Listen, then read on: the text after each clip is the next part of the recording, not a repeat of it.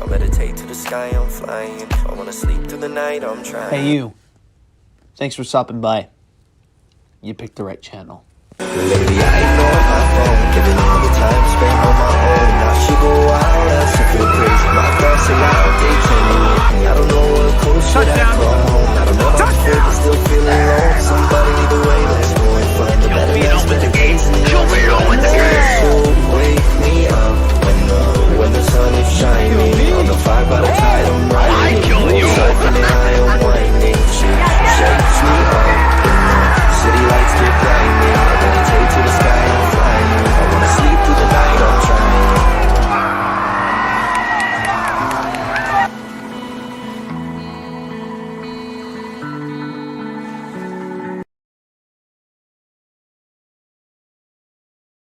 Are you a Renegade baseball fan? Well, I think there's a reason why you should be subscribing right now. Subscribe to the Gaming Runner Production YouTube channel as well as the Ohlone Broadcasting YouTube channel to give yourself instant access to all things Ohlone College Renegades throughout the playoffs. We'll be having live coverage, interviews, and podcasts about our guys on both channels. Go ahead and click the link in the description to subscribe to the Ohlone Broadcasting YouTube channel as well as to subscribe to my channel, the Gaming Runner Production YouTube channel. Go Renegades. Back to the game. I don't know what close should I call home. I don't know how to feel, but still feeling low. Somebody lead the way, let's go and find the better days. With the gates and so wake me up. Hey everyone, when the sun is shining. On the fire by the tide, I'm riding. That's no big cookie. I mean, that's pretty small, if I do say so myself. I wanna sleep through the night, I'm trying. Subscriber count that I do not think that I would ever achieve. I am doing a Q&A video where anybody can ask me questions about me.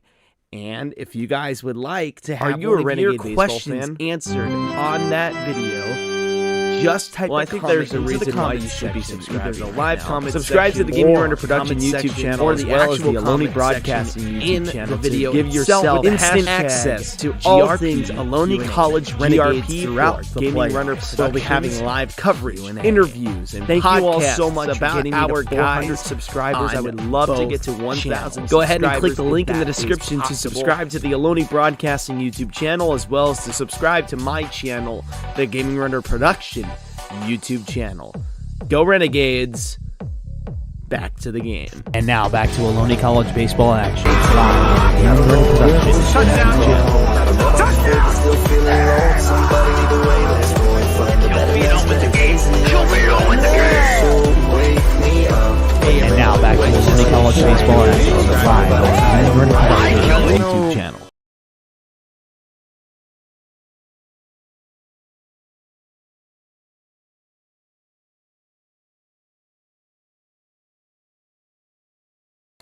All right, everybody, welcome to Ohlone College. Here is Armando Galan and Dan Harrington. Unfortunately, we cannot bring you guys cameras this afternoon due to the fact that we have graduation happening simultaneously as this baseball game is happening. But nonetheless, welcome everybody to the CCCAA NorCal Sectionals Game 1 between Feather River College and Ohlone College. This is a best of 3 game series between Feather River College and Ohlone College. I'm joined with Dan Harrington. Dan, how are you doing this afternoon, or this morning rather? I was going to say, not only can we not bring you pictures this afternoon, but we can't bring them this morning either. And for those of you who were suddenly surprised that this is an 11 o'clock game, Armando gave the reason. There's graduation ceremony late this afternoon here at Ohlone, and they thought there's just going to be too much going on with a fairly big crowd from the visiting Feather River College from Quincy. And those of you listening here on Gaming Runner Productions, welcome. And if you're looking for us on Ohlone College Broadcasting, we're not there, and hopefully you're forwarded to us. But, really glad to be here. We'll do the best we can to bring you the radio coverage, if you will, old school and online audio all together for both teams, and certainly for the Ohlone fans who've been very loyal to Armando's broadcasts all year long, and maybe we spoiled you the last 2 weeks with Los Medanos and with College of Marin. Two very tough series. Ohlone had lost only 2 games the entire season, and then in the postseason, they are a measly 4-2, but they got done what they needed to, especially with 2 walk-offs in Game 3 of each series. And as we turn you guys to first pitch, some noise is being made here at Ohlone College as we are ready now for first pitch action here at Ohlone College. And would like, of course, to thank all of you, whether you are Golden Eagle or Renegade. Thank you all for joining us this afternoon. On the mound this afternoon is Ohlone College's ace of aces, Ethan Foley. Here comes your first pitch on the inside corner, called for a ball, and that's going to start this game. So first pitch is at 11:03 a.m. It's a 1-0 count. And the 1-0 count is lined into left center field for a base hit. Damian Stone has it and returns it back into the infield for a quick recovery that probably saves extra bases there, as that was hit deep out into that left center field gap. And the batting order this afternoon is McIntyre, who just launched that single, Kittrell, Thomas, Blanchard, Thacker, Romero, Madsen, Pruitt, and D'Amico, all Nicely done. in for the Golden Eagles. And for your defensive alignment, Takumi in left. In center field is Damian Stone. In right field is Valdez. From left to right in the infield, Ibarra, Hahn, Barilou, Shepard, Steinhauer in the squat, and Foley on the mound. And Foley starts his second at-bat here, 0-1. And here comes the 0-1. Target is set outside. Bunt is being shown, and it's a bouncing bunt that goes foul. Now it's 0-2. Well, on the road, the Feather River Eagles, a stellar record of themselves, 36-9, with a conference record of 23-2. They got their 12th championship in 15 seasons under head coach Terry Baumgartner, and he also got his 800th win in the process and moving forward from there. Oh, that's awesome. I actually didn't even know that. He's a very humble guy. Very humble. And Foley steps off to call for time here. Now gets his thoughts recollected as he gets the sign. It's a pickoff play to no avail down at first base. And I'd like to say real quick, there might be some echo here and there between Dan and I's microphone. Please be wary of that. Line on the ground. Barilou with the diving play, but he cannot make it. McIntyre read it the entire way in round second and heads to third. Now he's heading home. The throw home is not going to happen. And that's already a 1-0 score here early for the Golden Eagles. Kittrell with his first RBI on the series. And I'm not sure if they're going to give an error on that or if it's just a hustle play by the runner from third, McIntyre, who reached third from first on the single that was almost a fielder's choice, if not a 4-6-3 double play. Barilou came within an inch or two of getting that ball. It just scooted under his glove as he dove toward second base from his position.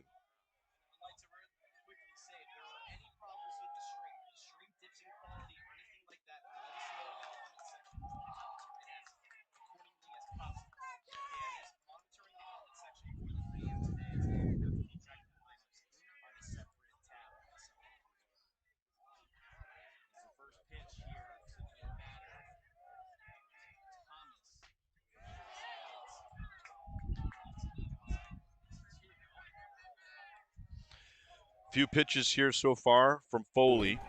Disappointed in the start that Ohlone's gotten off to here. They let 2 runs in against Los Medanos on 2 dingers in Game 3, and they definitely wanted to put up a 0 here in the first. I just realized that my microphone was muted. That first 2 pitches were on the inside and outside corner, and that 2-0 was swung on and missed by Jerry Thomas, who's a .396 hitter, .555 on base, and .682 slugging. Foley Still trying to work for his first out here. Has a runner at first base, and this is line high and deep to left. Back at the wall. This one is gone. Yeah, with Thomas, one of the statistics you want to look out for is home runs. He had 10 home runs coming into the game, and he has put Feather River out to as big a lead as they possibly can be after 3 hitters, 3-0. And this is definitely not the start that Ohlone College was hoping for, as they had to tax their bullpen significantly in Game 3 against Los Medanos last weekend. And already 3 runs put on the board for the Golden Eagles, looking golden here to start off the early parts of this series and the early parts of this Game 1. You know, when you go into these series, you're just going to go with your best. Neither team is a mystery despite not seeing each other on the course of the year. Standing in now is Blanchard. He's playing at first base today, and he takes inside for a strike.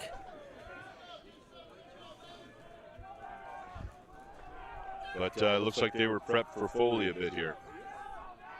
The 0-1 from Foley. It's a breaking pitch, or actually that was a fastball that missed the zone, too far inside. And Bruce Raymond, who umpired in the last series, this Game 2, he's our Game 1 home plate umpire. Eric Thompson at third base, Owen Sferrasi at first. The 1-1 was inside, makes it 2-1. Alternate official is Ricardo Rodriguez. Robert McGee would jump in if for some reason we need 2 officials. The Golden Eagles with 3 hits, and all 3 of those hits have come across the score here with no outs in the first inning. Swing and a miss there from Blanchard. And Foley is now on the count, 2-2, trying to work for his first out here. Feather River had the most updated information on Ohlone, while Ohlone had to watch games with Feather River versus Redwoods, if you look it on the internet, so not as fresh. As the 2-2 was fouled off to the left side. Everybody doing their prep work. Feather River eking it out against Skyline in 2 games. Did not have to go to a third last weekend. Foley's 2-2 is fouled off to the right side, and he's trying to find a way to put away Blanchard here. And Thacker is going to be the man after Blanchard here. Feather River got off to a big lead and held on to it against Skyline when Skyline scored 5 in the 6th in the first game. But then the Eagles needed 2 runs in the 10th inning to beat Skyline 12-10 in Game 2. And actually, that would, yes, make their record 36-9, as we stated earlier. Here's your 2-2 again. Inside, and it makes it 3-2. And I just noticed I haven't even updated the count. My goodness. Keeping you guys. That's a lot of extra work for you. Yeah. I feel like I'm back to my old self, duplicitous. having to do all the graphics and whatnot. The 3-2 is inside and call the ball. Okay, well, Raymond, he's shaking his head and he's frustrated, and it looks like he froze. It looks like he knew he should have called that strike 3. So that's we've been very uncritical for 2 reasons. We understand it's a tough job, and they do it better than anyone. They have the closest view, but also they've been very good, so we haven't needed to be critical. But he missed strike 3 right there, and Blanchard's on it first. That was a fastball that angled right into the right hand, right over the front of the plate, just like that one. And that one was called a strike. And that 0-1 or that 0-0 pitch was a breaking pitch that caught the zone for a strike. And Foley hasn't been able to put out a single guy yet. This is a bunt down the third base line. A bad read on it by the defense, and Ibarra's throw is high back to first base, so he's going to be safe on an infield single. I think there might be an error there on the throw, and unbelievably here, Ohlone College is just being absolutely rocked here in the first inning, and Coach T.C. Fairfield is going to head out for a mound visit. That's going to be an error on Ibarra, although that was a pretty good bunt, and it's hard to say whether he was he showed the bunt early, so I guess it would count as a sacrifice, and then it's an error on the third baseman on the high throw. That bunt was almost a push bunt to the left side. Foley could not get it. Ibarra was the only person who had to go a hard 90 right towards first base when he gathered it. He threw high to Shepard covering first. Shepard tried desperately to put a tag on the runner going by, but Thacker is in there at first base, and Blanchard moves forward. So we got runners in first and second, nobody out. You have to put everything behind you right now and just deal with this situation, this pitch. Not worry about the early run, the 2-run homer, or the missed strike 3 by the Blue, and then the sack bunt, more of a push bunt to the left side. I haven't seen an error go up on the board, however, so maybe that was just ruled a hit. And with Blanchard and Thacker both at second and first, here is Romero, and he takes on the outside corner, and it is called a ball. Makes the count 1-0. If you're Ohlone, you might even get that bullpen fired up and see if Foley is ready for tomorrow. The 1-0, it's a bunt attempt, but pulled back because the pitch was too far in the outside corner. And Romero, who's batting from the left side, has himself a 248 batting average with a 387 on base and 353 slugging. He awaits his 2-0 delivery from Foley, and Foley absolutely has to throw his best pitches here, as that 2-0 is on the outside corner and high, and it makes it 3-0. And getting a look over there of Coach Curran, he's shaking his head right now. Coach Fairfield is putting up the signs for Steinhauer. Meanwhile, the batter from his left-handed box had to make a hard right turn to look in his dugout for the signs from Coach Baumgartner. Here's your 3-0, squaring up the bunt still on the outside corner, and it's going to be ball 4. And the bases are now loaded. Okay, so that's the question. Curran looks to his bullpen to see if someone's ready. And will Foley stay in this game or almost appear as a closer and bring someone in with a completely different look? Looks like Maena. Who's that coming in there? Maena was coming in, but he wasn't warming up. Somebody else is. I believe it might be Cade Castillo in there. A completely different look from Castillo than Foley brings from the right side. And standing in now is Madsen, who takes on the outside corner for a ball, and this is just going from bad to worse now here early on in this inning. Count is 1-0. Foley has to work his absolute hardest here. A ground ball can really, really change the complexion of this inning, as this hits him on the inside corner, and that's going to walk home a run. Or I guess you could say hit home a run, because it hit the batter. It is an RBI, absolutely. And it's now 4-0, Feather River, with Narian out here in the first. And standing in now is going to be Pruitt.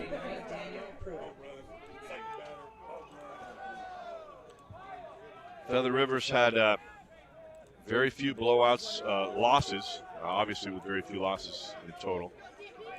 They've won a lot of close contests and have also had quite a few blowouts. It's hard to see what you're going to get. No over and unders from this team. And Daniel Pruitt is a 262 hitter as he takes for a fastball. Their biggest blowout win was a 20-1 victory over Moore Park way back in January 28th, and their biggest loss was the day before against Rio Hondo, 18-7. The 0-1 is on the ground, weakly hit, but it's going to be called a dead ball, and it is 0-2 now. Yep. And the uncharacteristic starts for this Ohlone starting 3 pitchers continues here, which is something that I don't think a lot of people could have forecasted when they were looking at matchups in the playoffs and especially expected performances in the playoffs. I think that they were more expecting the bullpen to look like this. A lot of the experts. The pitchers have kept them close, and the batters just haven't really had the flurries that we've seen from Ohlone at other times during the season. So the pitchers maybe have felt too much pressure, and it might be showing now with Foley's performance. And the 0-2 is bounced to the plate and makes it 1-2. Well, what's bad about this also, if you're Ohlone, is that these guys are getting, warm-up hacks. Definitely Foley's bringing it more strategically than batting practice, but they're going to be one time through this order before this inning is over. And so now with the 1-2, here it comes home. It is swung on and missed, and Foley has himself a strikeout. Well, if there's any time this season that the Renegades needed a strikeout, it was there, especially after the hit by pitch with the bases loaded. And we get all the way down to the 9 batter is D'Amico coming up, and he's also your prototypical leadoff guy. So a tough, kind of a tough at bat coming up for Foley. He's going to try to induce a ground ball. You have the cornermen playing in, but now the middle infield playing back. And D'Amico, who batted at .293 on the season and had batted in 17 runs, has himself another opportunity here to bat in some runs as he takes a breaking pitch that misses the zone. It's 1-0. Nice block from Steinhauer on the previous pitch as a crow flies literally right behind Foley, the pitcher. The 1-0, it was a bunt attempt that is missed and called a strike.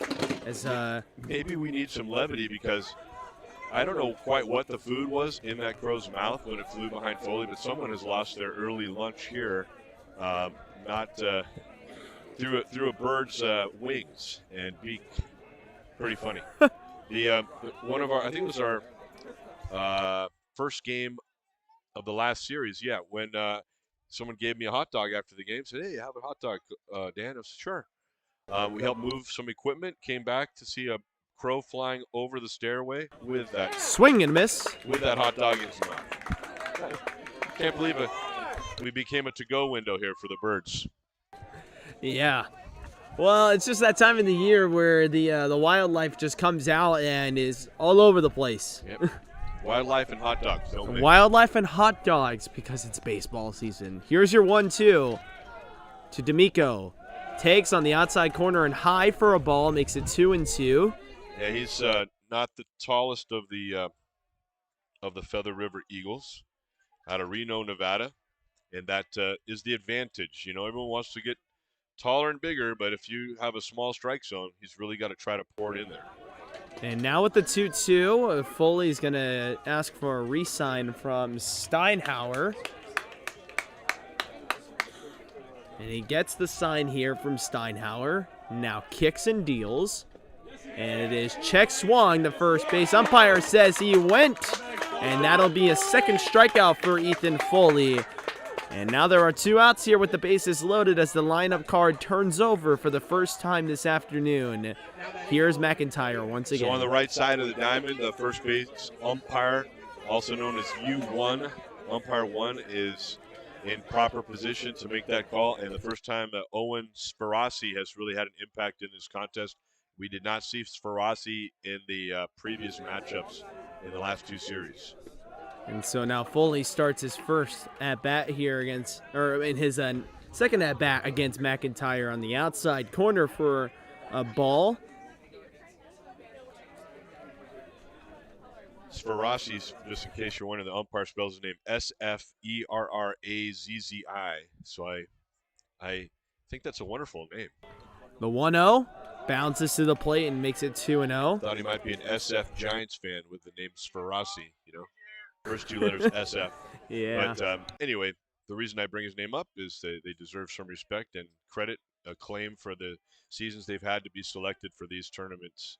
And they're giving us their all in the best views they can put their bipods. And Foley has to execute here. 2-0 inside, and it looked like it might have hit McIntyre, but they're going to say no. Yeah, he was able to get those legs back, kind of arches backside and get off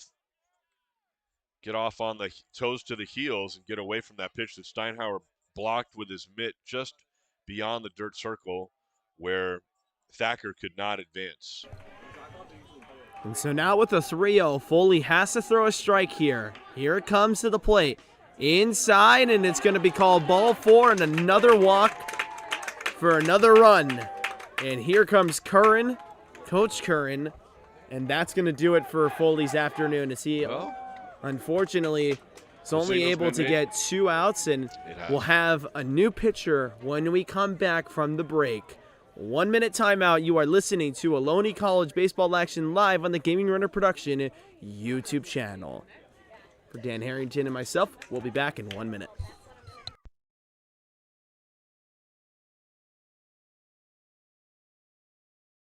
Are you a Renegade baseball fan?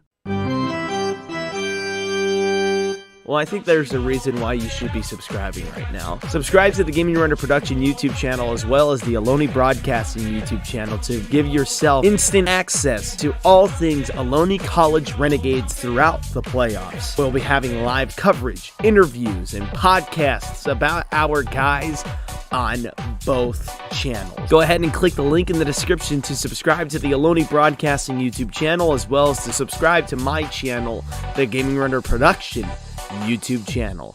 Go Renegades. Back to the game.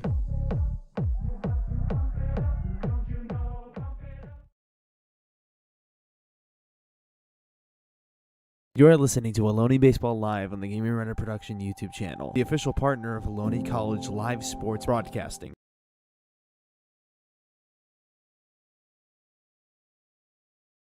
And now back to Ohlone College Baseball Action live on the Gaming Runner Production YouTube channel.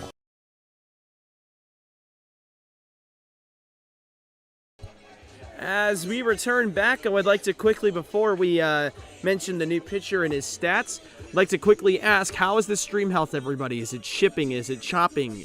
Are we in a healthy spot at all? Let us know, and we can try to adjust accordingly. However, for network issues, there's really not much we can do except hope and pray that they improve as the game progresses. Now, Dan Harrington has what we've all been waiting for. Who's the new pitcher, Dan? Minato Tateno out of Kasumigaura High School in Tokyo, Japan. He's been pretty well used. He's 23 appearances. He's got a 6-0 record. He has 3 saves. He won't get one here today of that category with Ohlone down 5-0.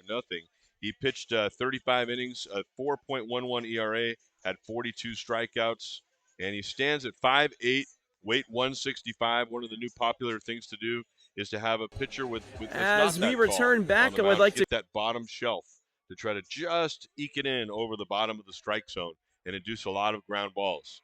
Unfortunately, in the playoffs, Tatino's first batter has seemed to really hit him hard.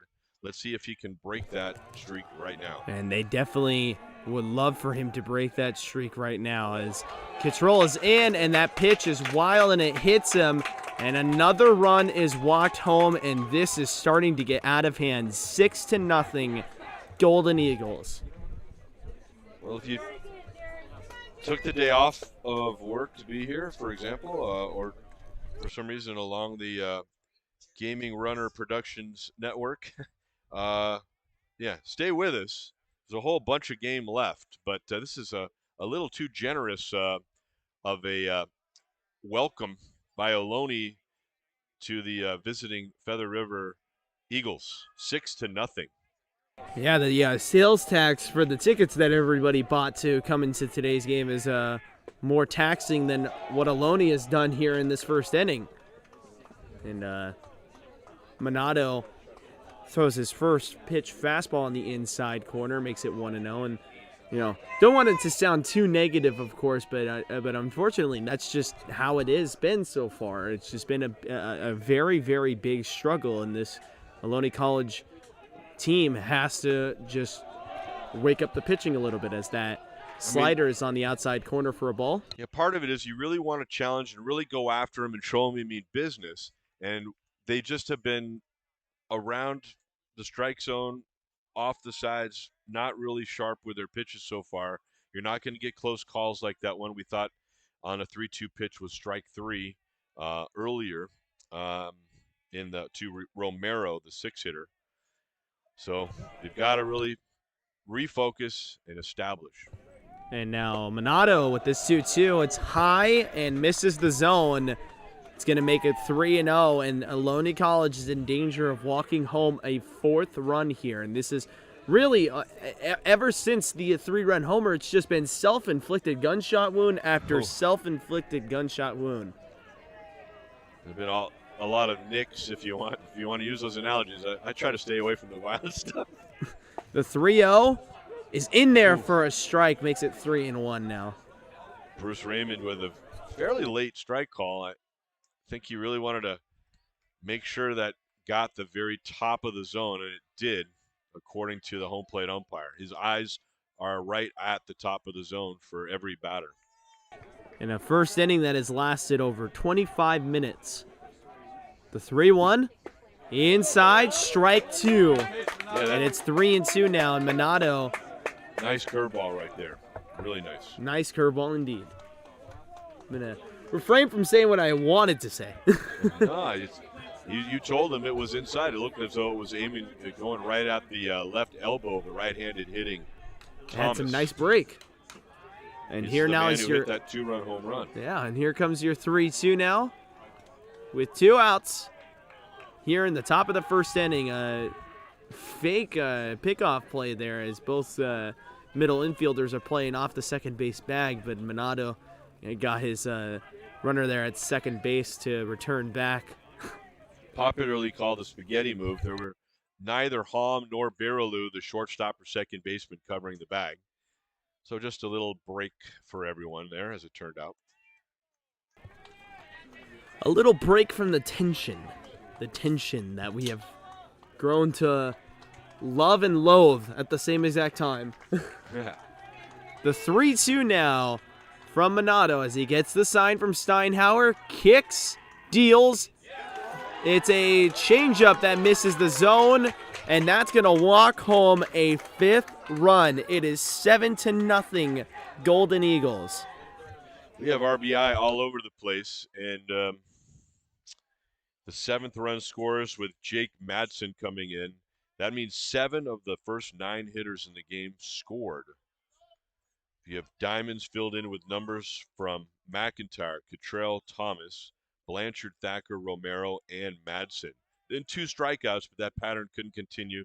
Back with McIntyre with a walk, Cottrell hit by pitch, and that walk to Thomas. And here now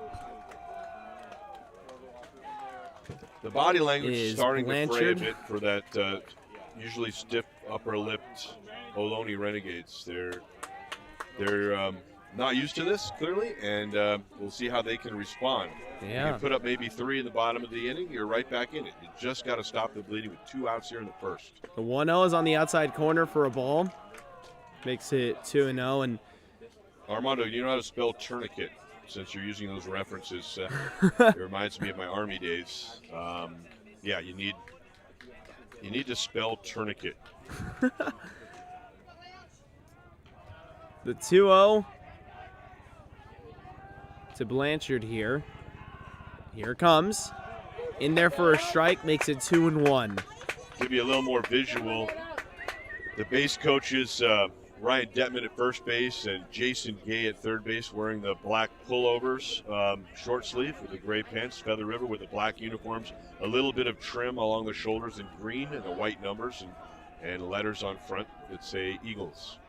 Mondo with the 2-1. It's on the outside corner and low for a ball. And oh my goodness, are we going to see another run walked home here?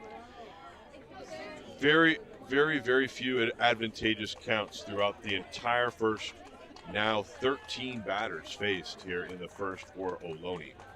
4 walked home of the 7 runs. Here comes the 3-1 and make that 5. Well, And this is just getting out of hand. To Steinhauer's credit, he's not trying to, like I like to say, windshield wiper that one. He did not try to pull that from low and away into the zone. It just wouldn't have done any good. He'd rather make sure he has control of the ball.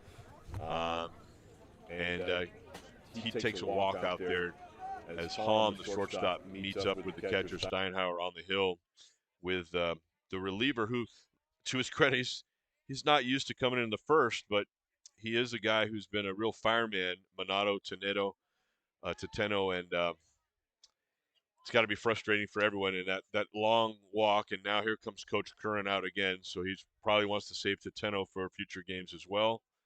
He has not yet made a move, but I do see the gate opening up, so he may have already communicated with his bullpen before walking out from the And dugout. indeed, we see a pitcher coming out. Tenno is now going to be sat down.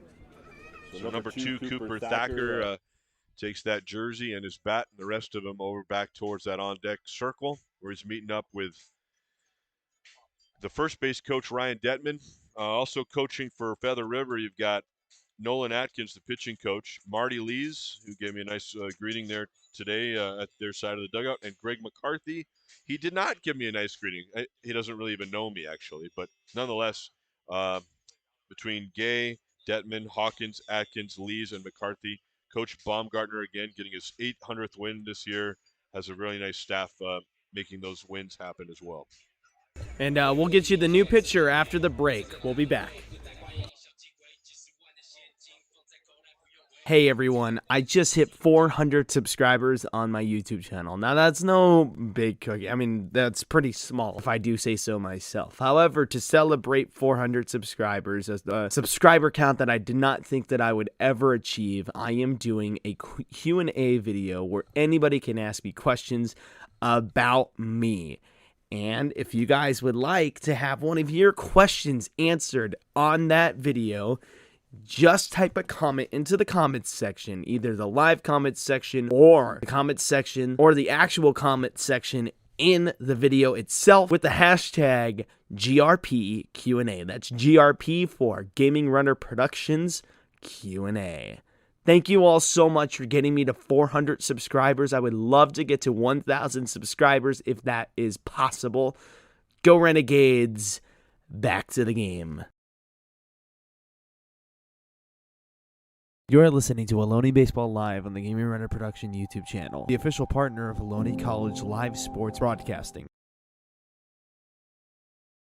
And now back to Ohlone College Baseball action, live on the Gaming Runner Production YouTube.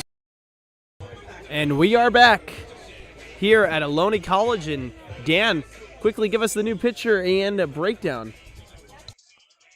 Oh, I was going to actually just review the inning, but I think we're out of time to do that. Let me skip forward. Unfortunately. No, it's okay. Su Chun Yen, otherwise known as Alan Yen, out of Kaohsiung, Taiwan, is on the hill, and he needs to get third out of the inning as we trail the Ohlone Renegades trail 8-0 to the Feather River Eagles.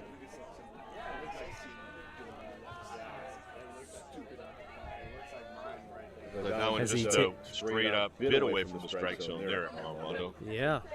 It's a 1-0 count now. Allen gets the sign from Stein. It's on the outside corner for a ball. It looks as though that the last time Thacker was up, he thought it was a sacrifice E5. That was actually a single on the infield. That's the fourth hit. They haven't had a hit since. They've had 3 walks and 2 hit by pitch since, though. And Allen comes back with a slider for a strike, makes it 2-1. And probably trying to find any type of put-away pitch here, as the bases have been loaded for almost 5-6 batters now. Here's your 2-1. In there for a strike, makes it 2-2. More traffic on the base paths here than California Street in San Francisco. It's been quite a conglomeration of runners and walkers, if you will, around the bases, both for the Eagles. Allen looking for the final out here. Any means necessary. The 2-2 is low, and it's going to make it 3-2. And my goodness, will the 5th run be walked home here in this inning? Again, every at-bat is independent, and right there, their style of trying to get the batter to fish at something that floats in a little bit low. Steinhauer caught that one in the air, but too low for it to be deemed a strike by Raymond. Here's your 3-2. All the runners are moving up. This is on the ground. Stevie Hom has it, throws it to first. In time, mercifully, for the 3rd out, but not before Ohlone College gives up 4 hits and surrenders 8 runs on the inning. And we'll be back in 1 minute. After this break, you are listening to Ohlone College baseball action live on the Gaming Runner Production YouTube channel. We'll be back.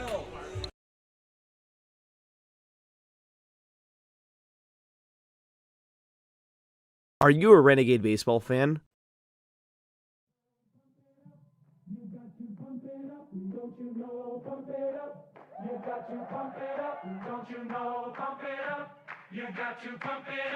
Pump it up, Ohlone family. Come on out to Renegade Field Saturday, May 21st at 1 p.m. for the second game in a best of 3 game set between Feather River College and Ohlone College in the NorCal Finals Baseball Championships. The winner of this best of 3 game series moves on to the state championship. For students, faculty, seniors at the age 60 or older, and children under the age of 12 can all get in for a price of $9. General admission is at $13. We want to see you there. Fill up the stands. Be loud. Be proud. Go Renegades.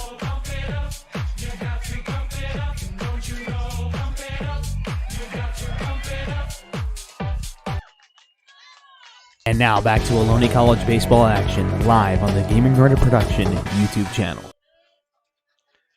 We're back with Armando Gallant, Dan Harrington here, and Dylan Cabral, more importantly, on the hill out of University Prep of Redding, California. He had 72 and 2/3 innings on the season, a 3.50 ERA in his 15 appearances, all starts, 7-3 record. As Takumi stands in, the leadoff hitter for your Ohlone College Renegades, and he takes on the outside corner for a ball, makes it 1-0.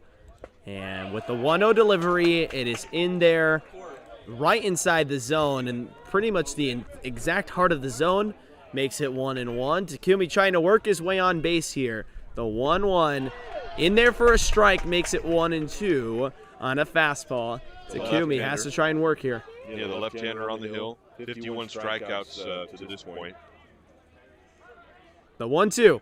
It is popped straight up, and it's in the infield. The catcher coming in can't find it, but the first baseman gets it in time for the first down. So let's go after your Ohlone College lineup this afternoon. So it's going to be Takumi Maeno as the leadoff, and Damian Stone in the second spot. Ibarra in the 3 spot. Cleanup is Valdez. Shepard in the 5 spot. Facto. Steinhauer in the 6 and 7. Baraloo in the 8, and Stevie Hom in the 9 slot.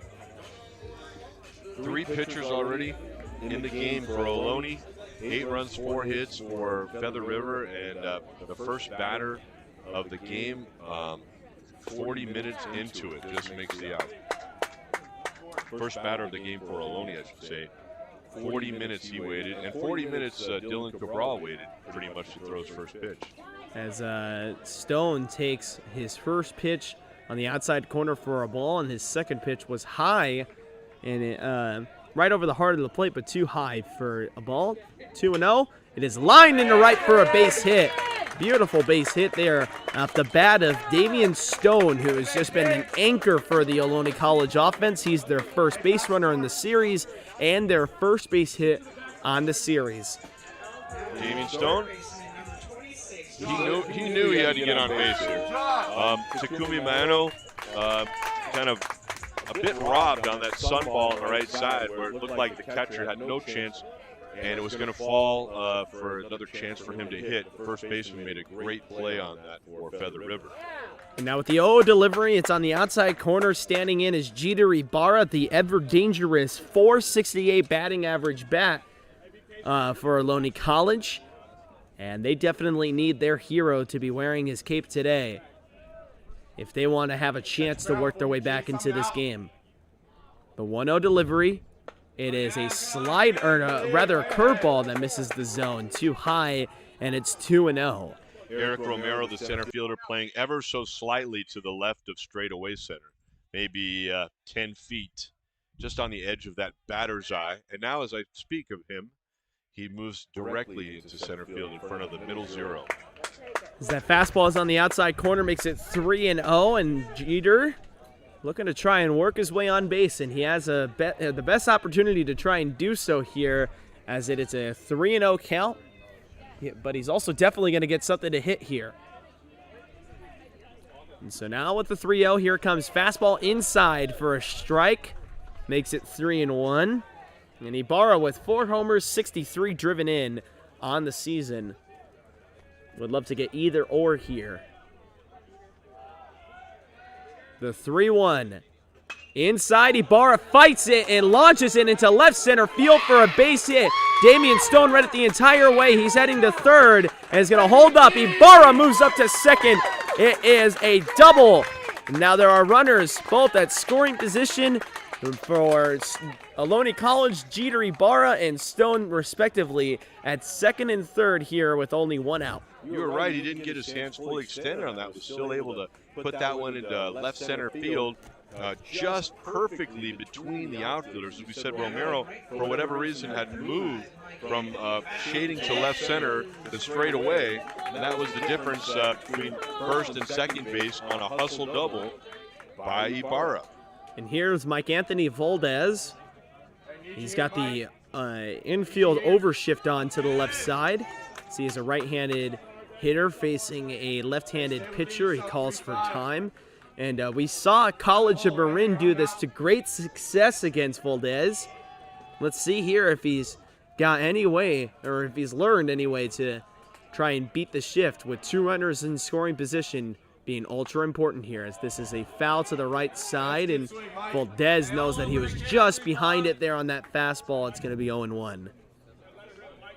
Mike Anthony Valdez, 6'1", 215-pound ball player in his freshman year, redshirt freshman year here out of Calvary Christian High, and came over from the University of Miami. Here's the 1-0, and it is launched high and deep to center. Back at the 400 sign. Over the wall. Bye! Bye! Baby! Mike Anthony Valdez once again has left the building, as history is once again in the making. Here at Ohlone College, it is now 8-3 as Mike Anthony scores a very important 3 runs on the 3-run homer.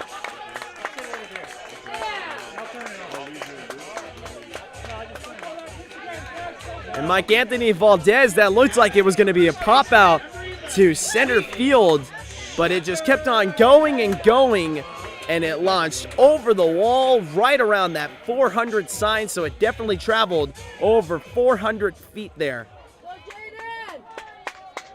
That was an amazing blast, and just what the doctor ordered for Ohlone, as Ohlone was definitely making a visit to the emergency room after that big number 8 for Feather River in the top half. And Shepard is standing in now, takes for a first pitch strike that the home crowd didn't exactly like. So it was a called strike, and he swings and misses at the 0-1 to make it 0-2. Let's get a hashtag #ByeByeBaby going in the chat if you are a Renegade. Now with the 0-2, Shepard looking to try and get on base here to keep this inning alive. It is lined high and deep to left center field. Back at the wall. Bye! No! It is off the top of the wall. As I thought that was going to clear the wall, and it looked like it did, but it launched over right about where that yellow marker is on the top of the wall. It is going to be a double. Sorry there for almost giving you the wrong call. Wonderful blast there. No doubt that he was going to be on base, and there was some thought maybe that would get over the fence as it hit the base of that chain link fence that's decorated with the black tarpaulin. And here now is Clay Facto, as Clay has been a very, very good batter for Ohlone College here in the playoffs. And they're looking for him to try and come through here with a runner in scoring position being Mike Anthony Valdez. Jaden Shepard. Mike Anthony Valdez went deep to center field. As I'm all over the place because I'm working on 4 hours of sleep today. I had finals all weekend long. Shout out to Joe Fonzie for helping me with my interview That's final. Great. Joe Fonzie, Channel 2, man. Yeah, exactly. And thank you, Dan, for helping me with that as well. Just I want to give you the confidence to know that Joe Fonzie's a great guy over there at KTVU Channel 2, and got a really wonderful sports department over there. I'm glad you got to meet him and talk shop with him. Exactly. As that fastball is low, makes it 1-0, and that fastball is good for a strike to make it 1-1. And again, Shout out around to the field, it's McIntyre, Romero, Cottrell, and the outfield. Infield is Madsen, Thacker, D'Amico, Blanchard from third to first. Pruitt is the catcher, Cabral. Getting frustrated here, the lefty on the hill. The 1-1 on the outside corner for a ball, and Clay wanted it at first as he thought that was going to be a breaking pitch that came back across the zone, and it was a breaking pitch, but it just stayed out of the zone. Yeah, it's in a way, it might have been a good thing because that didn't have a lot on it, and it would have had a sweet spot action for Facto. Better to stay away if you're the pitcher for the Eagles. 2-1 inside and low makes it 3-1, and want to say a shout out to Christine Valdez, the mother of Mike Anthony Valdez, who is always watching from her home in Florida, and I would like to thank her, of course, for joining us as she always does.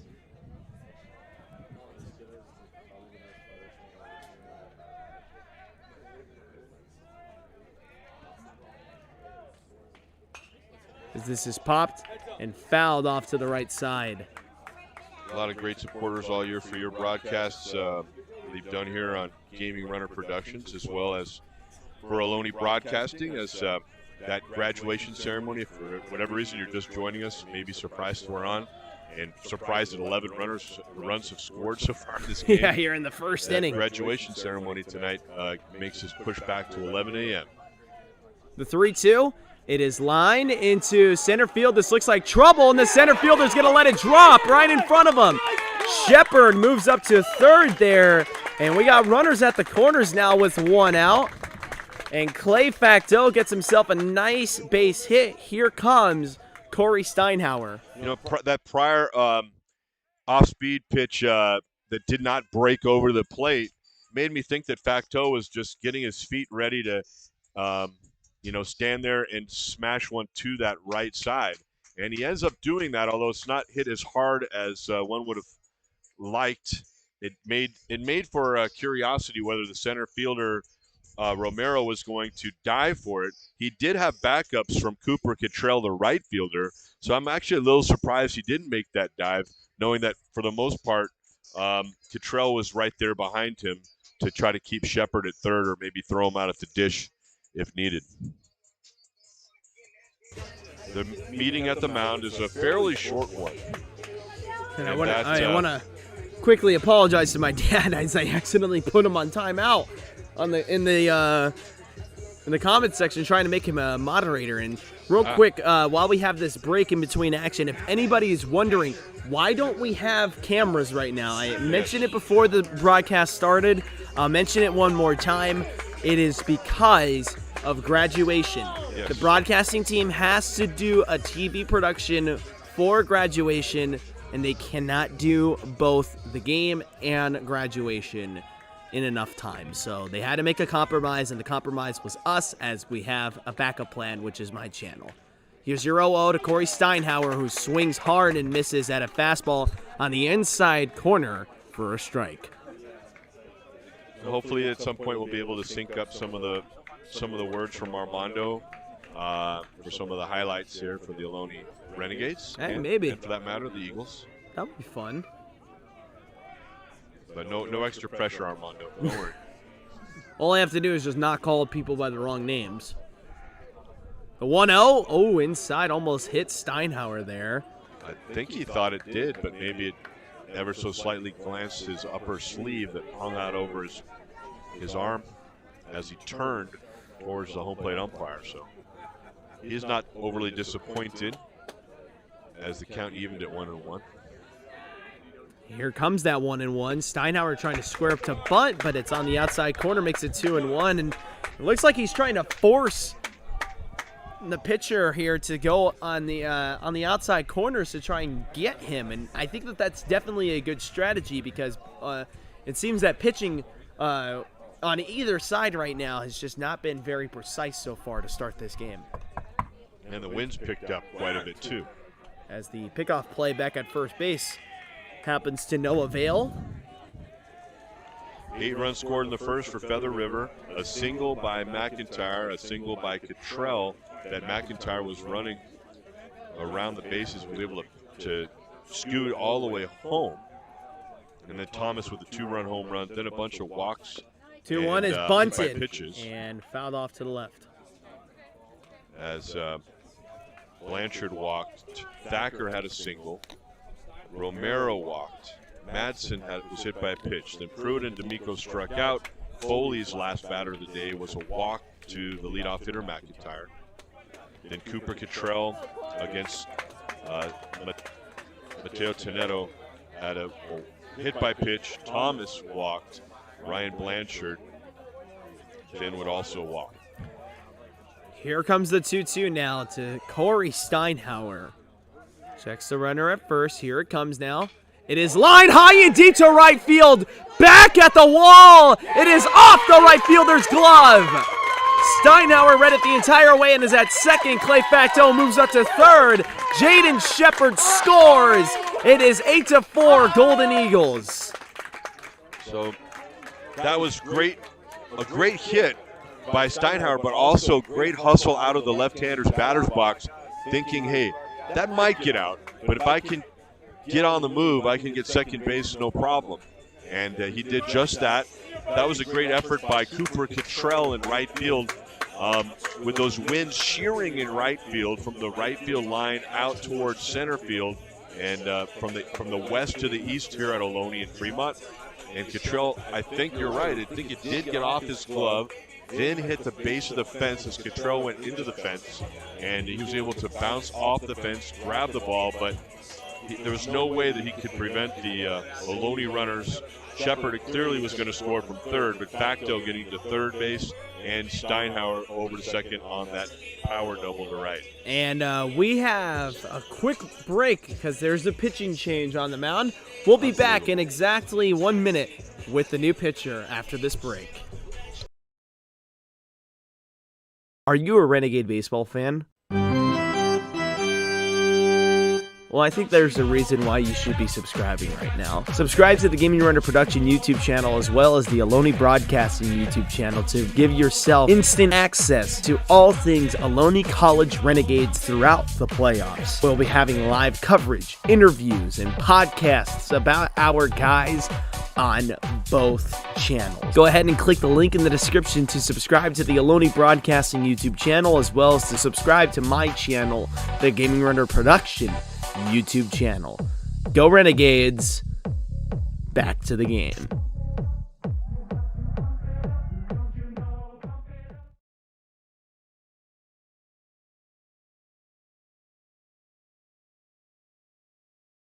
You're listening to Ohlone Baseball Live on the Gaming Runner Production YouTube channel, the official partner of Ohlone College Live Sports Broadcasting.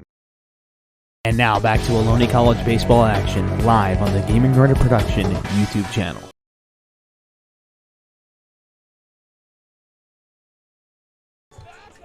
We return back to Ohlone College baseball action here on the Gaming Runner Production YouTube channel, which has been a absolutely wild first inning that nobody could have forecasted. 8-4, and that's not a final score. No, that's not a score that has been recorded through several innings. That's just the first inning, y'all, and we're not even through it yet. Only one inning here in the only one out here in the bottom of the first inning as the new pitcher on the mound for the Golden Eagles. I actually didn't even see the number. Did you see the number, partner? We didn't get that report, and we were otherwise impacted here in the booth, so I do not have the pitcher as we try to catch up for you. Sorry, fans. But he is a left-hander in that hat that looks just like the Oakland A's with the green and the gold bill and the white. Yeah. This is popped straight up in the infield, however, so this is not deep enough to score a run. The second baseman with a nice play. He almost stumbles over himself trying to record that second out there.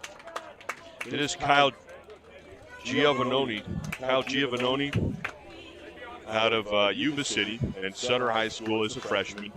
Number 6 is what he wears, and that's the information we needed as he covered over that number very efficiently with that black glove he has on his right hand, right over his chest and his number. You can see the E and the A of Eagles, and that's about it on the lefty's uniform. And, of course, left-handed pitching, a form of pitching that Ohlone College has struggled in the past. As Stevie Hom steps in and he fouls this one off to the right side. And the tying run is not at the plate. However, if they can score at least just 1 or 2 more here, I mean, you really got to think of it as a brand new ball game, especially the way that first inning started. This is all these runs that have scored have made up for the self-inflicted gunshot wounds that Ohlone College gave up in the top of the first inning, as that pitch was on the outside corner for a ball, makes it 1-1. The catcher Pruitt tried to pull that one back into the zone from over that opposite batter's box interior line, and Bruce Raymond was having none of that. Call that one a ball. He evened it up. Come on now, Hummer. Here comes the 1-1. Inside strike called. So the left-hander bringing it from about even on that rubber, where he stands maybe a little close to first base on the slab, and he was able to angle that one over the inside corner. Giovanoni out of Yuba City, as we said, in Sutter, stands at 5'11". Not the biggest guy, average size folk. 170 is his weight. The 1-2 is lined high and deep to left field, back at the wall. It is gone but fouled. And Stevie Hom is pipping it. He knows he was just right on it. Hey, right on it, 8. Can't beat you with anything flat, 8. Both teams putting up a crooked number you don't often see much scored against the other. All season long, very few big innings for both of these teams on defense. But here we are, 8-4 with 2 outs and a 1-2 count. And here we are in the third round of the playoffs, and the bad luck continues for Stevie Hom, who has this one launched high and deep to center field. Back at the 400 sign, it is bounced over the wall. A ground rule double that scores 2 of them. It is now 8-6. I think someone will have to go back as they rule out a ground rule double. That would mean that Steinhauer. No, actually no. Yeah. The reason being because they made a funny motion there. They were second and third. They should both be scoring. Absolutely. Yeah, and Steinhauer was already halfway down the line. That's the reason why he scored there. Maybe somebody dropped the glove coming in. I don't know what it was, but anyway, they are both scored, as we said. Wow, 6 runs score after the foul pop-up caught rather, I don't know, bravely by the first baseman as the catcher was hurling right at him. And then a single by Stone, a double by Ibarra,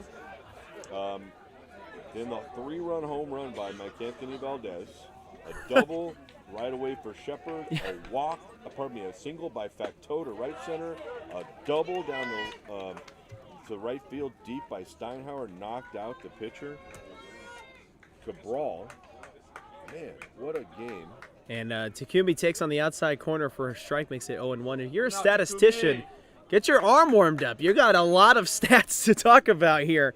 And it's only the first inning as that 0-1 is on the outside corner, makes it 1-1. You think about the 2 plays for outs. Maeno's is a play that should be made, but it's a sun ball and the catcher didn't see it. So therefore, you don't expect that to be an out. The first baseman barreling down the line, making the play. And then the second baseman going back into right field to make that catch on Baraloo. Not an easy play either. Hom with that great drive to straightaway center. The 1-1 is on the outside corner, and Takumi was shaking his head the entire way. No. And indeed, it was a no, as it was on the outside corner for a ball. Yep, just off the plate coverage for that pitch. You gotta love Takumi. He always shows the most emotion, even when he's having a tough day. The 2-1. It is fouled off to the right side, makes it 2-2. And Takumi doing a little bit of a strut like Stevie Hom does, except he was jogging around, doing the happy feet. Well, this is probably not anticipated too. Ohlone coming right back with so many runs, and man, what a day! What a day for a ball game, and what a day to score some runs. 8-6, as Ohlone had been struggling in the last series to score against Los Medanos and their fleet of left-handed pitchers, and right away they go after two of them here. Something was cooking in the cages this morning, I guess. 2-2 outside for a ball. Maybe, And maybe the home plate umpire Bruce Raymond is just very intimidating, and the pitchers are scared. the pitchers are scared to throw strikes. Yeah. Please don't hurt my catcher. No, he's a very friendly guy, by the way. Met him off the field. Stone is in the on-deck circle. It's 3-2. Here it comes. It is fouled off. Hey, all over again.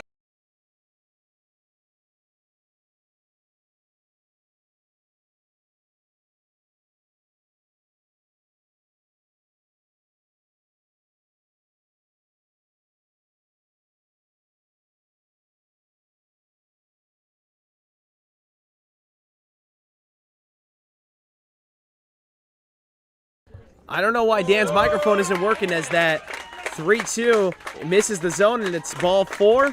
And Dan, we can hear you now. Well, fortunately, I didn't have much to say, so that's good. I'm not sure how much you missed, but you missed the entire first inning. Don't worry, we're still in the first inning. Both teams have batted around, and 8-6 is the score. Feather River with 8 and their 3 outs in the first. Ohlone 2 outs so far, and with Mondo getting over to first base, here's Damian Stone. Yes, I want to thank the audience. They did end up commenting a little bit. That's why I wanted that extra piece of equipment, because then if you can't hear, it allows you to hear yourself when the microphone is live. If you couldn't hear yourself, that means you're muted. Right. So. Well, I'm sure there are many party goers and coworkers who wish that had happened through the years for me. But not today. Yeah, it happens to the best of them, though. It happened to me. Here's your 1-0 to Damian Stone. It's on the outside corner for a strike. Makes it 1-1. Oh, for the days of analog. Simple microphone, chords, get that radio frequency out there. Yeah. Got to make sure that this stays in the headphone jack. That also is helpful. Here's your 1-1 to Damian Stone with 2 runners on. Fouled off to the left side. Makes it 1-2. Damian Stone would like to find a different jack, if you will. And Jack went out of the park here to give Ohlone a lead. Who'd have thunk it? And now the 1-2 to Damian Stone, who has been battling in this at-bat, trying to get some runs across here. On the ground to the right side, the second baseman with a running play, and it misses his glove. And Stevie Hom is going to be waved home. The throw home is not in time. Stevie Hom slides under the tag and scores another run for Ohlone College, as I thought he might have been out there. However, I am wrong. Unbelievable. And now the tying run is Takumi at second base. It is 8-7 Golden Eagles, and here is Jeter Ibarra. I don't have a lot of experience getting manicures and such, and maybe I should get a little more income and see what life is like there at the spa. But Stevie Hom just got the cuticles caught maybe by the glove, but he got those fingers in there underneath the diving attempt by Pruitt on the throw from his second baseman, who did have that bobble for the first error of the game in D'Amico. The fastball is in there for a strike, and yes, unfortunately, we're gonna have to deal with echo, as my microphones are not as good as the professional microphones that Ohlone College has in preventing surround sound. So, yeah. And the winds have picked up. On the ground to the left side, a shortstop has it and throws it to first. It is offline, and Ibarra is safe. The second error in a row by Feather River. And by the barest of margins at 90 feet, they keep their lead at 8-7, as Mondo was hopping off third base to see if that ball had gone by the first baseman or was just caught in his glove. And now we have a little discussion coming here as Baumgartner There's another wants to snake, you check. guys. Another snake underneath the broadcasting table. And here's Mike Anthony Valdez. It's a gardener snake, so we're all good. Maybe I'll put on a headset for the guy. I think these gardener snakes like donuts. I think these gardener snakes like donuts, everybody, and he's right behind my backpack. Yeah, and there's its head right there.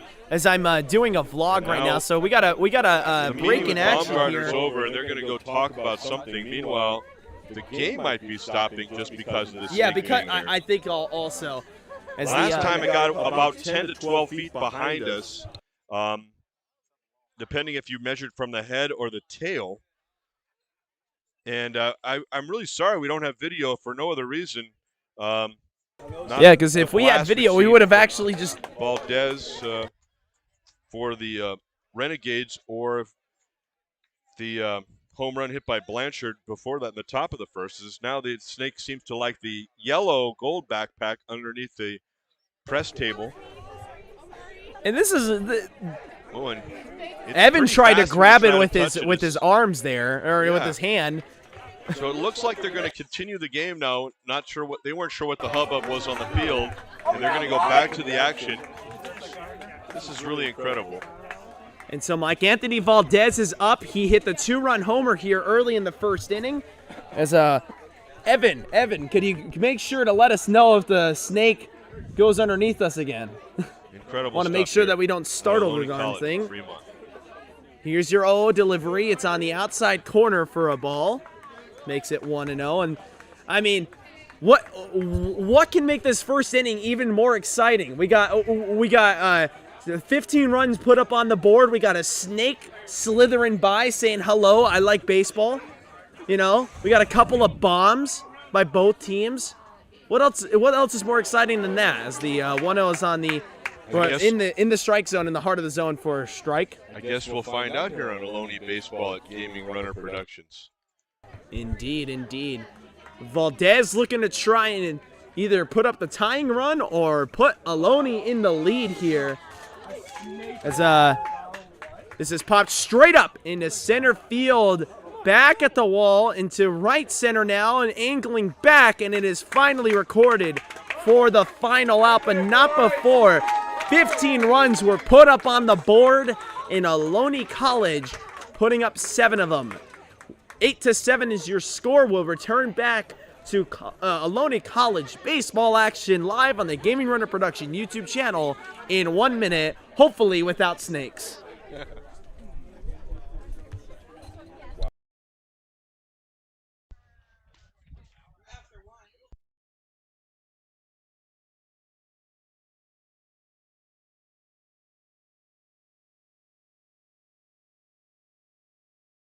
Are you a Renegade baseball fan?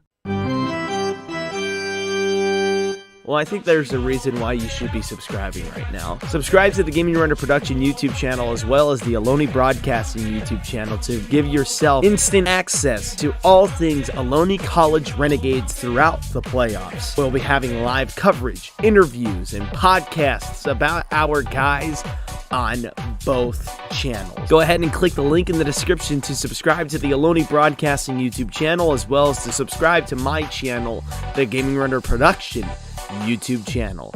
Go Renegades. Back to the game.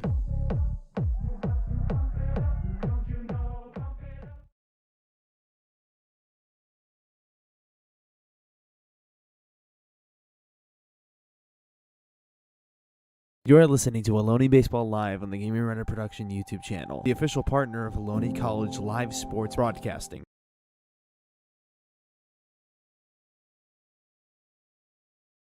And now back to Ohlone College baseball action live on the Gaming Runner Production YouTube channel.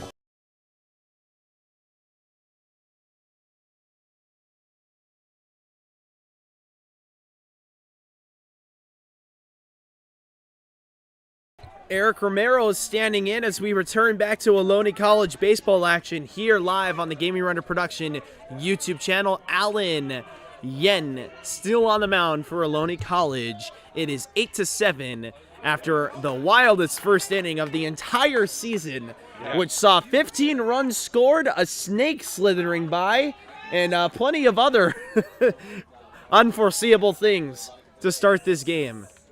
As Allen tosses this one on the outside corner for a ball, makes it 1-1.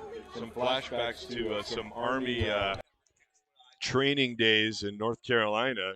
Wanted to identify what kind of snake that was, and everybody said that's just a really big garter snake. As the 1-1 is in there for a strike, and ATF Baseball said a mountain lion from the hills would be crazy.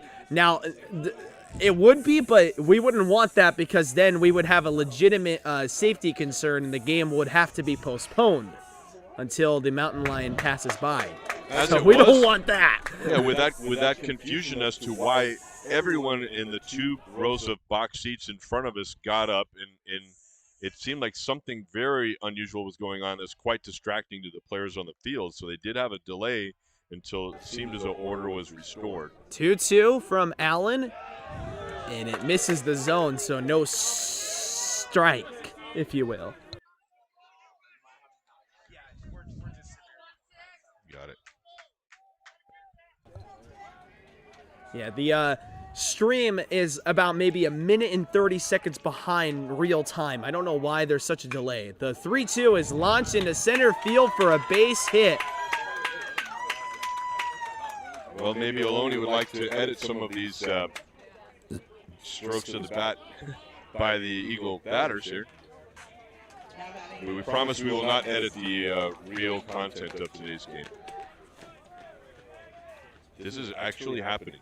8-7 in the second inning, and a base runner on, the first hitter for the away team Feather River in this game 1 of a possible 3-game series. And an impossible game, 3-game series. One thing for certain is this is going to be a very highly contested series. We're already getting that right off the bat here, as that first pitch is in the zone for a strike. And man, I mean, if you're on either side of the spectrum, could you imagine that this game will be this close after scoring as many as you scored in the first inning? I for sure wouldn't have. As Madsen pops this one straight up, and Allen has it for the out.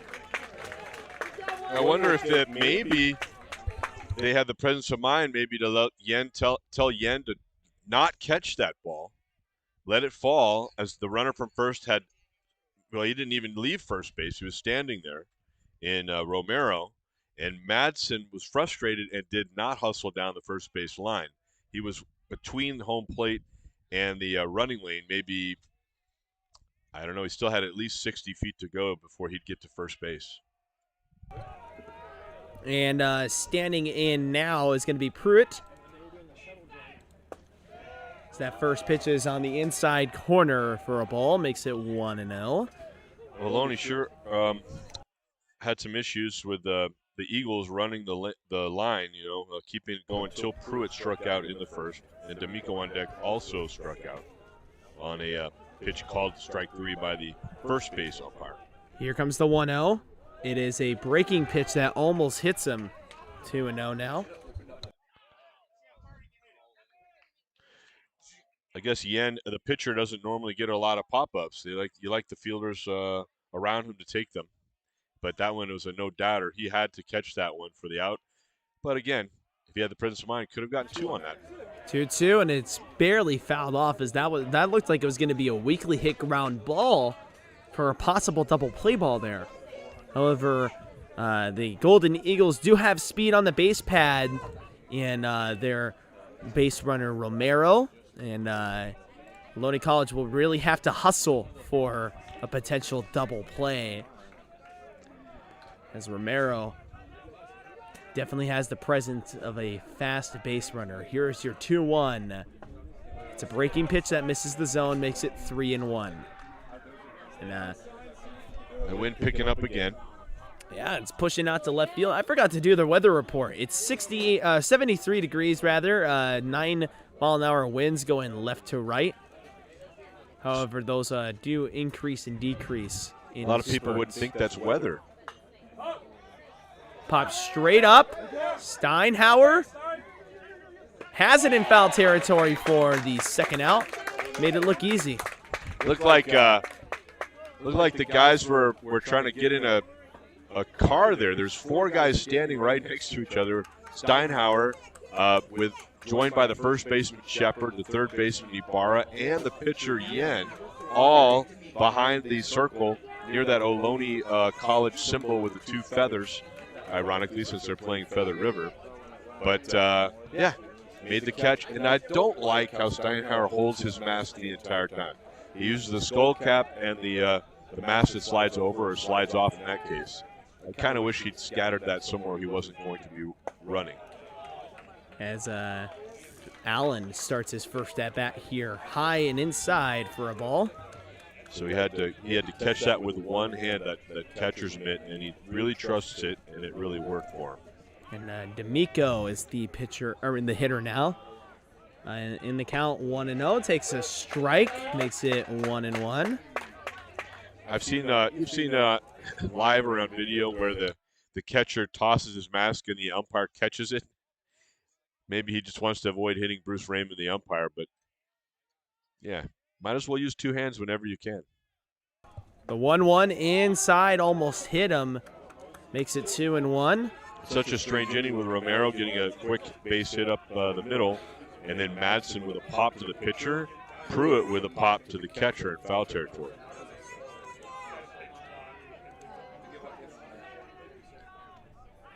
Two-1 is on the outside corner, makes it 2-2.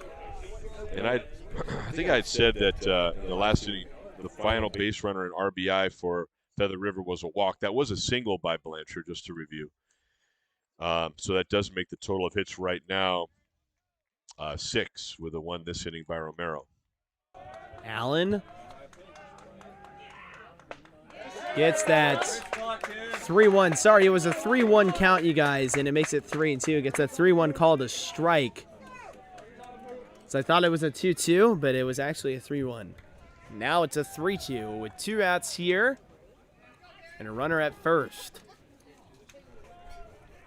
And after our first inning that was absolutely ridiculously, impossibly complex and full of fireworks and chaos, here's your 3-2. Inside, strike 3 called! D'Amico's been victimized a little bit today with really close pitches and flinches of the bat. The first one ruled a strikeout in the first by the first base umpire, and here the home plate umpire takes care of it himself, punching him out looking.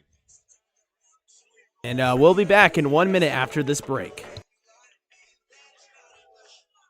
Hey everyone, I just hit 400 subscribers on my YouTube channel. Now that's no big cookie. I mean, that's pretty small if I do say so myself. However, to celebrate 400 subscribers, as a subscriber count that I did not think that I would ever achieve, I am doing a Q&A video where anybody can ask me questions about me. And if you guys would like to have one of your questions answered on that video, just type a comment into the comments section, either the live comments section or the comments section or the actual comment section in the video itself with the hashtag GRPQA. That's GRP for Gaming Runner Productions Q&A. Thank you all so much for getting me to 400 subscribers. I would love to get to 1,000 subscribers if that is possible. Go Renegades. Back to the game.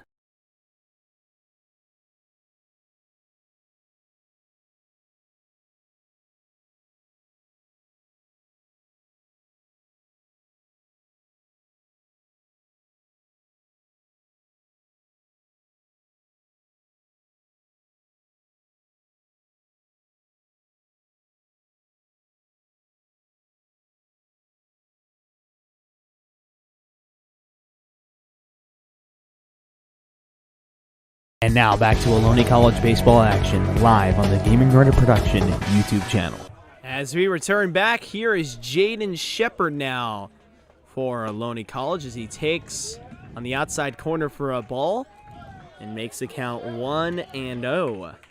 Shepard has been swinging the stick real good for Ohlone, real well. Double in the first inning. And it just barely missed a home run, maybe by an inch. Yeah, as that that's hit fouled that off fence. to the to the right side. His first clout hit the fence, and it looks as though the center fielder Romero has just not been comfortable out there with the winds. The sun is not a problem really, but it is a high sky here. There really aren't any clouds to speak of overhead. The 1-1.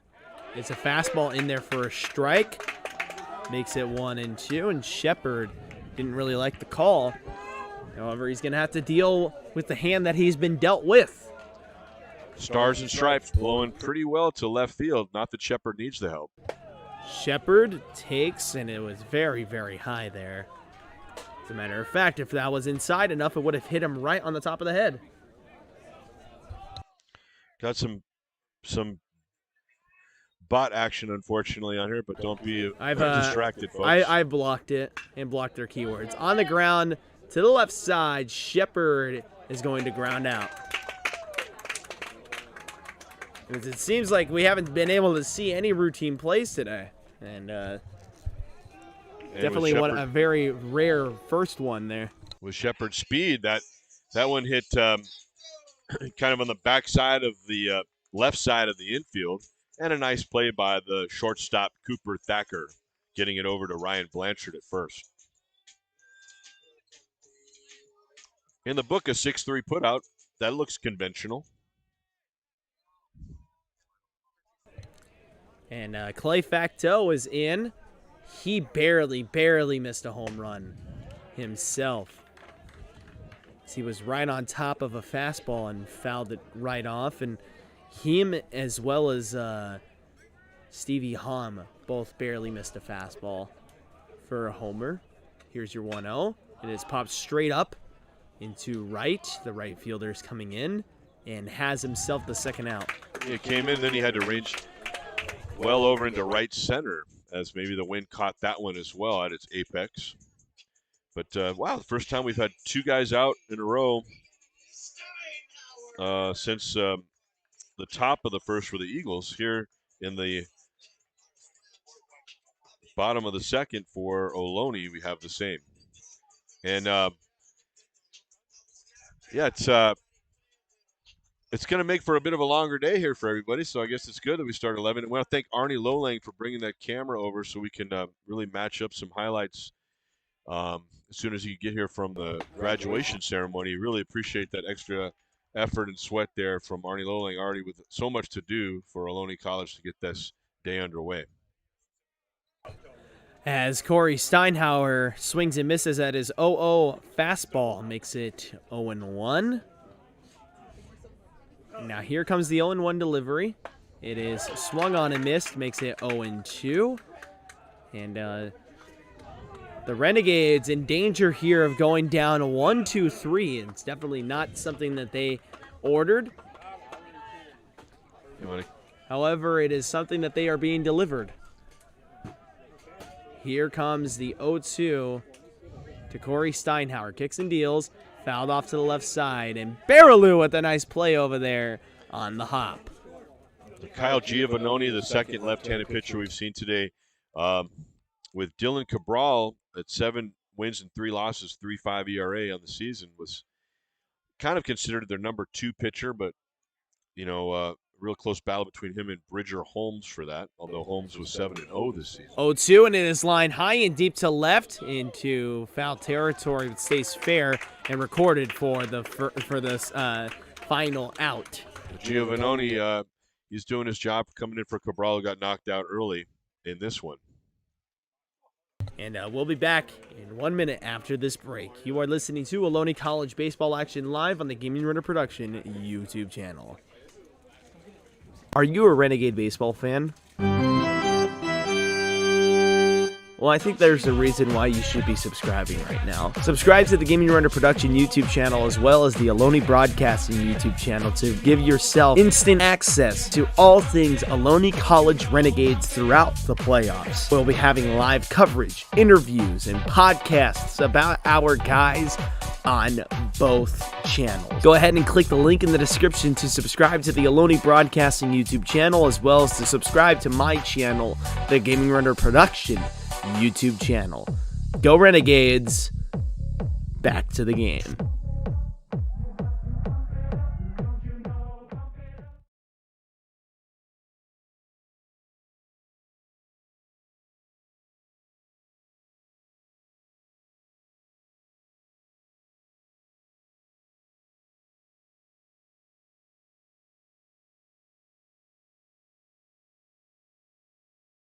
You are listening to Ohlone Baseball Live on the Gaming Runner Production YouTube channel, the official partner of Ohlone College live sports broadcast. And now back to Ohlone College baseball action live on the Gaming Runner Production YouTube channel. All right, as we return back to live baseball action here at Ohlone College, I'd like to thank all of you for joining us this afternoon as the Ohlone College Renegades have been playing themselves a fantastic game, and so have the Golden Eagles through 2 innings. We have an 8-7 score. All 15 of those runs were scored in the early goings in the first inning for both teams. It's just been an absolutely crazy game that is hopefully not going to end anytime soon.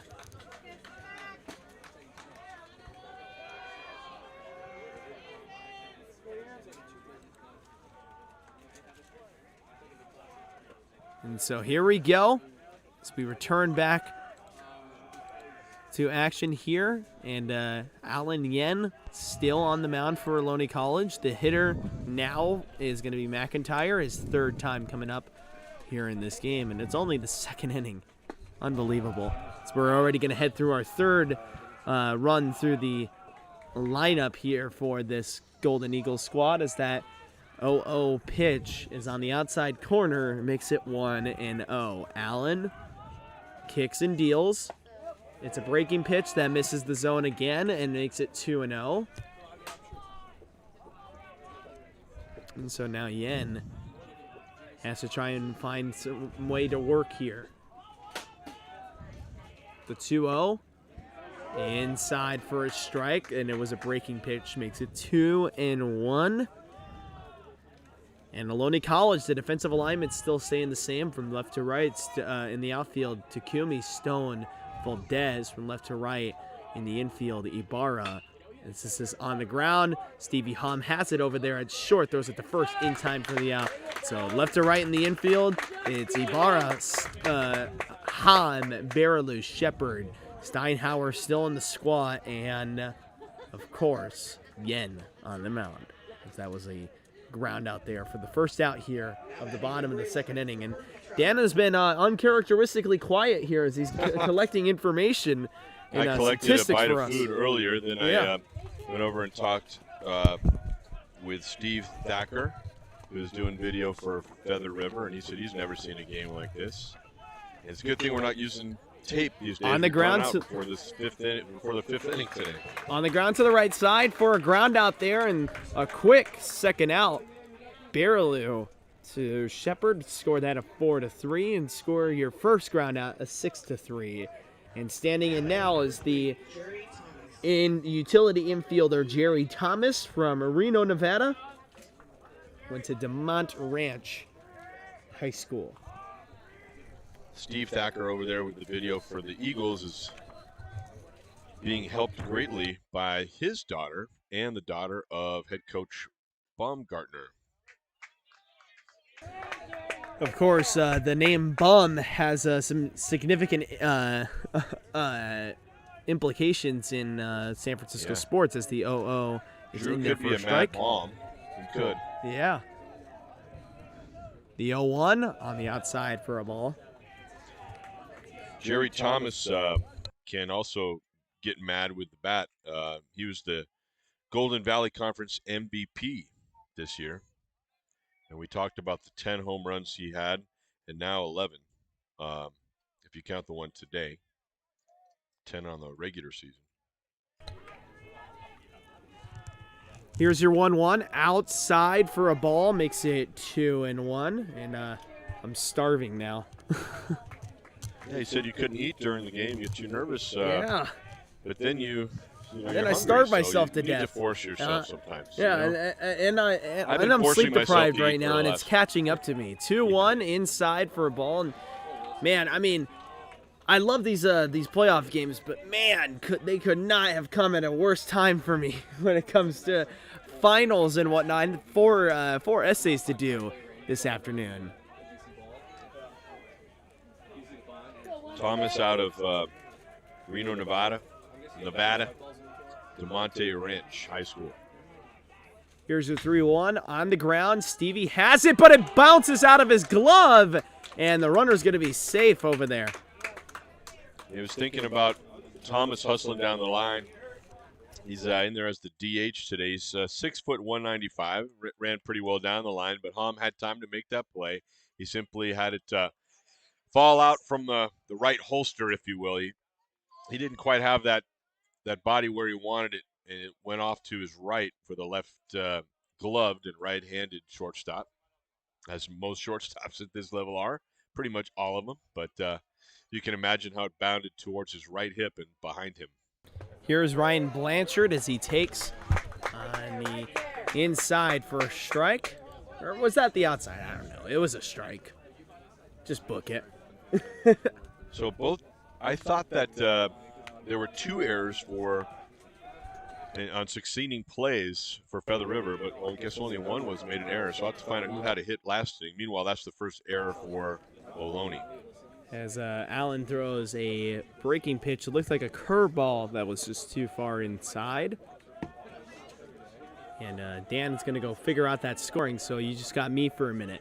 The 1-1 to Allen, or to Blanchard from Allen, just misses the zone apparently, and it's going to make it 2-1, as that was well in the heart of the zone, so I guess it dipped further lower than I could see with the naked eye, and of course that's why the home plate umpire is there to get a better read on it. 2-1 with 2 outs here. Here it comes. It is lined into right center field. Valdez is not going to be able to catch up to it. It bounces off the wall. Valdez has it. The runner's being waved home. The throw home is not going to come in, and it is an RBI double for the Golden Eagles as they increase their lead to 2 runs. The score is now 9-7 on a Ryan Blanchard RBI double to right center field. And standing in now is going to be Cooper Thacker.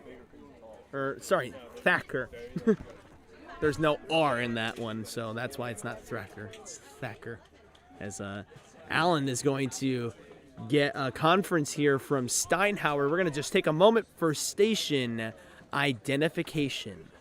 You're listening to Ohlone Baseball Live on the Gaming Runner Production YouTube channel, the official partner of Ohlone College live sports broadcasting. And I'd like to thank our live audience for joining us this afternoon. Please like, share, comment, and subscribe. Just hit 400 subscribers earlier on this week, and we're doing a Q&A for a 400 subscriber special video. So if you guys have any questions that you would like for me to answer in a video, type it in the comment section with the hashtag GRPQA. That's GRP for Gaming Runner Production Q&A, as Dan Harrington picks up the headset and returns back here with us. Wow, this headset is so heavy. Yeah. Thank you for having me back. Thacker takes on the inside corner. The runner moves up to third, and he's safe on the steal attempt. So in the ultimate scoring position here with 2 outs. So that is the second error of the day, as we thought maybe McIntyre got the base from third to home after standing at first base on the single to right by Cottrell. Initially that wasn't put up as an error. It was a hit and an error. As that 1-0 is in there for a strike, makes it 1-1. And then Hom's error costly here, as Thomas ends up coming around to score on the hit by Blanchard. Allen now awaits the 1-1. Here with 2 outs. Here it comes inside, almost hit Thacker there, and it's going to make it 2-1. There's been far too many 2-1 counts this afternoon that have gone in the favor of the hitters consistently. Thacker trying to find Pleasant Valley, where he went to high school, somewhere in the left or right center field gaps. As he takes for a strike there on that breaking pitch, makes it 2-2. And before I kick my legs out, let me make sure there's no snakes under here. There is not. All right, so I can kick my legs out without worrying that I'm going to anger a snake and get bitten in the foot. Here's your 2-2. It is on the ground to the left side and fouled off. Hey, but wouldn't it be a better story if one of us were to get, a little bite from the snake? I'm not sure, actually. I mean, as long as my associates here have identified it correctly that it wasn't a non-poisonous snake, I mean, and I've got just a couple pounds extra. I mean, I don't know how full the snake could get from me, but they're not good at biting things off. They have to swallow it whole. So I think we're Here's all your safe. 2-2. Pop straight up into center field. Stone has it for the final out, and not before the Golden Eagles could push across one. Do you want to finish your thought real quick? Oh man, the thoughts will continue for a long time, so we better take a break. All right, I agree. Let's take a break. We'll be back in 1 minute. You're listening to Ohlone College Baseball Action live on the Gaming Runner Production YouTube channel. We'll be back, everyone. Hey everyone, I just hit 400 subscribers on my YouTube channel. Now that's no big cookie. I mean, that's pretty small if I do say so myself. However, to celebrate 400 subscribers, as the subscriber count that I did not think that I would ever achieve, I am doing a Q&A video where anybody can ask me questions about me. And if you guys would like to have one of your questions answered on that video, just type a comment into the comments section, either the live comments section or the comments section or the actual comment section in the video itself with the hashtag GRPQA. That's GRP for Gaming Runner Productions Q&A. Thank you all so much for getting me to 400 subscribers. I would love to get to 1,000 subscribers if that is possible. Go Renegades. Back to the game. You're listening to Ohlone Baseball Live on the Gaming Runner Production YouTube channel, the official partner of Ohlone College live sports broadcasting.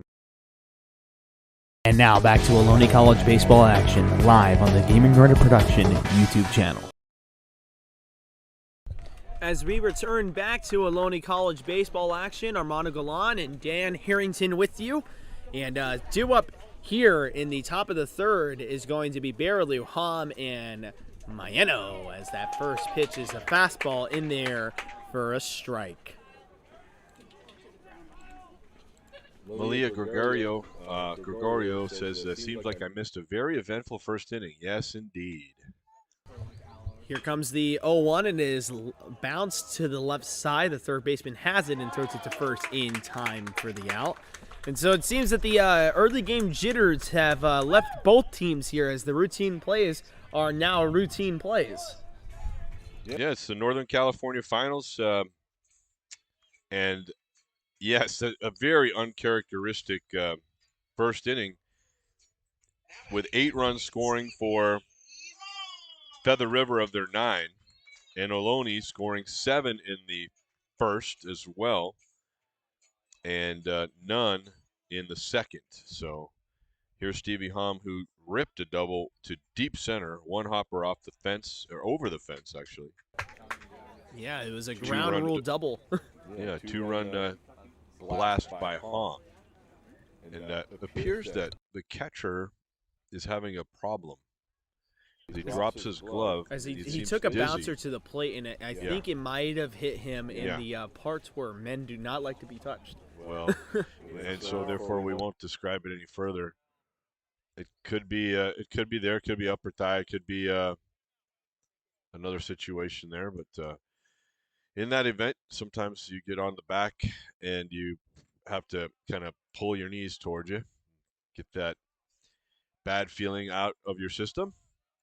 That happened to me once in Massachusetts, and playing college ball, and a woman said, "Was that you, the poor kid who had that loud sound I heard?" And I said, "What's that?" You mean the time I got hit there? You know, she says, "Yeah, I was down at the concession stand. It was about 100 feet away, and she heard it get hit there." So, ouch. I think I'm still hurting from that. As Stevie took pitch on the outside corner for his 1-0 delivery, and it was called a ball. Swings and fouls off that 2-0 and makes it 2-1. As the kids say, that's cringe or TMI, maybe both there. But there are so many double meanings for cringe. It is just it's ridiculous. Yep. Taken on the outside corner makes it 3-1. Stevie Hom We'd love to try and get on base here. Were you being sus of my cringe? Were you sus of my cringe? I muted my microphone, but I was laughing at that. Stevie Hom fouls off his 3-0. I mean, his 3-1, makes it 3-2. That netting working behind the plate. There's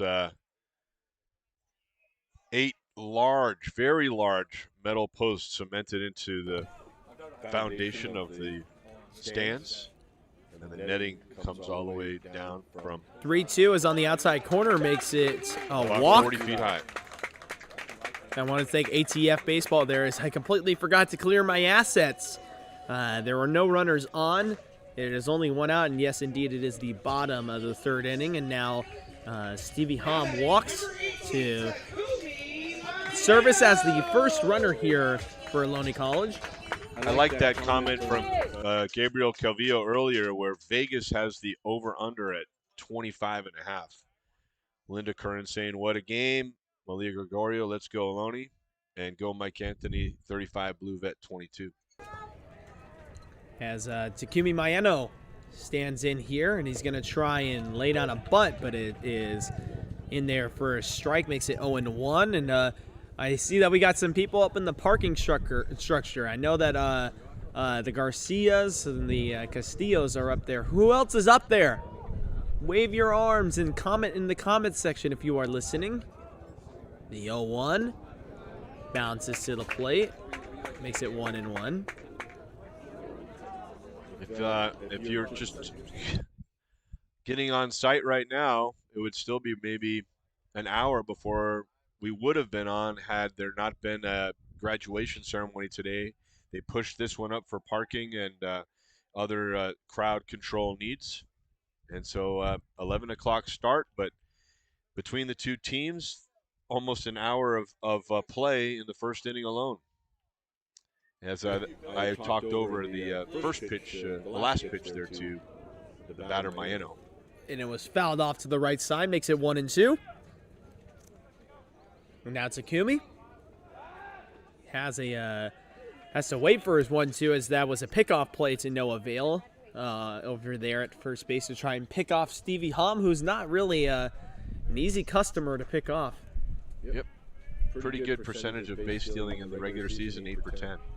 1-2, and it is fouled off. Takumi knows that he probably should have kept his swing there in his back pocket, as he kind of propped up and was like, no.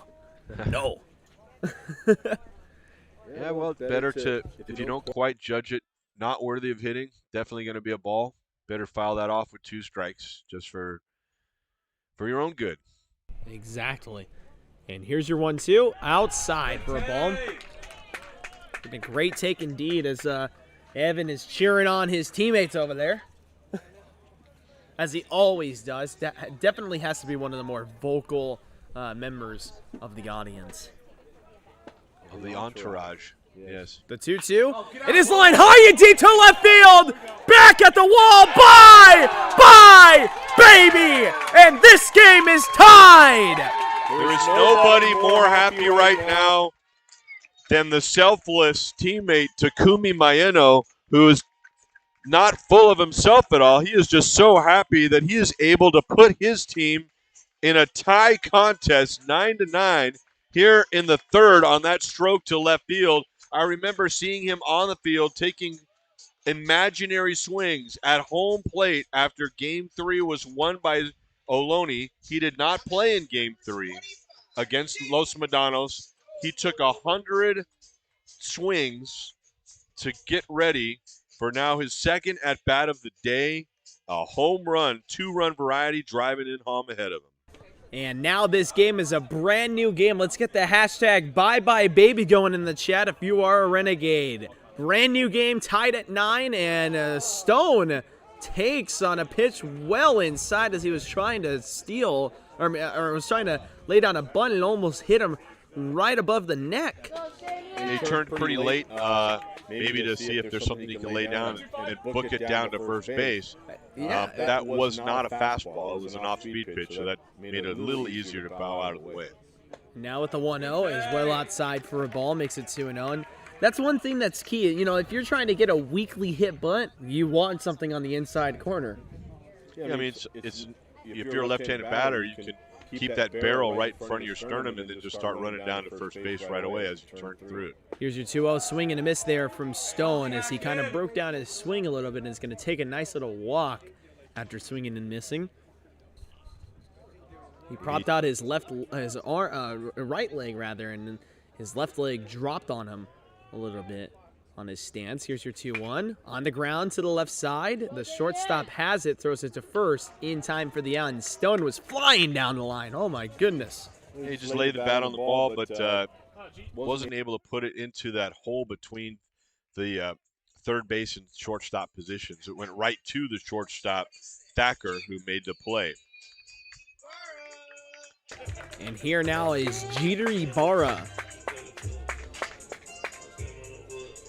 Twice he hit in the first inning, had a double that fell in left center field, and then a error by the shortstop.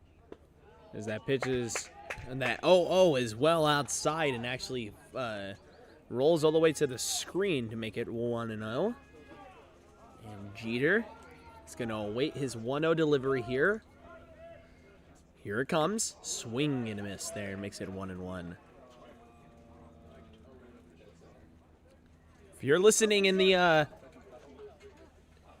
parking structure up there, start waving your arms for us. Say hello.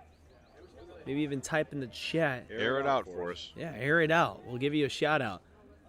So I would be doing that if I had the chance. The 1-1. Jeter fouls it off to the right side, or to the left side, makes it 1-2. Yeah, I definitely would be doing that if I had the chance, honestly.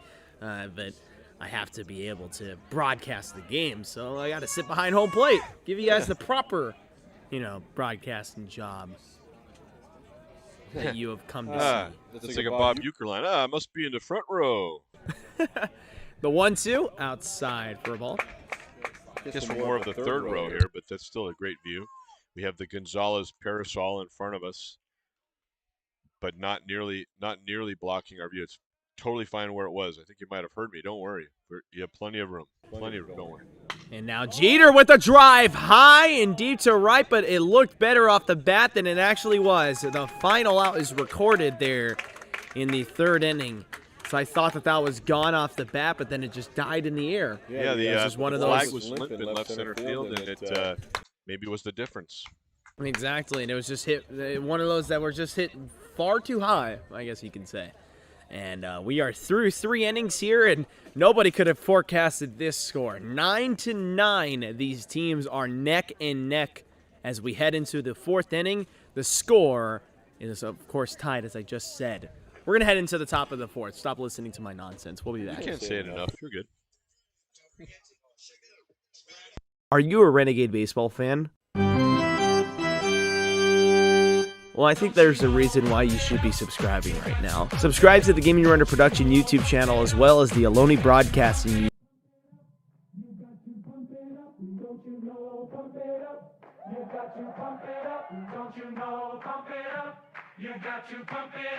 Pump it up, Ohlone family. Come on out to Renegade Field Saturday, May 21st at 1 p.m. for the second game in a best of 3 game set between Feather River College and Ohlone College in the NorCal Finals Baseball Championships. The winner of this best of 3 game series moves on to the state championship. For students, faculty, seniors at the age 60 or older, and children under the age of 12 can all get in for a price of $9. General admission is at $13. We want to see you there. Fill up the stands. Be loud. Be proud. Go Renegades.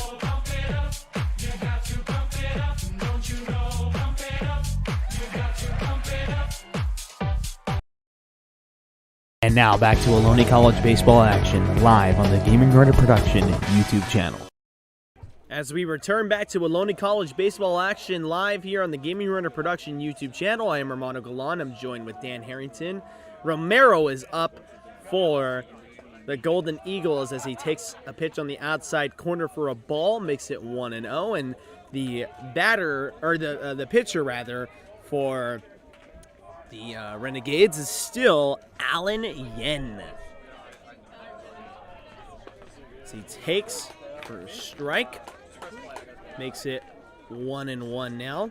Out of Maho High School. You're muted.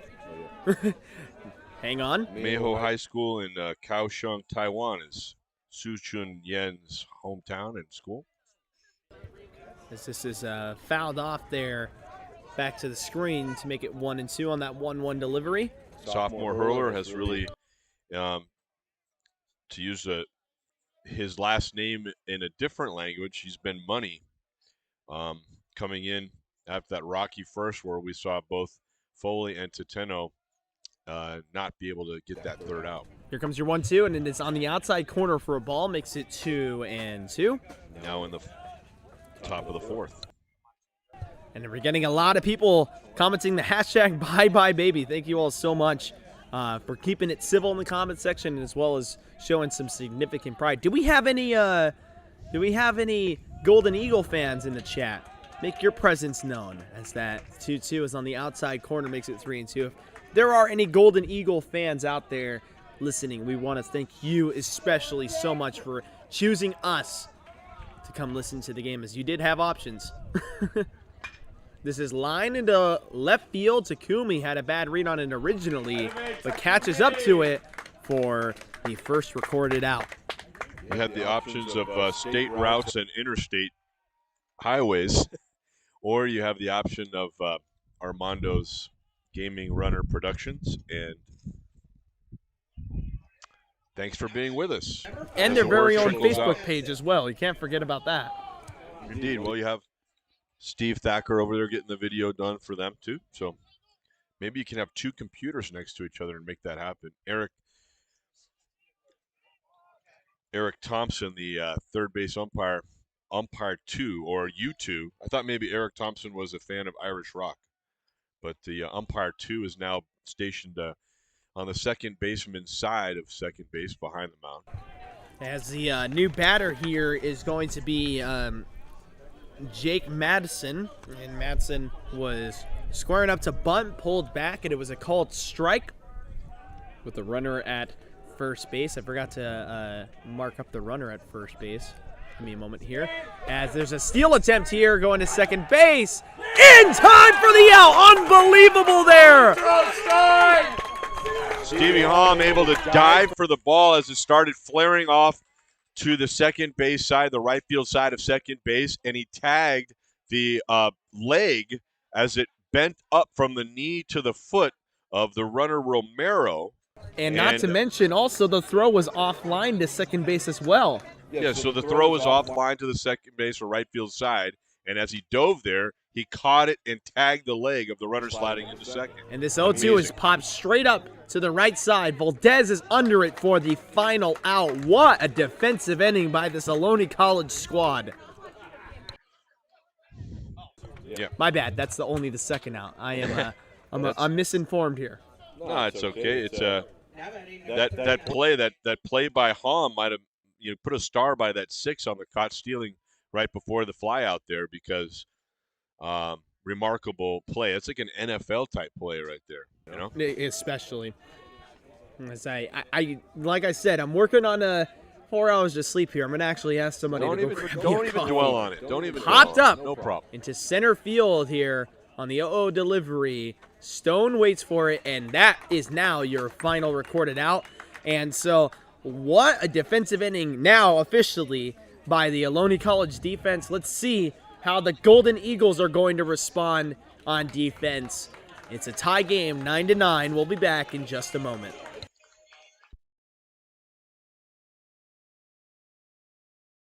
Are you a Renegade baseball fan? Well, I think there's a reason why you should be subscribing right now. Subscribe to the Gaming Runner Production YouTube channel, as well as the Ohlone Broadcasting YouTube channel, to give yourself instant access to all things Ohlone College Renegades throughout the playoffs. We'll be having live coverage, interviews, and podcasts about our guys on both channels. Go ahead and click the link in the description to subscribe to the Ohlone Broadcasting YouTube channel, as well as to subscribe to my channel, the Gaming Runner Production YouTube channel. Go Renegades. back to the game.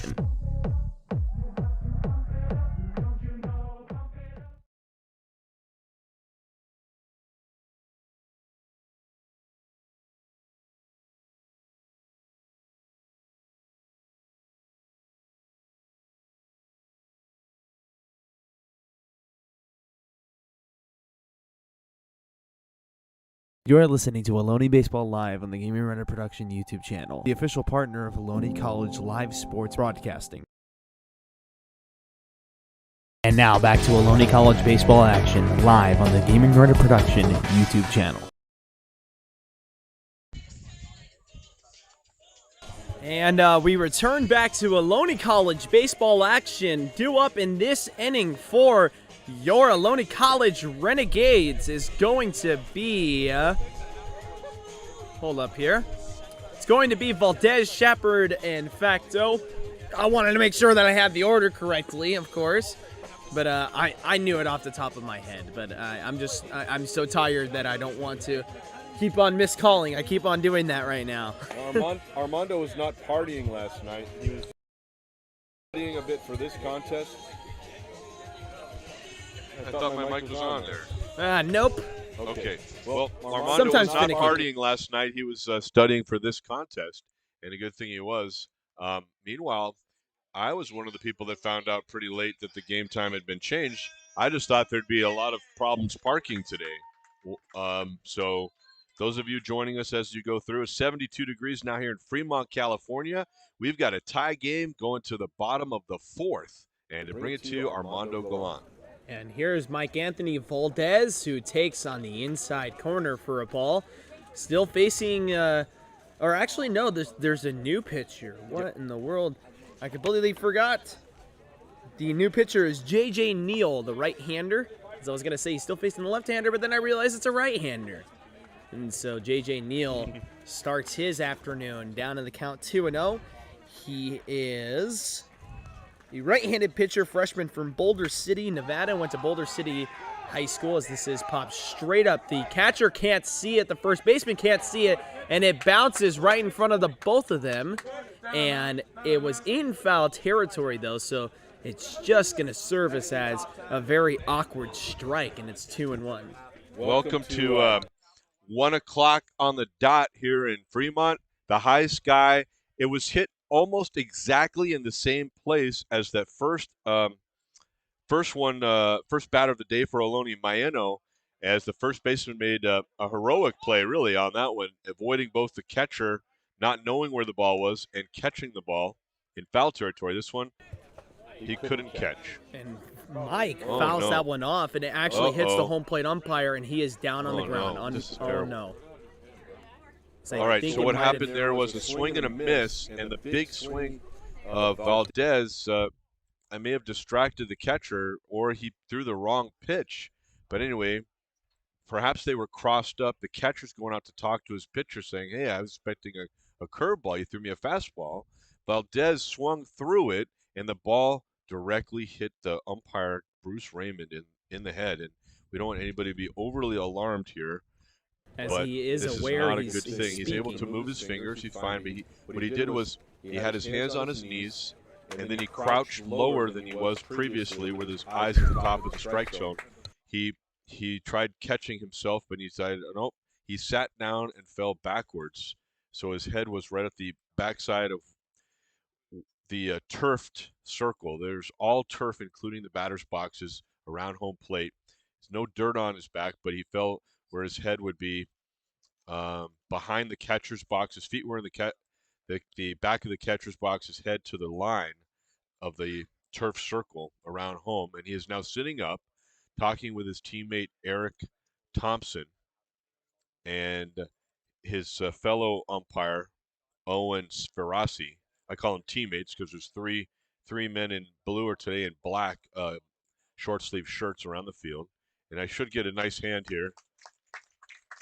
As Jeff he's back up Roberts, to the his feet. certified athletic trainer out there with student assistant staff as his aide out there. I'm not sure of her name. I believe we've met, but frankly, I'm not sure I want to make sure I get her name correct for you later in the broadcast, but she is out there steadying him, has one hand on his mid-back and the left hand on his upper left shoulder. And this is going to be where we were hoping we would not see an alternate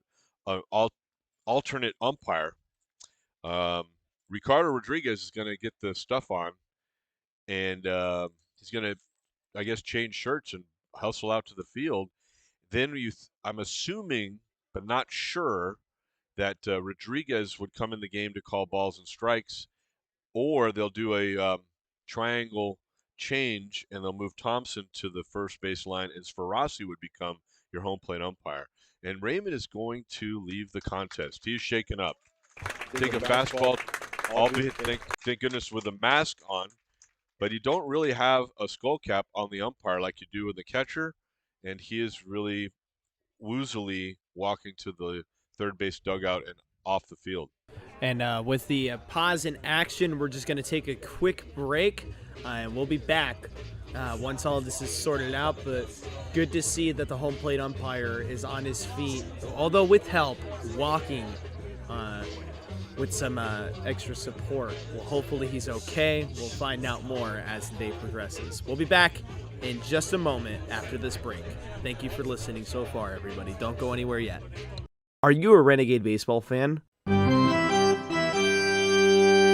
Well, I think there's a reason why you should be subscribing right now. Subscribe to the Gaming Runner Production YouTube channel as well as the Ohlone Broadcasting YouTube channel to give yourself instant access to all things Ohlone College Renegades throughout the playoffs. We'll be having live coverage, interviews, and podcasts about our guys on both channels. Go ahead and click the link in the description to subscribe to the Ohlone Broadcasting YouTube channel as well as to subscribe to my channel, the Gaming Runner Production YouTube channel. Go Renegades. Back to the game.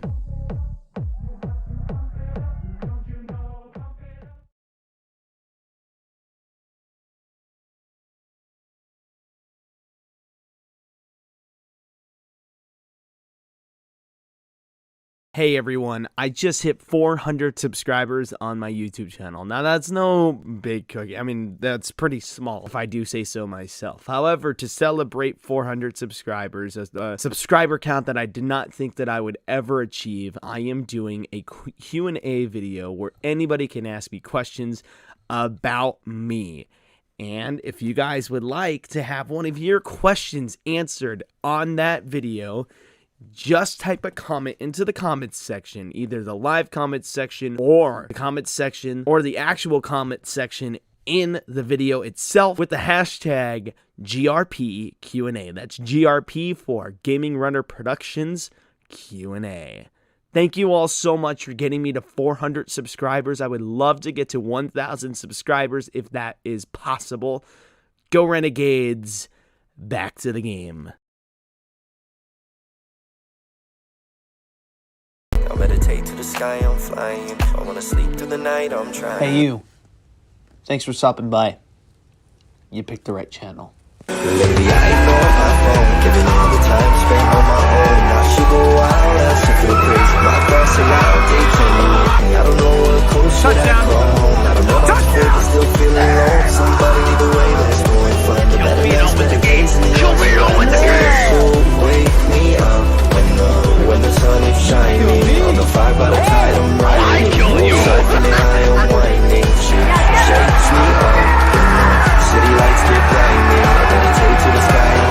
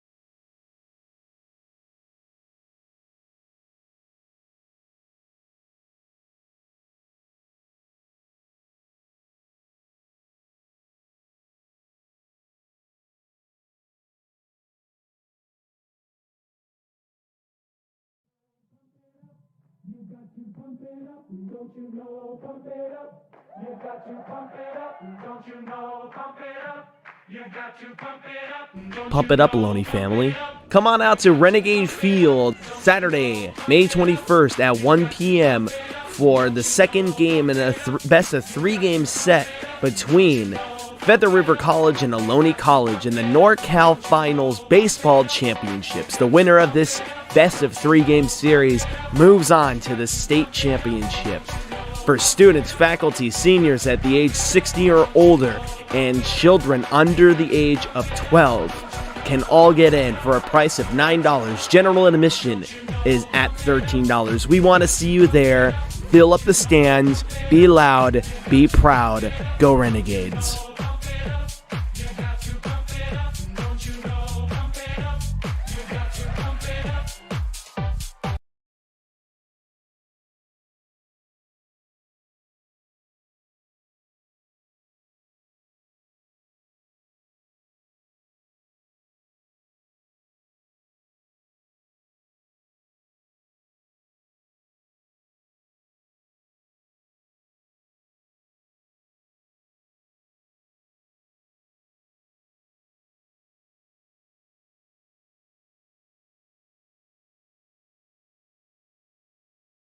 Are you a Renegade baseball fan? Well, I think there's a reason why you should be subscribing right now. Subscribe to the Gaming Runner Production YouTube channel as well as the Ohlone Broadcasting YouTube channel to give yourself instant access to all things Ohlone College Renegades throughout the playoffs. We'll be having live coverage, interviews, and podcasts about our guys on both channels. Go ahead and click the link in the description to subscribe to the Ohlone Broadcasting YouTube channel as well as to subscribe to my channel, the Gaming Runner Production YouTube channel. Go Renegades. Back to the game.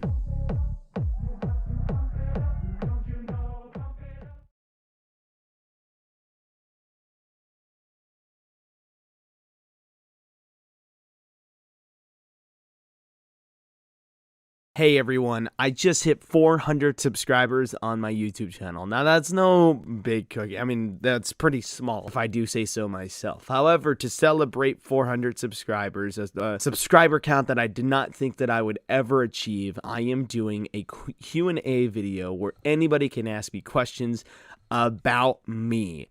And if you guys would like to have one of your questions answered on that video, just type a comment into the comments section, either the live comments section or the comments section or the actual comment section in the video itself with the hashtag GRPQA. That's GRP for Gaming Runner Productions Q&A.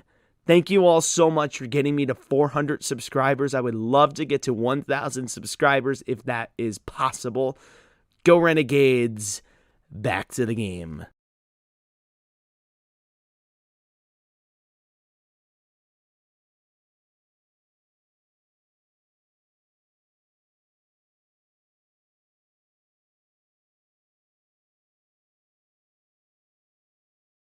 Are you a Renegade baseball fan?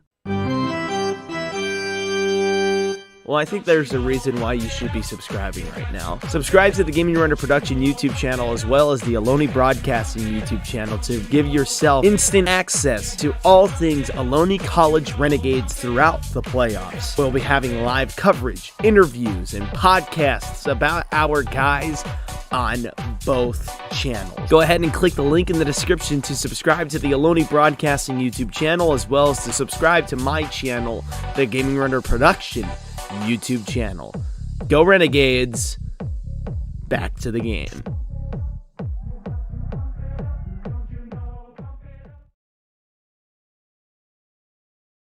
I meditate to the sky, I'm flying. I wanna sleep through the night, I'm trying. Hey you. Thanks for stopping by. You picked the right channel. Lately I ignore my phone, giving all the time spent on my own. Now she go wild, else I feel crazy. My thoughts are loud, they can't move me. I don't know what close should I call home. I don't know how to feel, but still feeling low. Somebody lead the way, let's go and find the better days, better days. And show me low with the game. So wake me up when the sun is shining. On the fire by the tide, I'm riding. Siphon and I am winding. She shakes me up.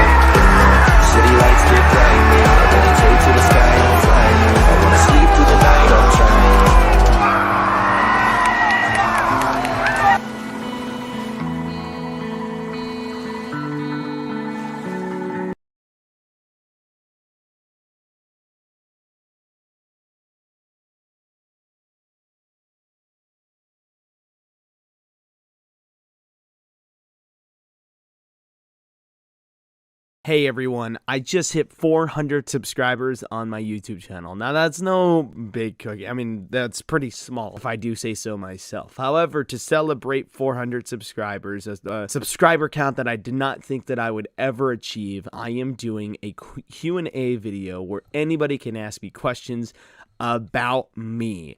And if you guys would like to have one of your questions answered on that video, just type a comment into the comments section, either the live comments section or the comments section or the actual comment section in the video itself with the hashtag GRPQA. That's GRP for Gaming Runner Productions Q&A. Thank you all so much for getting me to 400 subscribers. I would love to get to 1,000 subscribers if that is possible. Go Renegades. Back to the game.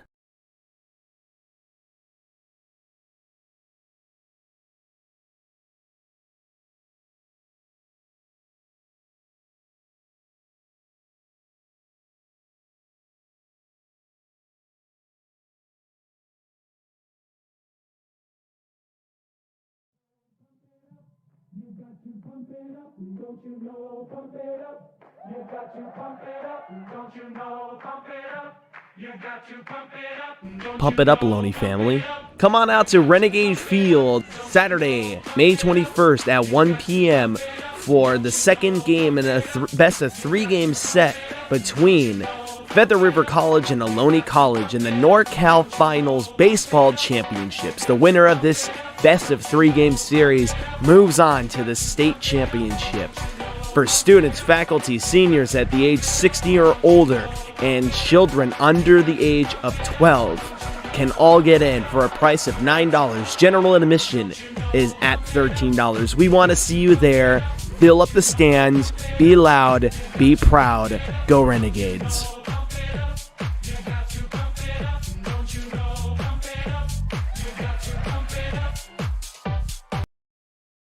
Hey everyone, I just hit 400 subscribers on my YouTube channel. Now that's no big cookie. I mean, that's pretty small if I do say so myself. However, to celebrate 400 subscribers, a subscriber count that I did not think that I would ever achieve, I am doing a Q&A video where anybody can ask me questions about me.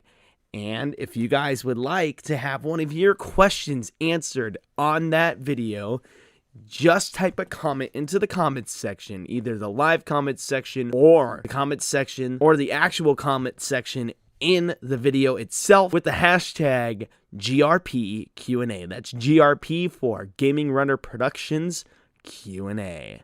Thank you all so much for getting me to 400 subscribers. I would love to get to 1,000 subscribers if that is possible.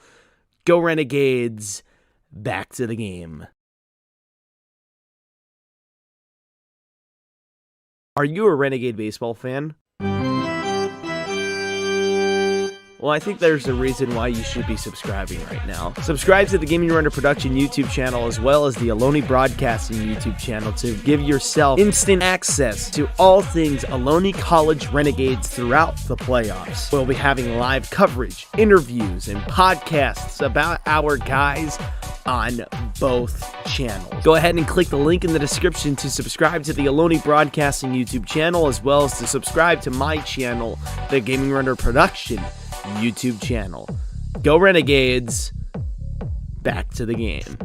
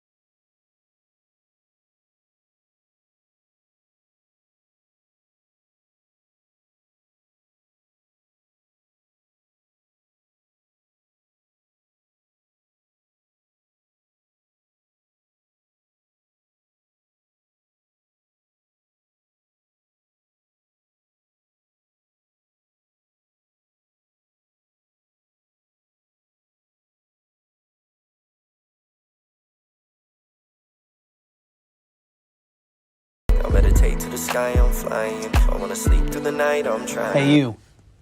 Thanks for stopping by. You picked the right channel.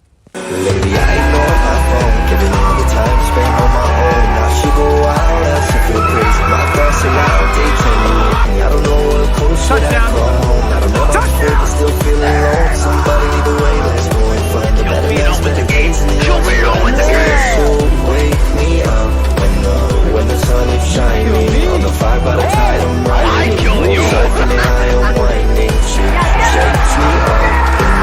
City lights get blinding. I meditate to the sky, I'm flying. I wanna sleep through the night, I'm trying.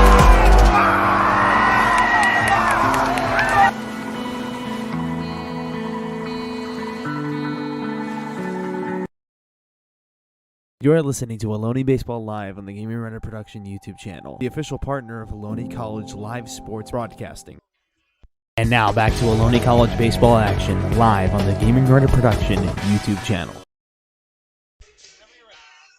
Okay, we have Bob Seeger in the background now, and right here it's Dan Harrington with Armando Galan, and we found out that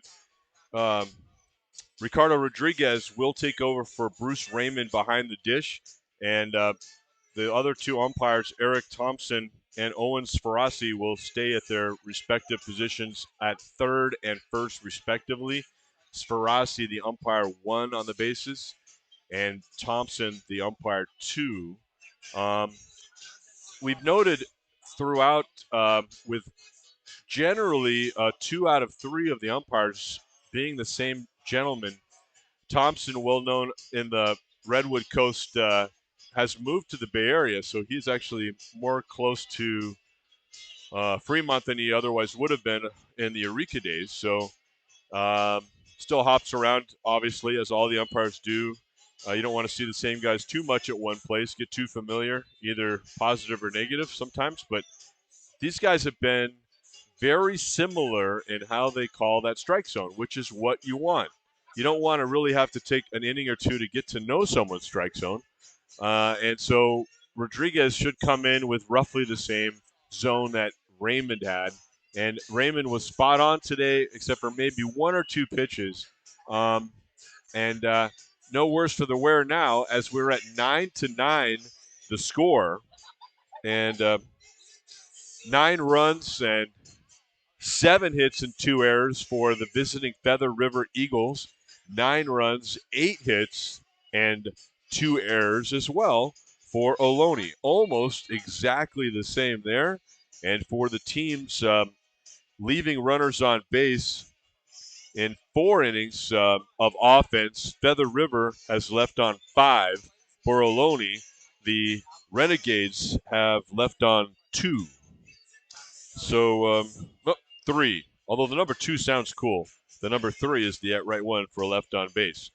Feather River, as it looks as though the umpires were almost ready. Ricardo Rodriguez had to put on the gear.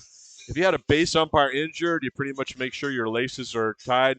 If it's a home plate umpire, you're not expected to, say, wear that gear the entire time you watch the game. So he had to acquire the gear from where he had it saved and then put it on at an appropriate location. The umpires also don't want to use the facilities of either team for appearance sake, as well as those teams who might be relaxing or working or talking in those areas. So Rodriguez went up to indoor physical education athletics facilities and is back now with us here at the Ohlone Renegade Field in Fremont.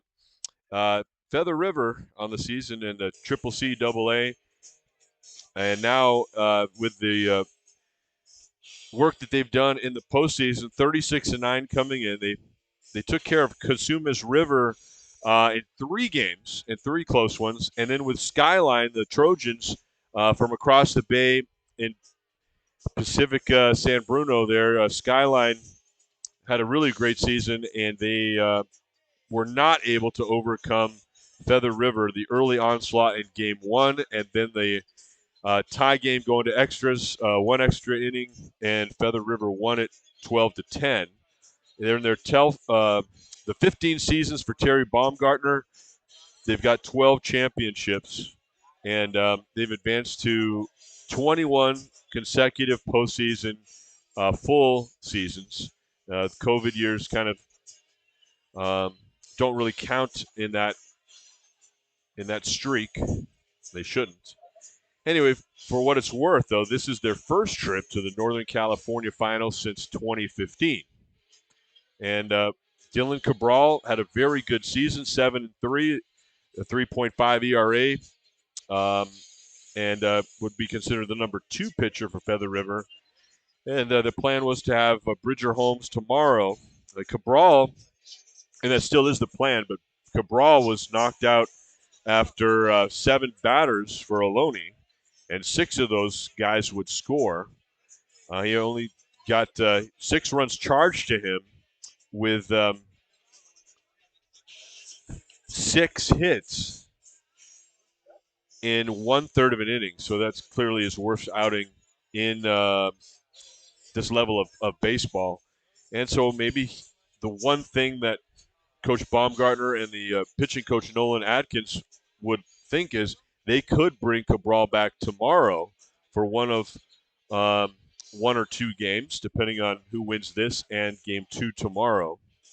And we do expect that game time to not change as today's did, from 2 p.m. to 11 a.m. due to the graduation ceremony. The college requested and was granted the earlier start time.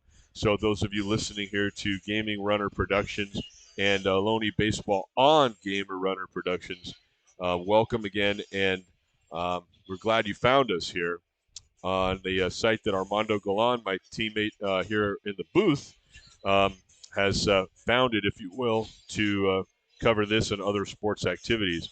The Ohlone Renegades, we haven't really, reflected much on this season, but over the last 6 seasons, Ohlone has unmatched success, and since 2017, Ohlane's won more games than any other program in California Community College baseball, and has the highest winning percentage at just over 84% of games won, 841.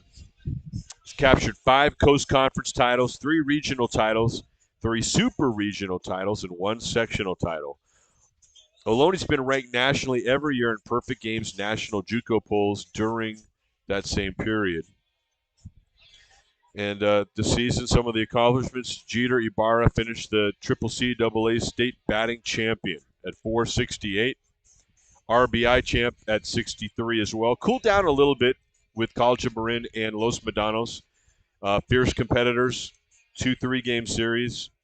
But nonetheless, what a season, and it continues for Ibarra, who today had that double in the first and has been on base 1 other time as well in his 3 at-bats. Damian Stone finished the CCCAA state stolen base champion. And Max Gonzalez, who was the opener in Game 3 against the Los Medanos Mustangs, he didn't pitch but more for 1 inning in that contest. But he's expected to go a lot more in this one, especially given the start to this game today. Gonzalez had 11 wins on the mound in 2022, so he was the state leader in wins for any pitcher. And still more work to do, according to Coach Curran. Don't want to rest on their laurels or just say, hey, what a great year, let's go home early. They want the season to continue to Folsom, California, for the best of 2 out of 3 down there, and then the state championship, the 28th to the 30th. So it's the best of 2 out of 3 here, I should say. And then they go to the state championship the 28th to 30th in Folsom, California. And Ohlone's not the closest team who'll probably make it to that, but certainly not the furthest away.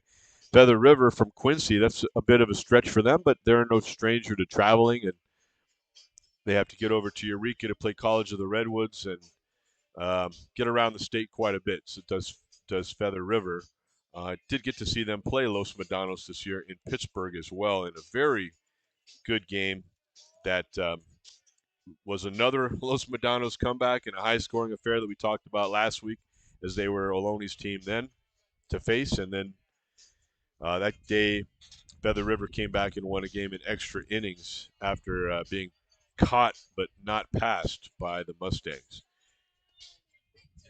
The Ohlone Renegades, 38-2 on the season, the regular season. Then still a 667 average coming into today's game in the postseason. And Coach Curran saying that the culture, chemistry, and camaraderie have been the most important part of this season and the run of 9 years now, his 9th season. And yeah, it's nothing but good things to say about his players, but definitely doesn't want to wax too poetic there, as his team needs to keep that drive. And, you know, Armando back with us now. And Armando, the Ohlone Renegades giving up 8 runs in the first inning, and it looked like, hey, let's start planning for tomorrow to some of the fans. And of course, as a coach, you start thinking about saving some pitching, getting some other guys in, but it's way too early to think that way. And sure enough, finally, Ohlone College with the bats have been fairly quiet over 6 games. They went at it for 7 runs in the first. And the thing is that is the absolute craziest part, in my opinion, is, meanwhile, all the while, all this is going on, and of course, Ohlone is just struggling. They're struggling in the first inning to acquire outs, throw strikes, right? All of it really was self-inflicted gunshot wounds, because the majority of those runs, 5 of them in the first inning, which 8 were scored, came off of walks. And hit by pitches. Yes. And, that's one thing that I kind of thought to myself, like, if they can get out of their own way, they could still make a game out of this. And so far, that has happened. And real quick, before we continue about the analysis, can I please get a round of applause in the chat for Dan Harrington, you guys, keeping you guys entertained, giving you guys statistics, really earning his check as an analyst, a color analyst. That is what you call a professional right there. Let's get a round of applause real quick. Some applause emojis in the chats for Dan Harrington, doing a fantastic job over here. I'm not sure how that happened. I think that's coincidental applause there, as they're happy that Ricardo Rodriguez, a very kind thank you to everybody along the Gaming Runner Productions side here in Ohlone Broadcasting. Both thank you. And it's good to be here with you. Yeah, and I want to thank our live audience for sticking with us. We're back here at Ohlone College. Valdez is in, 2-2 count, no outs, swing and a miss there. Strike 3 called. That's your first out here of the bottom of the 4th inning. Here comes Jaden Shepard in a 9-9 game. And there may be a few people trying to look back in the scroll. You see the score up here on the slate that Armando's prepared and continues to update. 9-9 the score. And if you're just joining us, we've had we had a disturbance of another snake visiting, this time directly underneath my feet and the feet of our scoreboard operator, trying to visit Armando because he's so popular, I think. And then we also had, unfortunately, a cross-up between pitcher and catcher, a fastball going directly off the mask of the home plate umpire, Bruce Raymond. As Shepard is going to take his 0-0 for a strike. His 0-1 was high and taken for a ball. And as I have to keep my mind remembering that we don't have cameras today due to them being at graduation ceremony. 1-1 inside. And so Bruce Raymond took it directly off the mask. And there was some thought that maybe he took it in the shoulder or the chest and still wasn't feeling well, but the sound it made wasn't a loud sound off the mask. It didn't clang. That meant he absorbed a lot of the heat of that pitch. And that 2-2 is well up there into center field. And coming in, getting the recorded out there is the center fielder for the second out. Let me get a name here. I want to try and learn some of these names a little bit more for you guys. That was Romero, and that is going to be your second out. So the home plate umpire, Bruce Raymond, crouched lower, then fell to his rear and did not fling his head back, but definitely went back pretty quickly down to the ground. Was down for several minutes, picked up, and this ball is popped up straight up there in the left center field. Romero's under it for the final recorded out. We hope that he'll be okay, but he did get help walking off from the trainer, Jeff Roberts, and his assistant, as well as his fellow umpires. So we hope that Bruce will be fine and get checked out here, and we hope to have news on him during the game if possible. And after all of that, it was just a 1-2-3 inning. We're going to head into the top of the 5th inning. The score is 9-9. We'll be back in 1 minute. Are you a Renegade baseball fan? Well, I think there's a reason why you should be subscribing right now. Subscribe to the Gaming Runner Production YouTube channel as well as the Ohlone Broadcasting YouTube channel to give yourself instant access to all things Ohlone College Renegades throughout the playoffs. We'll be having live coverage, interviews, and podcasts about our guys on both channels. Go ahead and click the link in the description to subscribe to the Ohlone Broadcasting YouTube channel as well as to subscribe to my channel, the Gaming Runner Production YouTube channel. Go Renegades. Back to the game.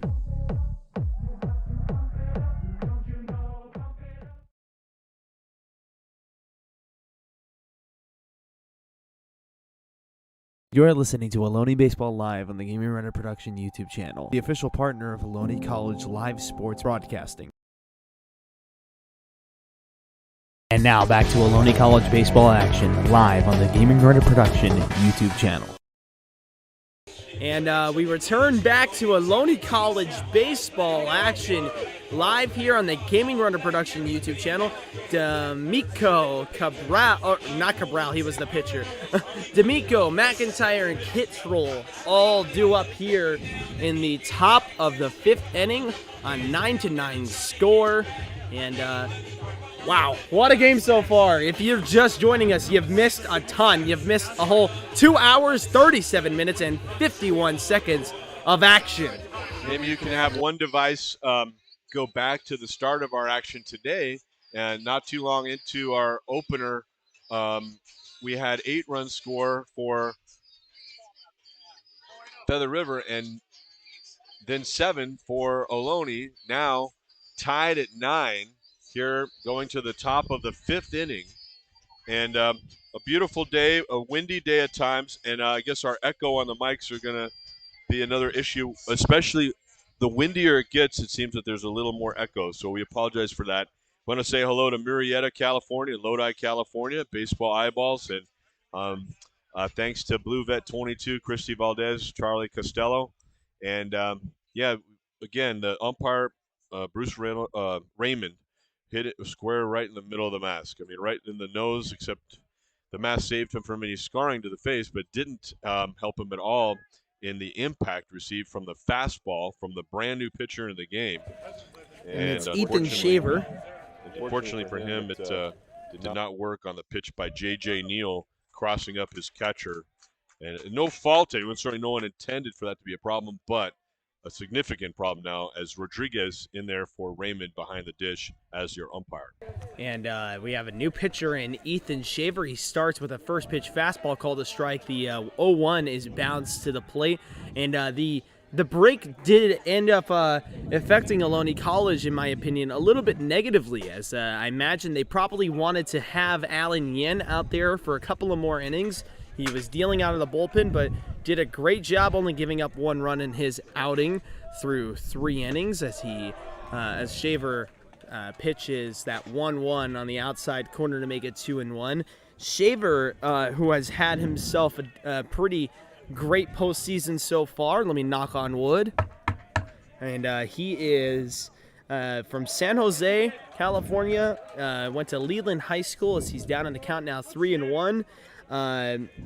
He is a freshman, and he throws from the right side. And Yen, you're speaking to him, 13 batters faced, 2 hits, no runs scored. He didn't allow anyone else in that first inning to score.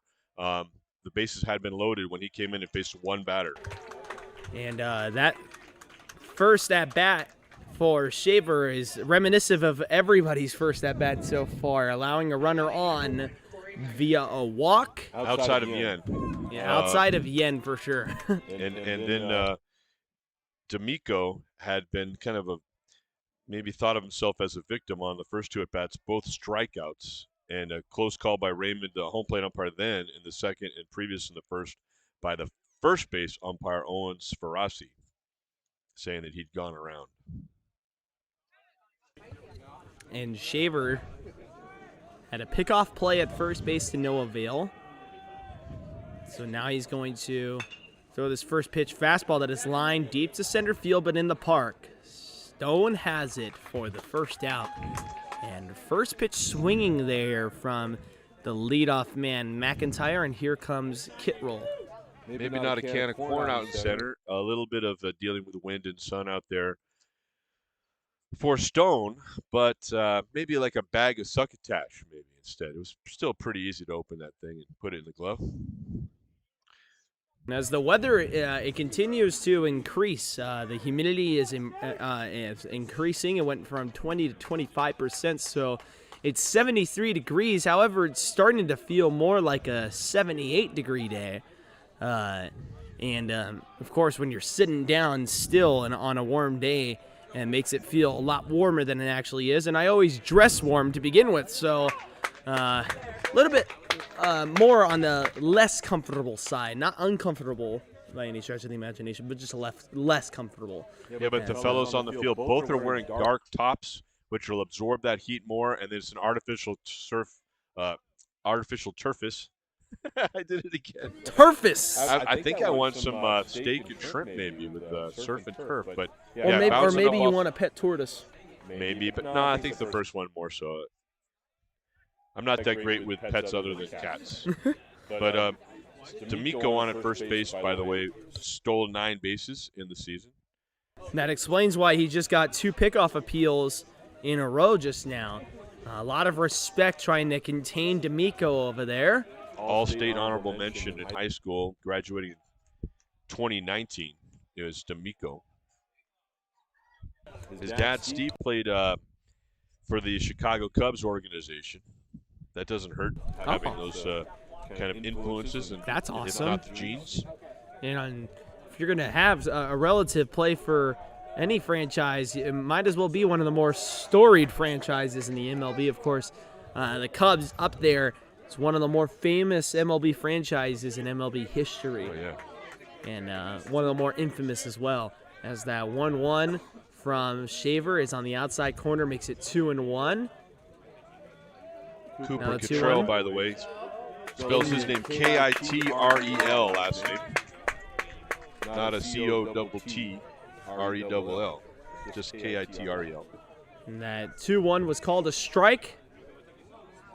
And now pickoff play again to no avail to Romero. And he's getting dirty over there. Yeah, it's a bit of a chess game. Trying to see what they want there. Jason Gay at third base, Ryan Dittman.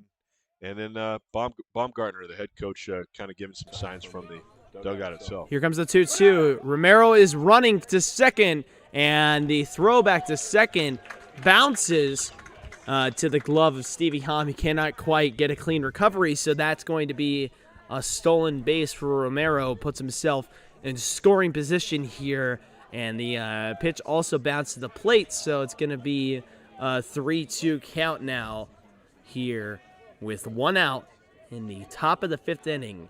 The Nevada guys at second in D'Amico, and Kittrell standing in the left-handed batter's boxes from Las Vegas.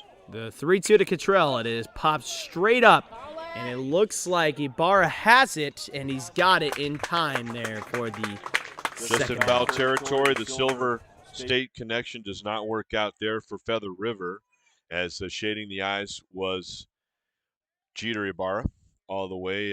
Had that one pretty easily. And with 2 outs here comes Thomas. And he's late to make it over to the box over there. I guess he didn't realize that it was his turn. Oh, no, it's Ryan Blanchard. My bad. Was listening to Julie announce it, and I thought that she was more informed than I was. She still is. She is the softball coach, of course. My mistake. I went back about her. I'm talking all about Kittrell. That was a bit of a mistake there. Oh, I know. It's not a mistake. They've intentionally walked Thomas. Yes. To get to Blanchard. So Thomas was intentionally walked, and now Blanchard is up. So I guess I get one bad mark removed from my record. Thank you. Yes, indeed. And that's on the outside corner for a ball. Makes it 1-0. And Blanchard is a right-hander. And so the reason a lot of people might be thinking, okay, why intentionally walk Thomas? Well, because Thomas is a left-hander versus a right-handed pitcher. And now you got the righty versus righty matchup. However, you're playing with a little bit more fire as there are 2 insurance runs potentially on the board here with a gap being found. Fastball there on the outside corner. Steinhauer threw it back to first as he thought that he had Thomas over there in no man's land. But with Shepard not playing on the bag, it was just a bit of a scare, if anything else. Or if anything at all, rather. And it's 2-0 now with 2 outs. Blanchard looking for anything here that he can give a good ride, find a gap, and possibly score a run, or maybe even 2 of them. And Shaver is looking for his put-away pitch. So it only takes 1 here with 2 outs. The 2-0 coming home. Here it comes. It's a fastball that misses the zone, makes it 3-0. Ryan Blanchard out of Eagle, Wisconsin. And maybe someone's found Gaming Runner Productions and listening out there in Wisconsin, and his Kettle Moraine High School probably just let out. And it's a 3-0 count now, and Shaver looking to throw a strike. Here comes the 3-0. It's well outside, and the bases are now loaded, as I forgot to light up first base for the walk, the intentional walk. The bases are now loaded, and here comes now number 2. That is Thacker.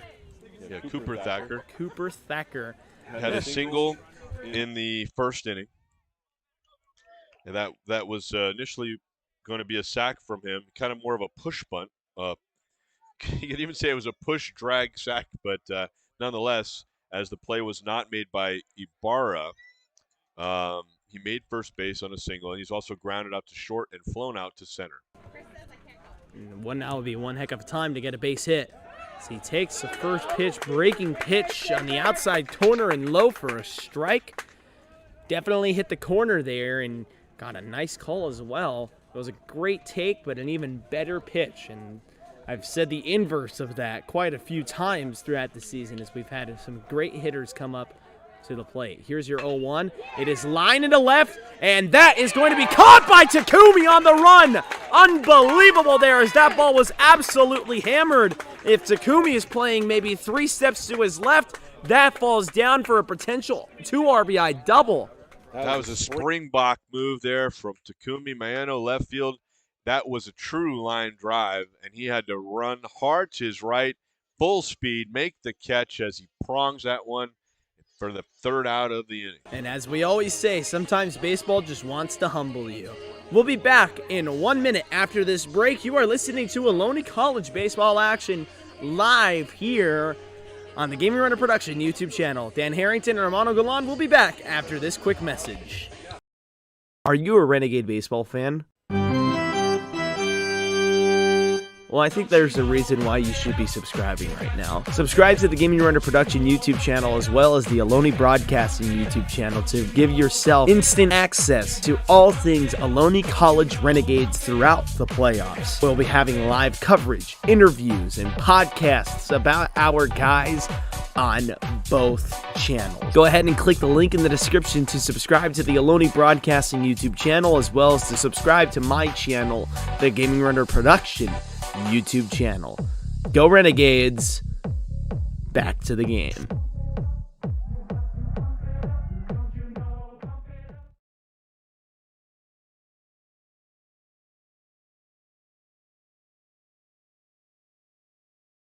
You are listening to Ohlone Baseball Live on the Gaming Runner Production YouTube channel, the official partner of Ohlone College live sports broadcasting. And now back to Ohlone College baseball action live on the Gaming Runner Production YouTube channel.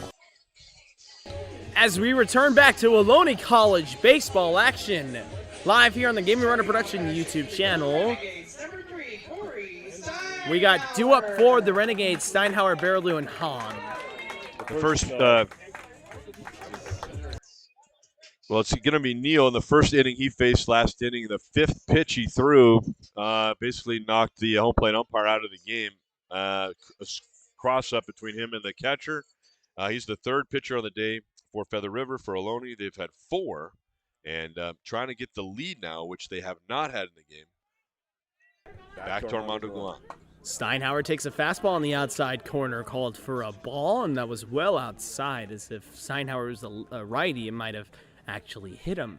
And of course, J.J. Neal came into the bottom of the 4th, pitched exceptional on the line to the right side, but foul. And the first baseman over there, Blanchard, made a diving play in foul territory, almost had it, but all he's going to get is some rubber pellets and some stains maybe on his uniform. Pick himself right back up to do this again.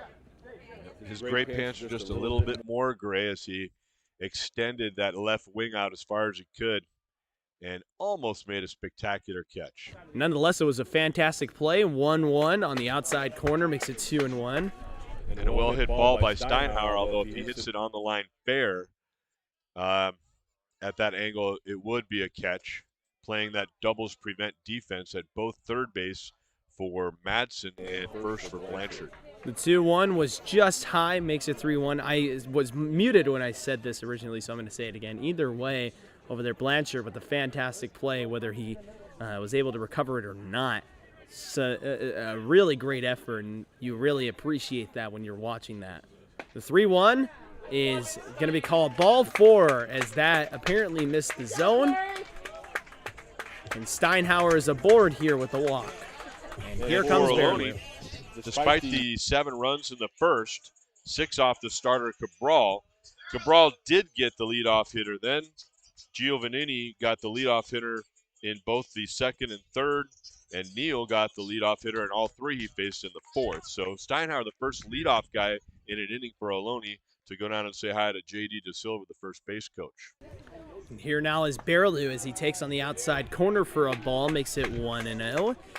And Barrelou has some pop, of course. He's facing a right-handed pitcher, which favors him in this matchup, lefty versus righty. However, Barrelou favors in every matchup as he's a switch hitter. Here's his 1-0. This is lined into right for a base hit. And let's see if Steinhauer moves up. He will not. He's going to stay at 2nd, and the throw back into the infield is a bit wild. And number 2 over there, forget what's that young man's name, Thacker, had to make a jumping play to keep it in front of him, and he did. Beautiful job by him, and potentially saves a 90-feet throwing mistake there. Now the catcher and umpire having a little discussion about trips to the mound, and Ricardo Rodriguez was not, he's the alternate official. He's certainly engaged in the game, but here he had to make sure how many trips they've had. He didn't know by memory or very quickly, so he had to really study that card. The notes that were written by Bruce Raymond, and then the catcher Pruitt goes out and gives a tap to J.J. Neal on the backside and said, "Hey, let's go. You got this, kid." And, well, I guess we'll see if he's right or not.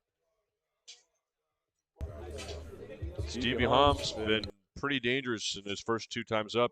A double would score the 7th run, and then a walk in the 3rd with 1 out and scored the 8th run. And he just on that ground rule double just barely missed a home run to straightaway left field. So it was just angled foul by maybe about 10 to 15 inches. And Hamm is going to square up the bunt, and it was fouled off into the glove of the catcher, so it's going to be 0-1.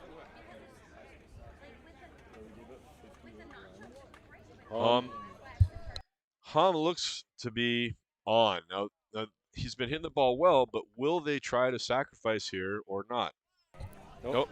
I wouldn't put it past Curran to move up the runners in scoring position with only 1 out and a hot batter in Takumi Maeno due up. So I'm constantly knocking on wood over here.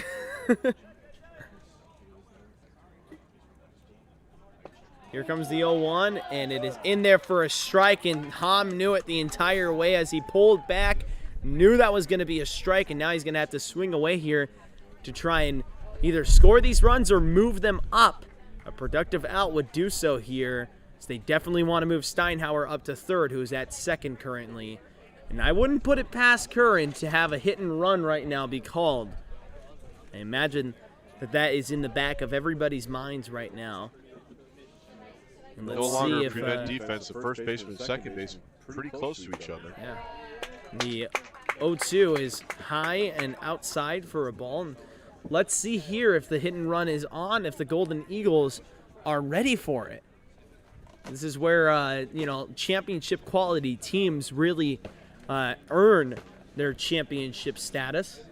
Only with Steinhauer of average speed as a catcher at second base, we'll see if he'd be running. 1-2, and this is not a hit and run. This is a bouncer, but only one was ever going to be the result there. As both runners are going to move up, Stevie Hom gets his job done and puts the runners in scoring position here with one out. Here comes Takumi Mayano, who had himself a game-tying 2-run homer. Coming up to bat with the Tokyo Drift song, Fast and Furious by the Teriyaki Boys. So you're wondering what those wonderful tune melody is behind us. That's it. And he really laid into one for that home run. And again, he's been really imagining success up there at the plate. And he's been planning for success and working for success. Let's see how he does here in the fifth if he can get Ohlone the lead. And until today has had a frustrating go of it here in the playoffs as he takes his 0-0 pitch and it's low and outside for a ball, makes it 1-0. And Takumi, I said off camera or off the microphones, off the air I guess you could say, has to be thinking to himself, finally after he hit that home run, he was had a good approach up there at the plate and just really had nothing to show for it as he takes a strike in the inside corner, makes it a 1-1. And you got to remember also that there's a different strike zone now. I mean, I really think these umpires have been very similar.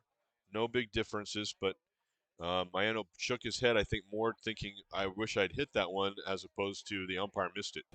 The 1-1. Well outside. Oh, my goodness. Almost danger right there, and danger averted for these Golden Eagles as that pitch was well wide. And Pruitt did a great job keeping that in front of him and actually just swiped that into his glove like it was a vacuum.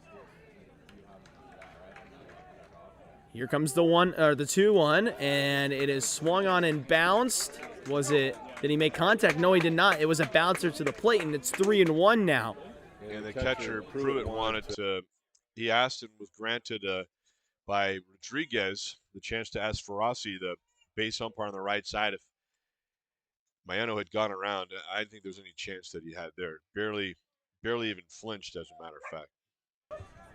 Only one home run on the season for Mondo, and then the second one here today. And here comes the 3-1 now. In there for a strike, makes it 3-2. Damian Stone is on the on-deck circle, and as long as there's no double play, he will have an opportunity here. And that's the guy that Ohlone College wants to have at the plate in the type of high-pressure situation. Stone Cold Damian over there. 3-2 now to Takumi, the Japanese-born ball player. Let's see what he's got here on this 3-2 count. He bounces this one foul to the left side, and we'll restart and do it again. We're talking about how one of the guys saw Feather River from Wisconsin, and here we've got several Japanese players for Ohlone, and I wonder if anybody's up at Fukuoka High School listening to this one. That would be something right there. The custodian walking the halls and listen to the game on the radio. 3-2, and it is low and outside for ball 4, and the bases are now loaded for Stone Cold Damian Stone. Yep, Takumi Mayano did what he had to do there. Go after pitches that were worthy and not go after ones that weren't. He really, almost in unison with the home plate umpire, gauged those correctly and gets the walk. And in a corresponding move, we have a new left-handed pitcher coming into the game here with bases loaded and 1 out. We'll have the new pitcher in just a moment after this break. You are listening to Ohlone College baseball action live on the Gaming Runner Production YouTube channel. We'll be back.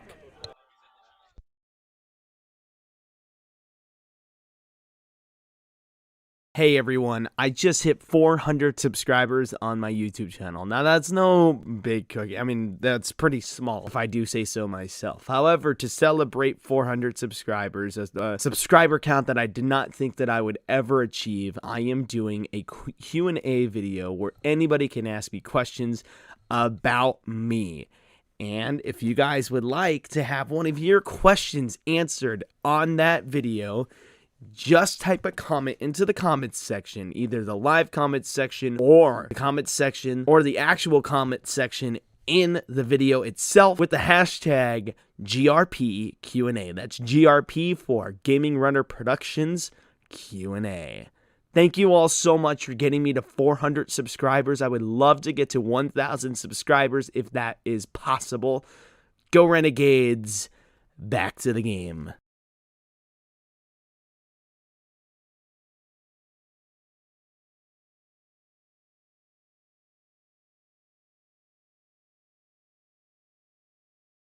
You're listening to Ohlone Baseball Live on the Gaming Runner Production YouTube channel, the official partner of Ohlone College live sports broadcasting.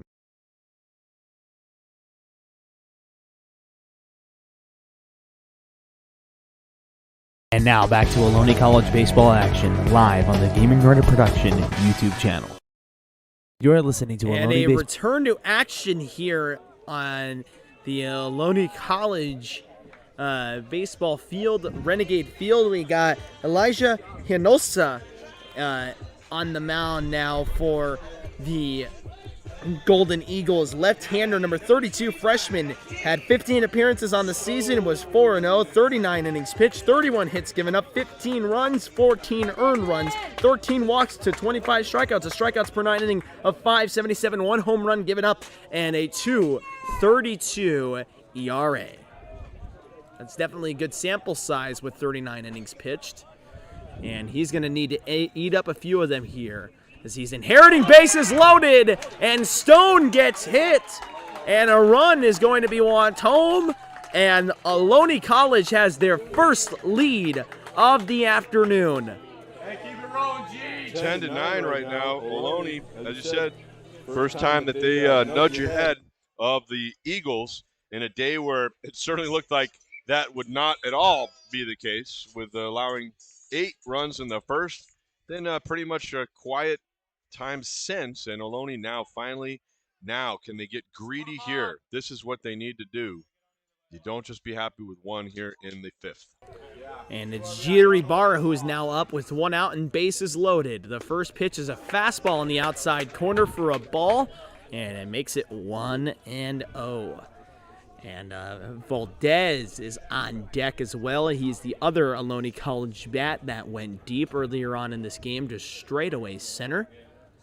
And it was a 3-run homer in the first inning for him. The 1-0 is on the outside corner, makes it 2-0. And Ohlone College proving again why you can just never count them out of a game. Jeter Ibarra out of San Jose, biggest city in Northern California, and went to St. Francis High School. Chris Bradford Field, I don't think he was the coach anymore, he's still around there, mentoring the guys. And what a great place to play in a great league, the West Catholic Athletic League. Here's your 2-0, outside again on the fastball, and makes it 3-0. And now It's a great place to Hinosa, make a team. If you're going to make a team, there's a lot of good ball players walking around the schools like St. Francis who aren't even on the squad, be starting for other places. and Hinosa needs to now throw a strike indefinitely here. Here comes a fastball in there for a strike. And that was well over the heart of the plate. However, I imagine Ibarra is getting the take all the way sign there on a 3-0 count. Otherwise, I have no idea why he didn't just take a hack at it. Here comes your 3-1. Inside, strike call. The late strike call there makes it 3-2. Ibarra was in launch mode, and he had to deactivate launch mode on throwing that bat towards the Ohlone dugout. and he held on to it just barely as Rodriguez calls strike 2. The first one, pretty good pitch. This one, 3-2, here it comes, and it is fouled off to the left side, heads up in the dugout, and it actually bounces completely away from the dugout. This is one of those 2-strike pitches where you can really unleash anything that looks like it could be called a strike. You want to go after. You want to get that sweet spot on it. 4 home runs for Ibarra on the season. Had 68 RBI to lead everyone in California. And no home runs on the postseason so far for Ibarra. And this is line into center field, deep enough to tag up a runner here. The runner is Baraloo, and so is Takumi moving up to third. Both runners are safe, and the score is now 11-9. Ohlone College, as Stone would stay at first base there. And Ibarra gets his job done as he gets an RBI sacrifice fly. And here now is Mike Anthony Valdez. And right there you had a nice bluff by Damian Stone, who is very fast. The Eagles already very clearly aware of that. How would you not be in any type of scouting? And so Stone, made a bluff, a very strong bluff about a third of the way off of first base as he was going towards second. He bluffed, went hard back to the bag, and then he ran hard for about 30 feet before he didn't go to second where the ball ended up going. And Valdez is now up as he takes a first pitch, breaking pitch inside for a strike, makes the count 0-1. Valdez went deep to straightaway center in the first inning of this game for a 3-run homer. And that pickoff play was almost wild back to first base. And great play over there by the first baseman, Blanchard, who was able to keep that from getting away from him and scoring the 12th run of this game for Ohlone College. Inside,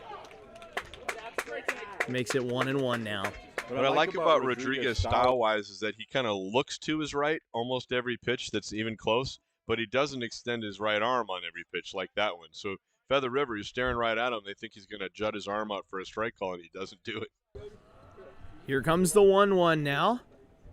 Valdez takes on the outside corner, strike call. That was a late strike call once again.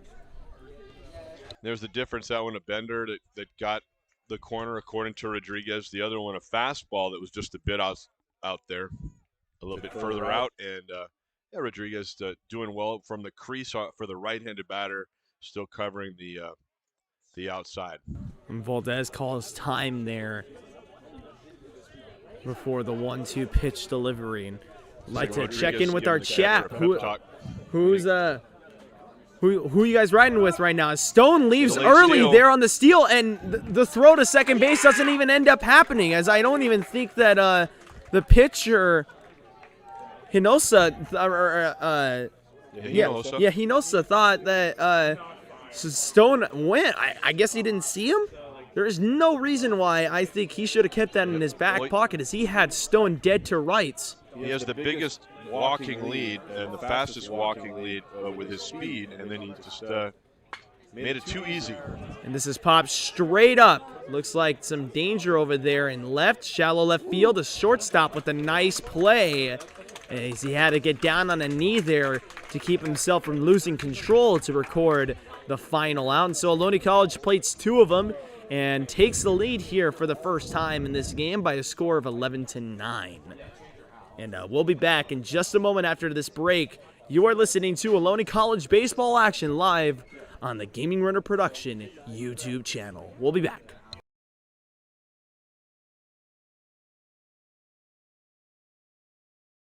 Are you a Renegade baseball fan?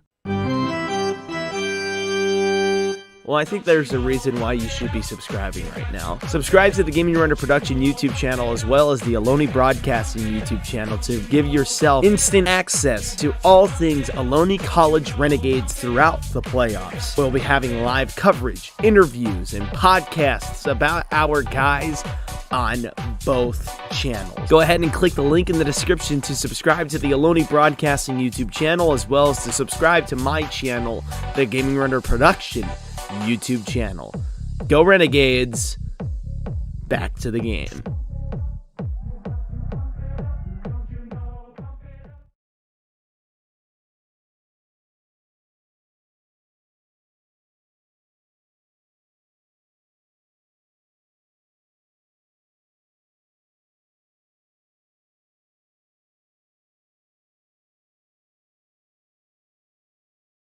You're listening to Ohlone Baseball Live on the Gaming Runner Production YouTube channel, the official partner of Ohlone College live sports broadcasting. And now back to Ohlone College baseball action live on the Gaming Runner Production YouTube channel.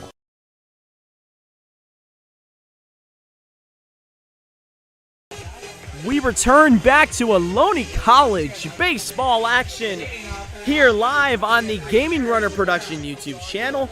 And Shaver still on the mound for Ohlone College. And as we return back to action, it's just been an action-packed afternoon here. As we head into the top of the 6th inning, we have 3 hours, 11 minutes, and 45 seconds here of total stream time.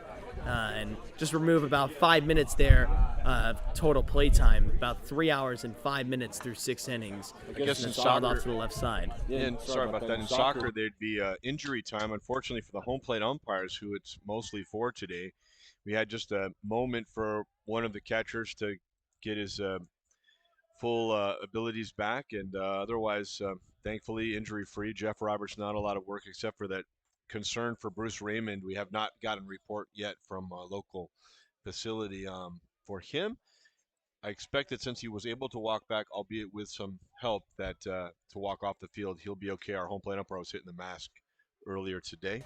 Here comes your 2-1 from Shaver.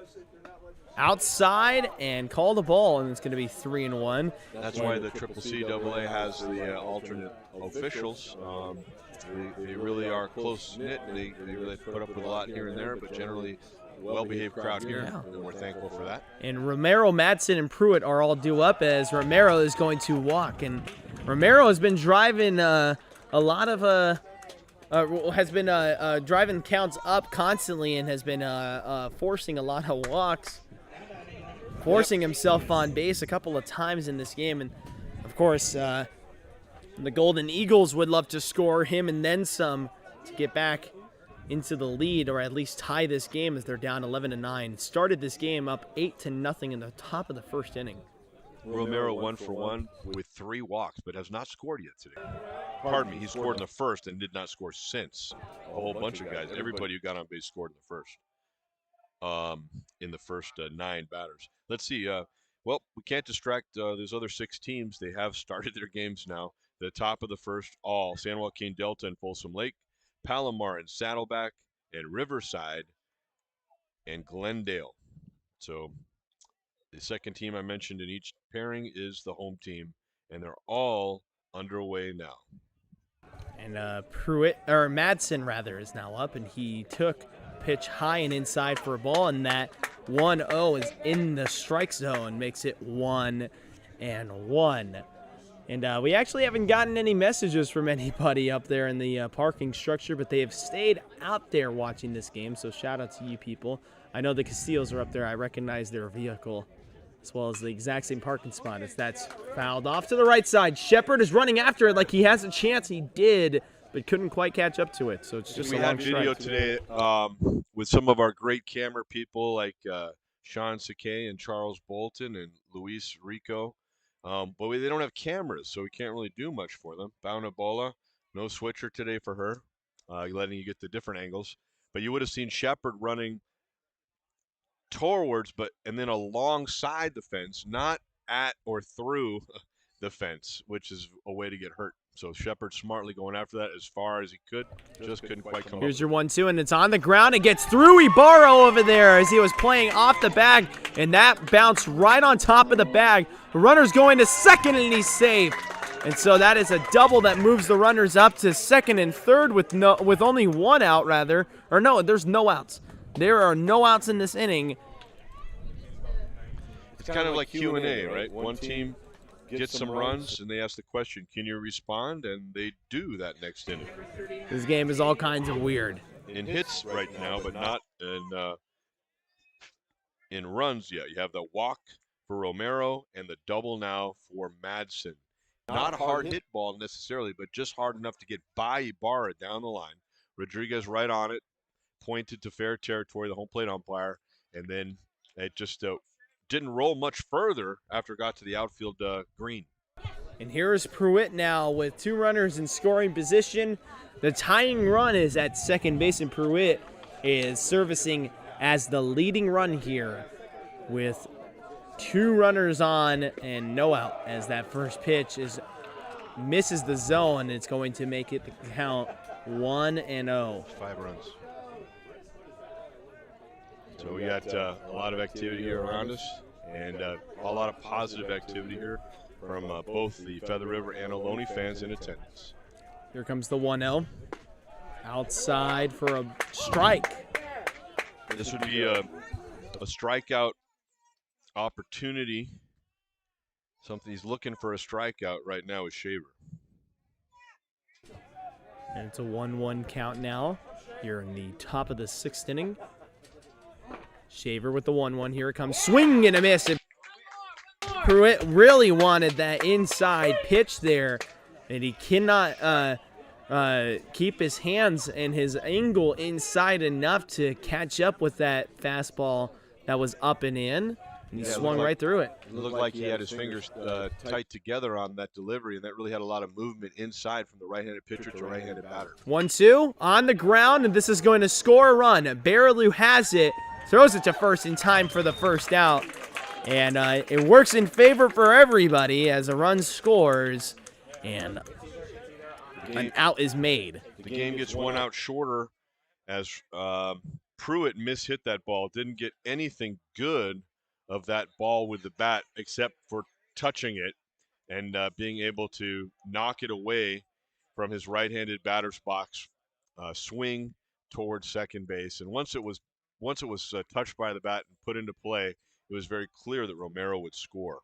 And the runner Madsen moved up to third, so he's still in scoring position with a sacrifice opportunity still on the board here, with only 1 out for D'Amico, who is the number 9 hitter and at the plate right now for the Golden Eagles. Here comes your 0-0 delivery. It is inside for a strike, and so Shaver really wants to try and work for this strikeout, or at least a shallow fly ball that does not score a run. So, in other words, an unproductive out. And if you're a Golden Eagle, you're looking for that productive out or even a base hit.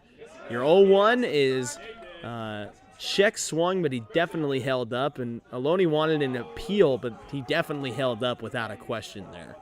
And makes it 1-1. I agree. I fully agree with you on that one. 5'6" and 145 is what he started the season at. I don't know if they've updated heights or weights, more so weights, but usually you lose weight through the season. So here comes the 1-1 on the ground and hard. Ibarra is going to go home with it as the runner is caught in a rundown, and he is out trying to score there. A base running mistake made by the Golden Eagles and an unproductive out. Hands on hips for the third base coach, Jason Gay. That is just a human reaction. You see that ball on the ground, and you take 1 step away from third, and now you're too far off already after getting your primary and secondary leads. Ibarra, he could have just fallen forward towards that line after catching that ball to his right, backhanding that ball, and easily when the runner, Madsen, did not go back to third, he threw on to Steinhauer for the out at home. And the lineup card now turns over once again. Here is McIntyre, and he takes the first pitch, breaking pitch for a strike.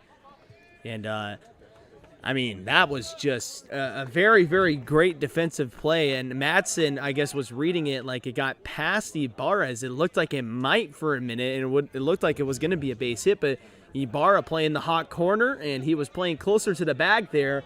And so he didn't have a repeat of what previously happened with the runner at first base no-out double down the third base line. Swinging and a miss there from McIntyre makes it 0-2. D'Amico did hit that ball very hard as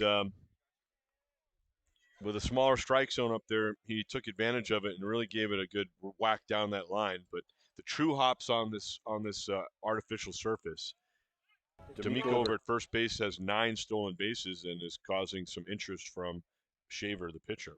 Well, yeah, and they've been trying to pick him off all game long, trying to contain him. And that's been the plan so far in this game, and it continues to happen here late in the in this game. 11-10. Here's your 0-2. Check swing, got him. As I think that was strike 3 called. So I definitely think he held up there on that check swing. Nonetheless, it's all recorded the same. A strikeout and a run stranded for the Golden Eagles, who put up 1 here in the top of the 6th inning to chip away at that Ohlone College lead. The score is now 11-10. Renegades lead. We'll be back in just a moment after this break. Hey everyone, I just hit 400 subscribers on my YouTube channel. Now that's no big cookie. I mean, that's pretty small if I do say so myself. However, to celebrate 400 subscribers, as the subscriber count that I did not think that I would ever achieve, I am doing a Q&A video where anybody can ask me questions about me. And if you guys would like to have one of your questions answered on that video, just type a comment into the comments section, either the live comments section or the comments section or the actual comment section in the video itself with the hashtag GRPQA. That's GRP for Gaming Runner Productions Q&A. Thank you all so much for getting me to 400 subscribers. I would love to get to 1,000 subscribers if that is possible. Go Renegades. Back to the game. You're listening to Ohlone Baseball Live on the Gaming Runner Production YouTube channel, the official partner of Ohlone College live sports broadcasting. And now back to Ohlone College baseball action live on the Gaming Runner Production YouTube channel.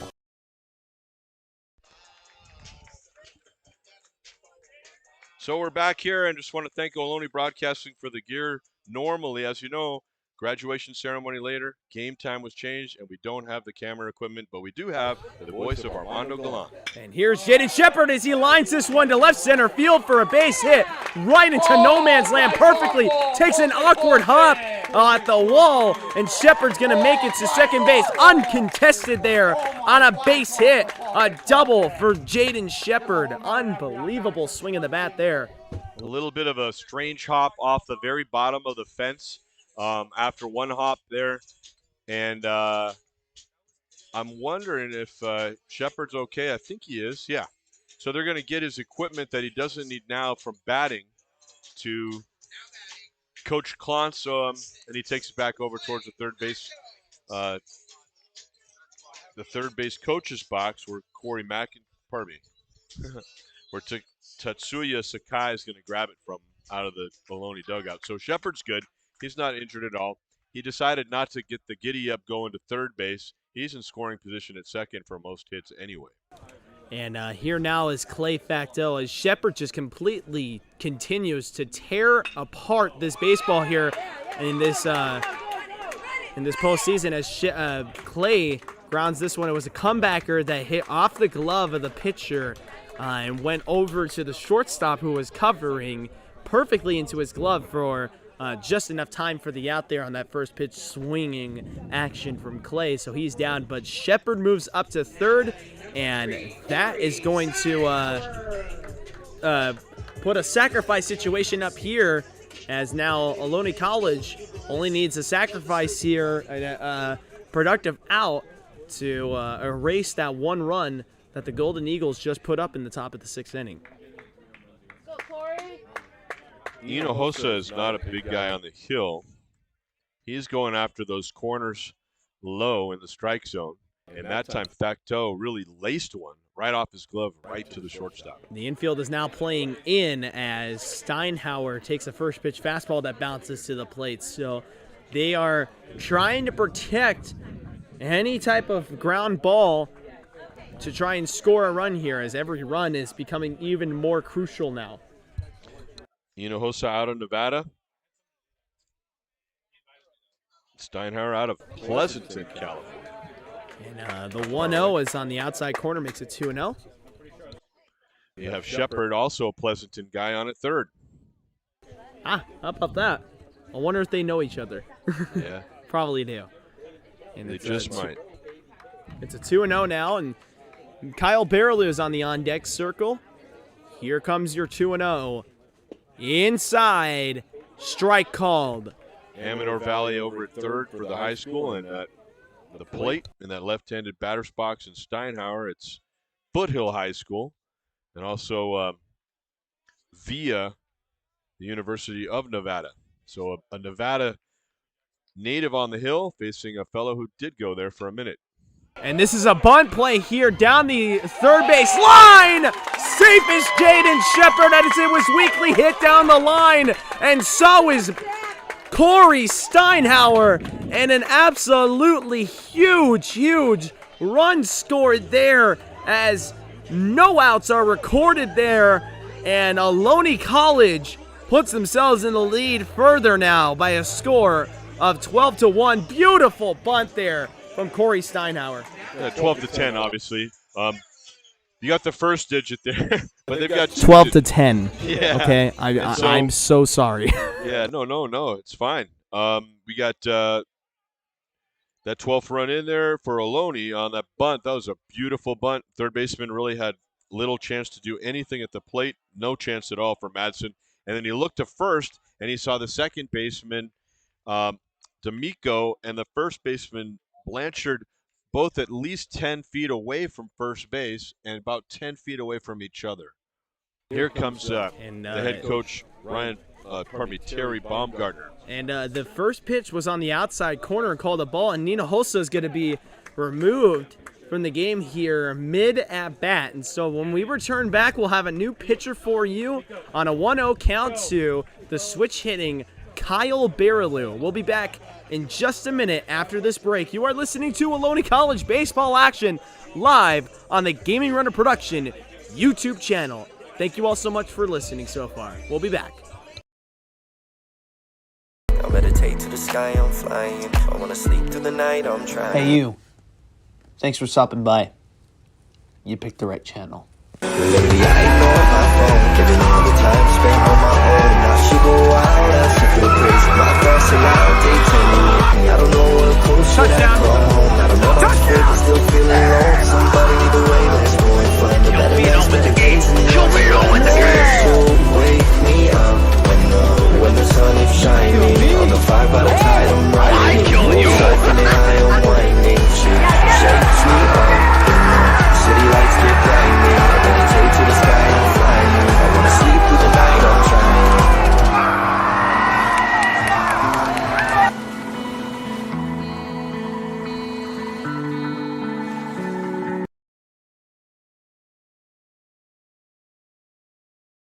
You're listening to Ohlone Baseball Live on the Gaming Runner Production YouTube channel, the official partner of Ohlone College Live Sports Broadcasting.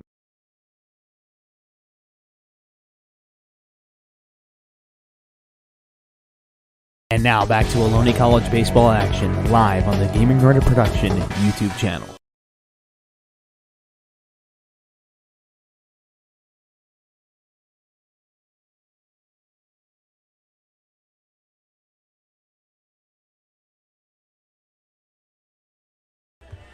All right, we return back to Ohlone College Baseball Action live here on the Gaming Runner Production YouTube channel.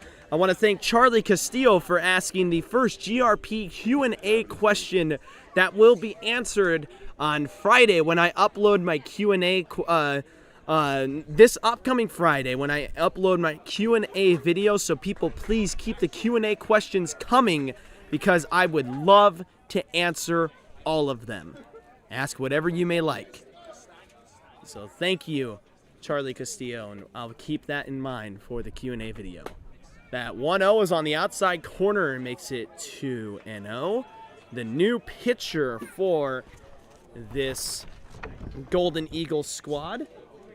It's Preston Brook out of Reno, Nevada, and Reed High School.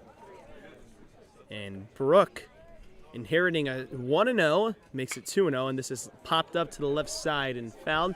He was originally inheriting a 1-0 count with Steinhauer at first base, and Nino Hossa will be responsible for that runner at first base, of course, as he could not quite work his way to get any outs on a weekly hit bunt down the third base line that scored Jaden Shepard and made the score 12-10. Here comes the 2-1 on the outside corner, makes it 3-1. Preston Brook, the righty, is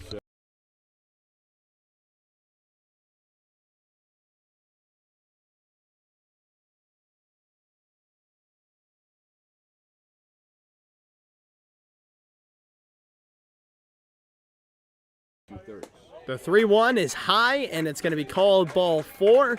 And now there are 2 runners on with only 1 out. All right, Patrick Castillo with a nice question himself. Thank you. Oh, sorry, Costello. Charlie Costello and Patrick Costello.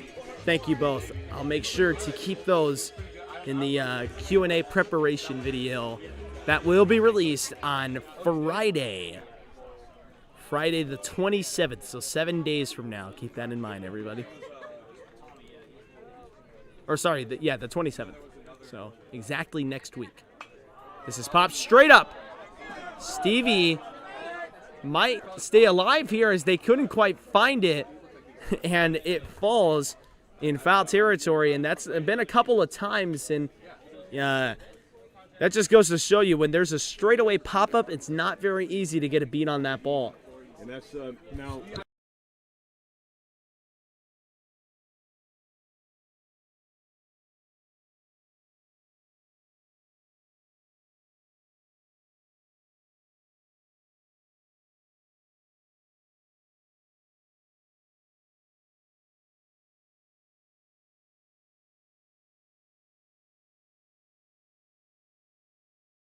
Today. Here comes the 0-1. It is popped into shallow center field. It's going to fall for a base hit. And all the runners are going to be safe. None of them score, however, but it's bases loaded with Stone Cold Damien coming up.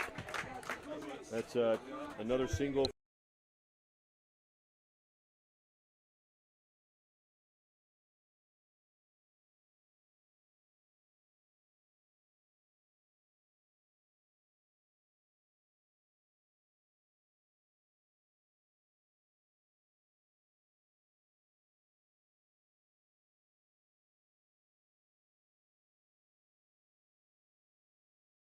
Three runs on that mistake.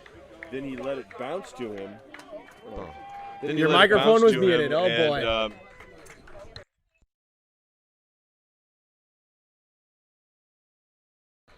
Unbelievable. I cannot believe I forgot to do that again. No. It's my. Well, I think it's. Am I off now? I have no idea what's going on with this darn thing. There you go. Now you're on. Okay, so I think I was on the first time, but maybe it wasn't plugged in or something was weird with it. Sorry, fans, about that. Palm with a nice hit. The center fielder did all he could to maybe fool the runner from first. And I was indeed wrong, as Stone isn't up. This is a line to short, and barely is going to be out at third base. But the runner, Steinhauer, scores. And now it's Damian Stone. He comes up here with 2 out and a run scored, as Ohlone College now leads by a score of 13-10. Yeah, so on the prior one, to restate if you didn't hear me, Palm hit one into short center field and not able to fool the runner at first base in Baraloo.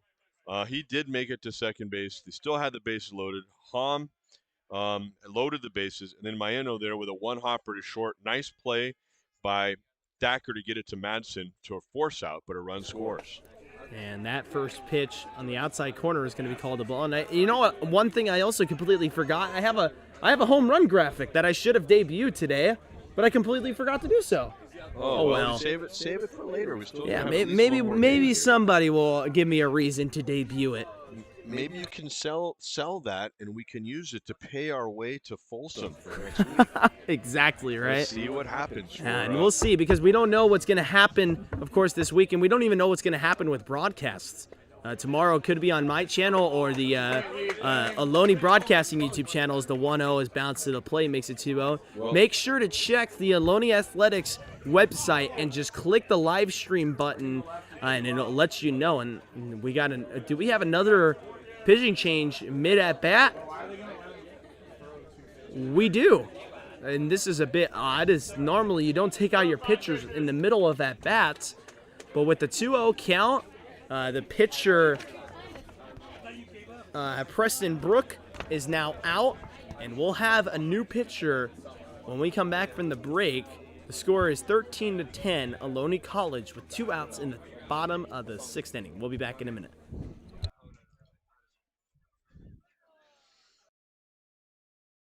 Hey everyone, I just hit 400 subscribers on my YouTube channel. Now that's no big cookie. I mean, that's pretty small if I do say so myself. However, to celebrate 400 subscribers, a subscriber count that I did not think that I would ever achieve, I am doing a Q&A video where anybody can ask me questions about me.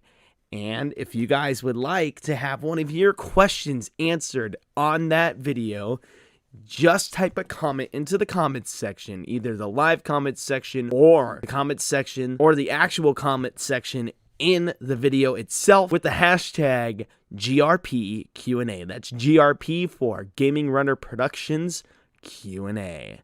Thank you all so much for getting me to 400 subscribers. I would love to get to 1,000 subscribers if that is possible. Go Renegades. Back to the game.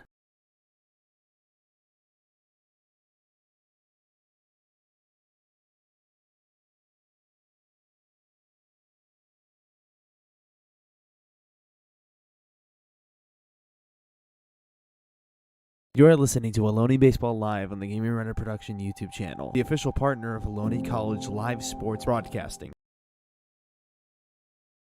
And now back to Ohlone College baseball action live on the Gaming Runner Production YouTube channel.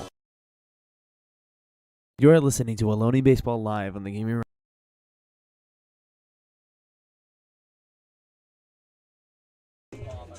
We return back to Ohlone College baseball action live here on the Gaming Runner Production YouTube channel. We got a new pitcher that Dan wants to tell you about.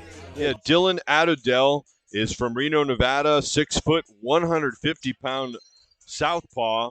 Went to Galena High, one of the many Nevada players on the team, as well as a couple of guys from Australia on the Feather River College Club. Adodell on the season made 5 appearances, was 1-0, has a very high ERA of 20.25. So he played baseball and football at Galena High and graduated in 2021. And this is on the ground weekly hit to the short way at second for the out. And 1 pitch, 1 out. And that'll end the inning. And so Ohlone College plates 2 of them. One of them on a bunt by Damian Stone and a line drive out, fielder's choice rather, by Takumi Maeno. It is now 13-10 Ohlone College when we return back from the break.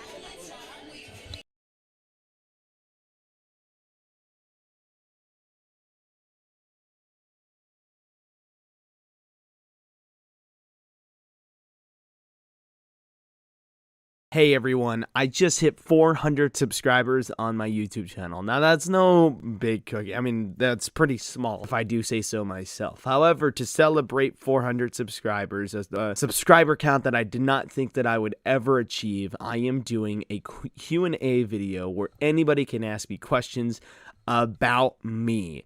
And if you guys would like to have one of your questions answered on that video, just type a comment into the comments section, either the live comments section or the comments section or the actual comment section in the video itself with the hashtag GRPQA. That's GRP for Gaming Runner Productions Q&A. Thank you all so much for getting me to 400 subscribers. I would love to get to 1,000 subscribers if that is possible. Go Renegades. Back to the game.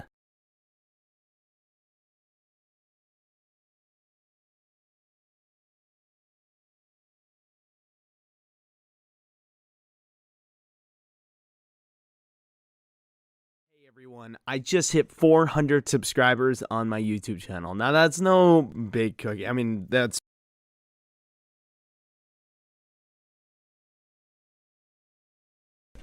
As we return back to Ohlone College baseball action live here on the Gaming Runner Production YouTube channel, Ethan Shaver still on the mound here for Ohlone College.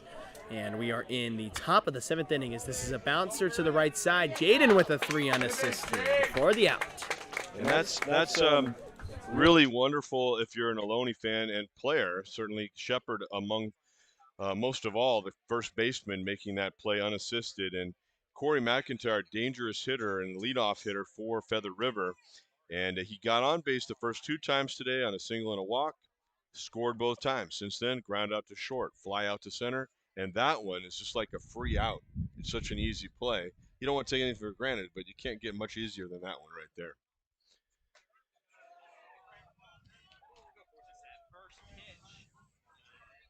As that first pitch is inside for a ball, makes it 1-0. And I just noticed that I actually have the wrong home run graphic loaded up, so give me a moment here as I'm actually going to download it back to my computer. And that 1-0 is inside for a ball, makes it 2-1.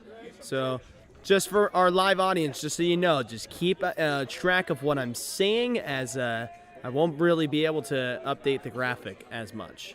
2-0 on the ground to the left side. Ibarra has it, throws it to first for the second out. And there are now 2 outs here in the inning. And it's been a very quick inning so far. More than likely they won't be trying to walk the dangerous designated hitter Jerry Thomas here, as he was intentionally walked last inning, and that move did pay off despite a hit by pitch after him of Blanchard. Thacker, with his screaming line drive, was caught in left field by Maeno. So no harm, no foul there. Thomas has been on base every time today, has scored 2. He's also driven in 3, including the 2-run home run in the first. And first pitch was a fastball called a strike. Here comes the 0-1, and it is outside for a ball. Righty versus righty matchup.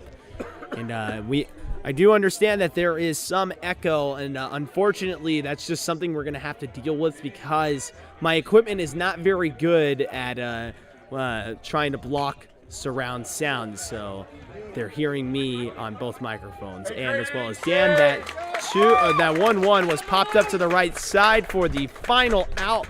Wow, what a quick inning. How about that? As we'll head into the bottom of the 7th inning, the score remains 13-10. Ohlone College leads in an absolutely bonkers Game 1. We'll be back in just a minute.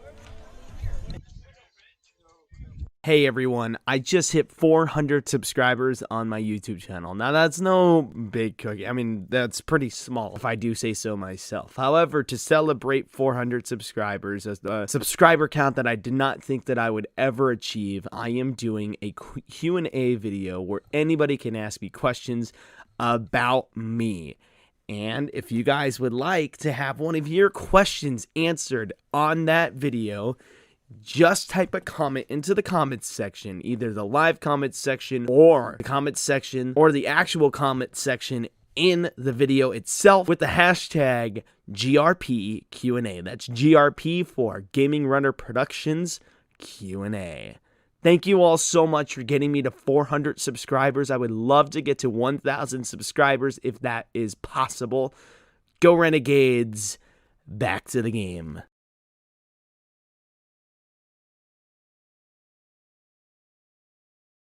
You're listening to Ohlone Baseball Live on the Gaming Runner Production YouTube channel, the official partner of Ohlone College live sports broadcasting.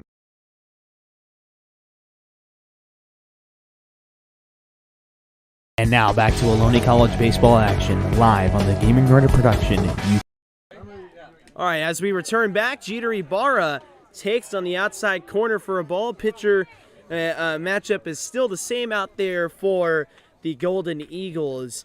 As we return back, I started the commercials a little bit too late, so that's why it was kind of cut off there, if it seemed like an awkward transition. And Ibarra was quick to the plate because he wants to take some hacks. He swings and fouls off that 1-0 delivery to the screen, and Dan had a very interesting comment. We've been a broadcast team for 3 weeks now. 3 long weeks, as this has popped up to the right side. and caught for the first out. That was actually a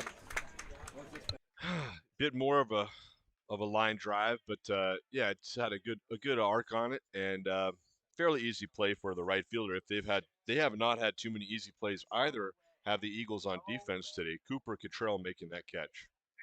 And I quickly want to say the count is 10-0 right now. 10-0. 10-0. Yeah. We got a gremlin in there. As we got another pitcher coming in the game. So we've seen Feather River throw as many as 9, 10 pitchers in a game if you go back over their box scores through the year. And it looks as though they're going to definitely bullpen by not just committee, but like House of Representatives out there, I think it is. There's going to be a lot of pitchers before we get through 2 games, not to mention 3 if we get there in this series. And we'll be back after the break with another pitching change, and we'll be back in just a minute. Are you a Renegade baseball fan? Well, I think there's a reason why you should be subscribing right now. Subscribe to the Gaming Runner Production YouTube channel as well as the Ohlone Broadcasting YouTube channel to give yourself instant access to all things Ohlone College Renegades throughout the playoffs. We'll be having live coverage, interviews, and podcasts about our guys on both channels. Go ahead and click the link in the description to subscribe to the Ohlone Broadcasting YouTube channel as well as to subscribe to my channel, the Gaming Runner Production YouTube channel. Go Renegades. Back to the game.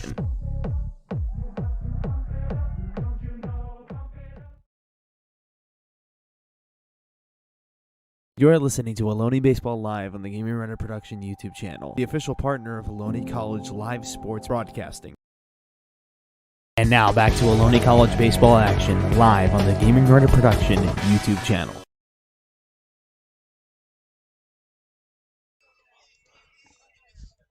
Well, we had a garter snake earlier, and now you got a Baumgartner on the mound as well as one in the dugout for the Feather River Eagles. It's going to be Drew Baumgartner, and he is the son of the head coach for the Eagles, Terry Baumgartner. And for Baumgartner, he had 11 appearances on the season, was 1-0, started 1 game for the Eagles, pitched in 14 in the 3rd innings and a 3.77 ERA in his now 3rd season, if you will. But with COVID, of course, it doesn't all count against him. But his 3rd season here for Drew Baumgartner. And he starts his day against Valdez, and he gets a straightaway pop-up in the infield, the first baseman coming in, and that will record the 2nd out.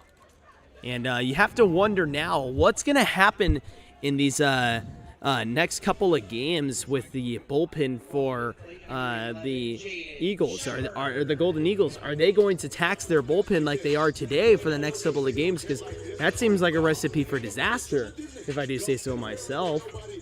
But we'll see what's going to happen. I mean, anything can happen. Of course, it's anybody's series. It's anybody's game today, especially as a 3-run lead is meaningless at this point in time. As this pops straight up to center field and deep. It's back at the wall, bounces off the bottom of the wall and short hops the center fielder. Shepard read it the entire way around second, heading to third. He has a stand-up triple. That was a explosion off the bat of Shepard, and it hit looked like one of the posts on the side of the driveway, if you will. That's a gate there, and just to the left of the 400 marker by about 15 feet. So it was a real blast, plus a tough carom for the center fielder Romero, who also wanted to make sure he didn't run into the post, as we talked about earlier, and Shepard just kept motoring over to third. And the great Brett Tresson, my goodness, I just butchered that name, but oh well. Tresson asks, will there be cameras tomorrow? We're not sure yet, unfortunately. We're just going to have to find out when we find out tomorrow. This is on the ground, hard hit to the left side. Third baseman has it and throws it to first, and so the 2-out triple comes for naught as no runs will be scored with a runner stranded for Ohlone College. Let me just quickly finish my thought before I signal for the break here. We don't know, so we're going to encourage all of you who are currently listening in, log into the Ohlone Athletics schedule for baseball, OhloneAthletics.com, go under the schedule for baseball, and click the live stream button, and that will take you to where the live stream is going to be. Otherwise, just check my channel and also check the Ohlone Broadcasting YouTube channel periodically throughout the day. I'll have a post up in case the game is not on my channel to let you guys know. We'll be back in just a minute. This is Ohlone College Baseball Action on the Gaming Runner Production YouTube channel. Hey everyone, I just hit 400 subscribers on my YouTube channel. Now that's no big cookie. I mean, that's pretty small if I do say so myself. However, to celebrate 400 subscribers, as the subscriber count that I did not think that I would ever achieve, I am doing a Q&A video where anybody can ask me questions about me. And if you guys would like to have one of your questions answered on that video, just type a comment into the comments section, either the live comments section or the comments section or the actual comment section in the video itself with the hashtag GRPQA. That's GRP for Gaming Runner Productions Q&A. Thank you all so much for getting me to 400 subscribers. I would love to get to 1,000 subscribers if that is possible. Go Renegades. Back to the game.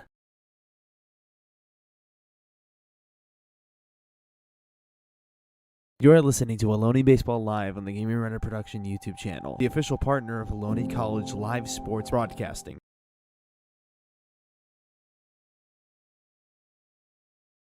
And now back to Ohlone College Baseball Action live on the Gaming Runner Production YouTube channel.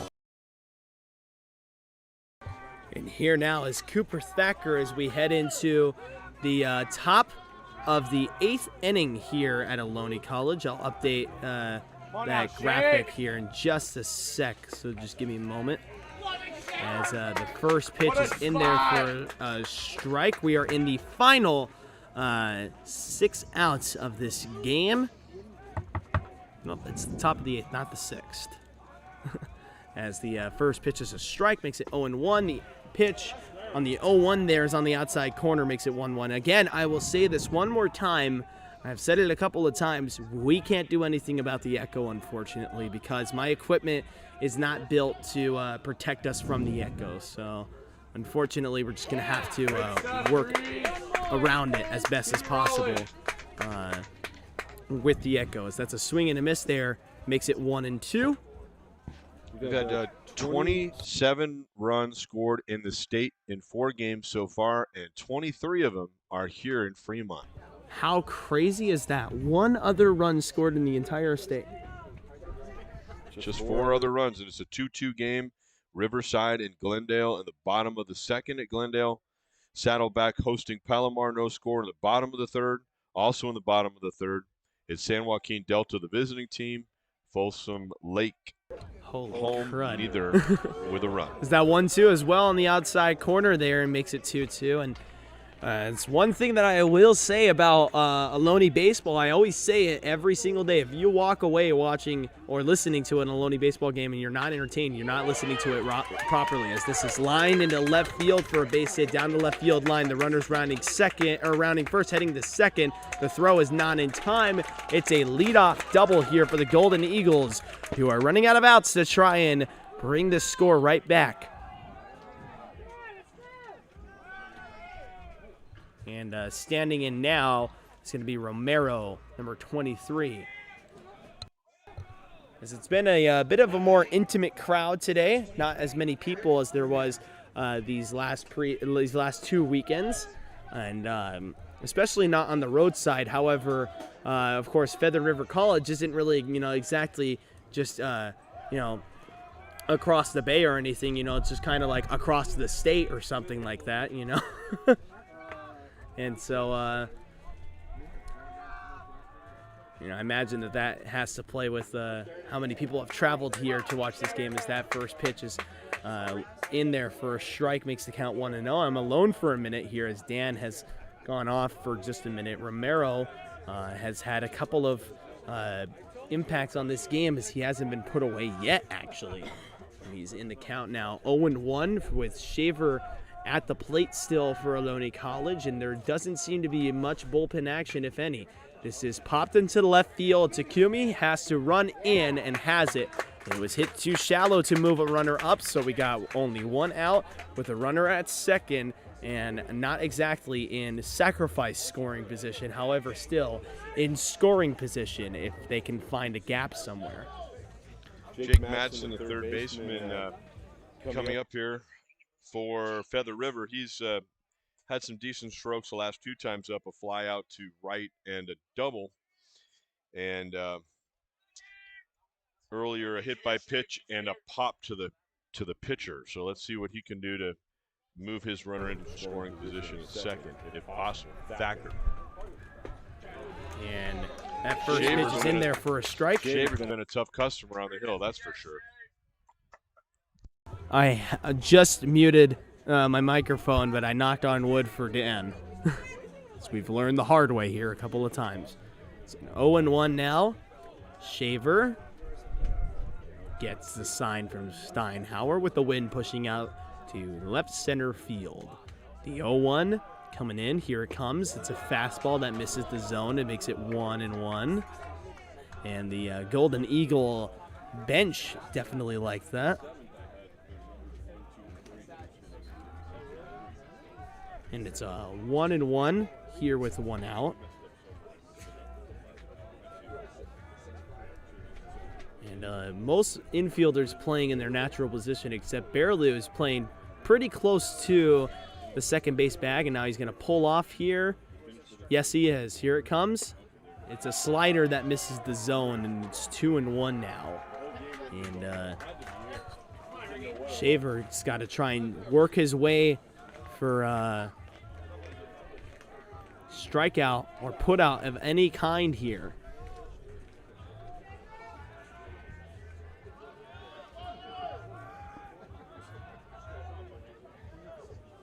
Here comes the 2-1 on the outside corner for a ball, and I'm just now noticing that you guys are extremely far behind.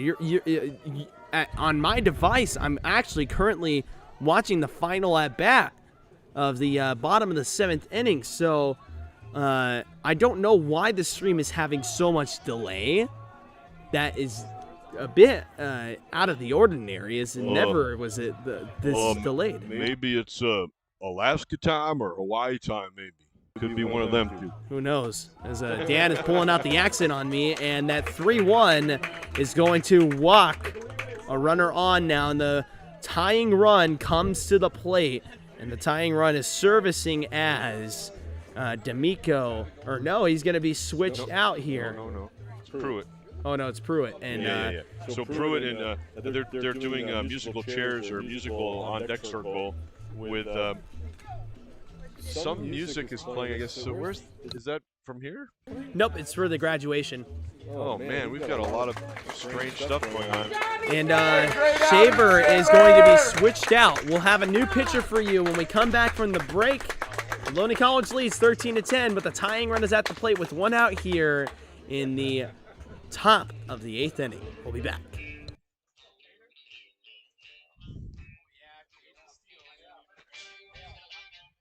Hey everyone, I just hit 400 subscribers on my YouTube channel. Now that's no big cookie. I mean, that's pretty small if I do say so myself. However, to celebrate 400 subscribers, a subscriber count that I did not think that I would ever achieve, I am doing a Q&A video where anybody can ask me questions about me. And if you guys would like to have one of your questions answered on that video, just type a comment into the comments section, either the live comments section or the comments section or the actual comment section in the video itself with the hashtag GRP Q&A. That's GRP for Gaming Runner Productions Q&A. Thank you all so much for getting me to 400 subscribers. I would love to get to 1,000 subscribers if that is possible. Go Renegades. Back to the game.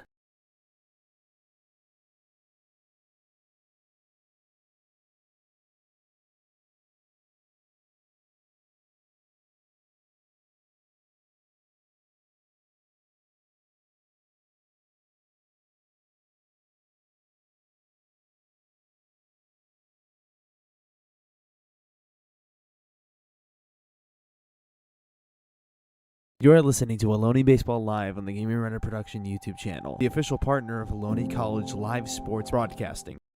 And now back to Ohlone College baseball action live on the Gaming Runner Production YouTube channel.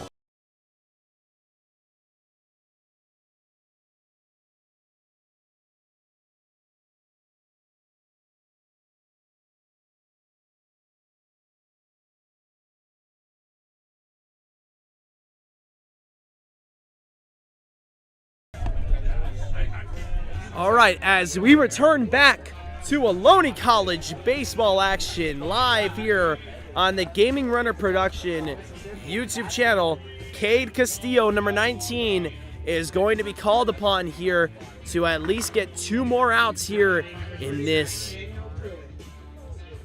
top of the 8th inning. And Castillo had 20 appearances on the season. He was 0 for 1, but had 4 saves. 26 and a third pitch, 28 hits given up, 21 runs, 15 earned runs, 14 walks to 24 strikeouts, an 8.20 Ks through 9 innings, and a 5.13 ERA. And of course, the submarine pitcher would love to find a ground ball here for a potential double play. And he's facing the hitter Pruitt, who takes his 0-0 delivery for a ball. And I believe that is the Castillo's up there in the parking structure. Let me know if that is you guys. Here's the 1-0, swing and a miss there. Makes it 1-1. And now with the 1-1, Castillo looking to try and come back with a nicely executed pitch. He gets the sign, and he's called off, actually. Time is called, as I guess Castillo didn't like the sign, didn't know what pitch or what page they were on. Probably wants to get a re-sign. And here we go, it's a 1-1. And a check swing. No, says the home plate umpire, and appeal back to first base, and it says no as well. And the count is now 2-1.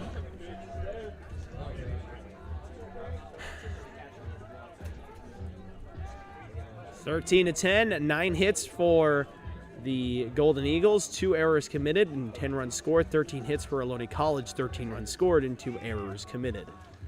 Here's your 2-1 outside for a ball, and Castillo's in danger of walking the bases loaded here in his first appearance of this. And the wind's really picking up now. The Stars and Stripes blowing straight at that parking structure to the east of the field, up the hill. There is a little bit of lift on balls hit high in the air as the wind's coming up the hill from the west.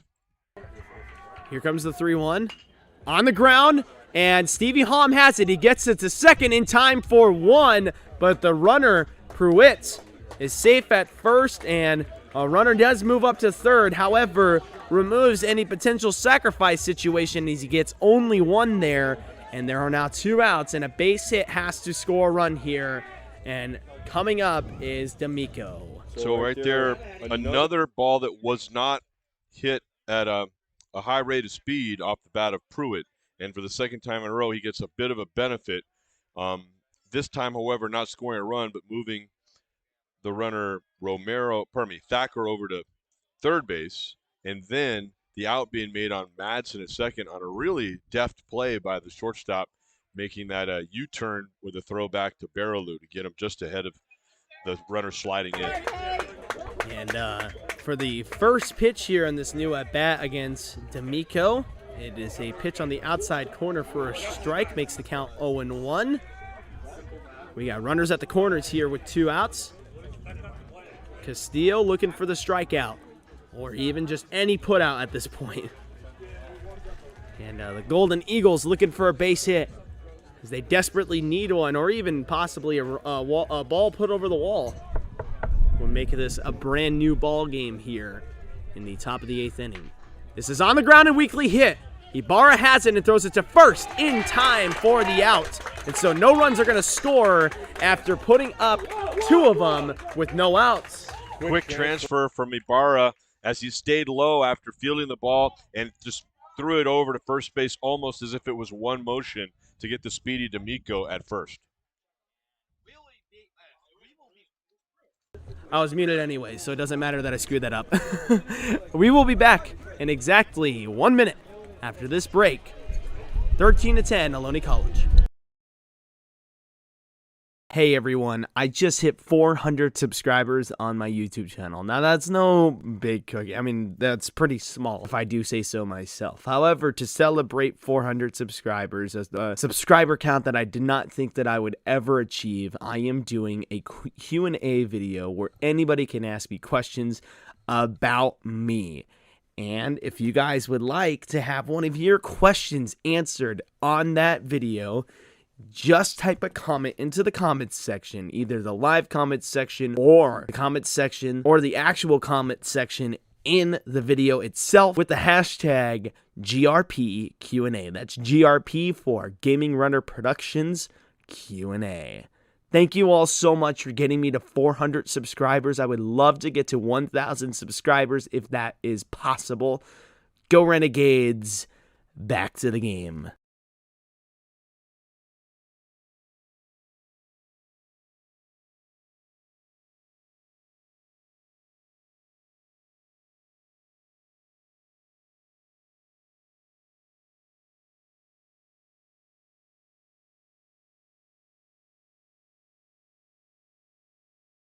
And now back to Ohlone College baseball action live on the Gaming Runner Production YouTube channel.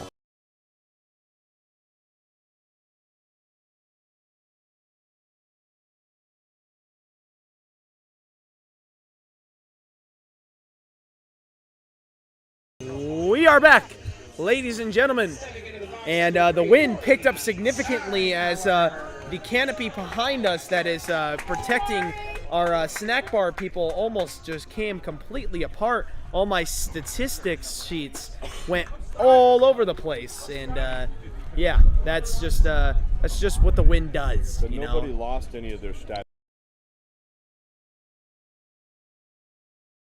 Exactly. Okay, that's good. And so here now is Corey Steinhauer as he takes first pitch fastball in there for a strike and makes it 0-1. Due up for Ohlone College is going to be Steinhauer, Baraloo, and Hom all due up. This is foul back to the screen there on that 0-1. Off the padding just below the netting. And Off the padding, below the netting, just to our left. On that play, that batted ball by Steinhauer.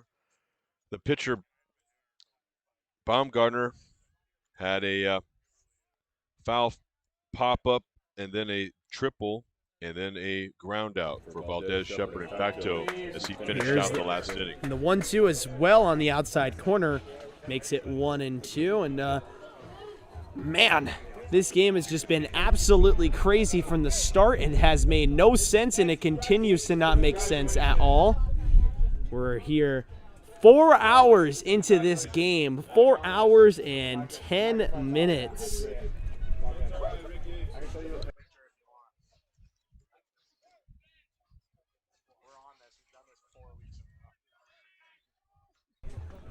And here comes the 1-2 now to Corey Steinhauer. It's on the outside corner, makes it 2-2.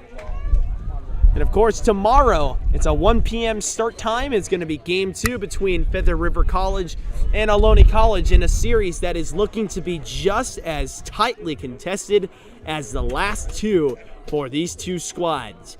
The 2-2 now, here it comes. And it is fouled off to the left side. Heads up, birds, your home is being invaded by a baseball. Is that landing in the tree line over there? Kind of where the graduation ceremony is happening. So heads up, graduates, you might have a little lump on your forehead if you get hit by it.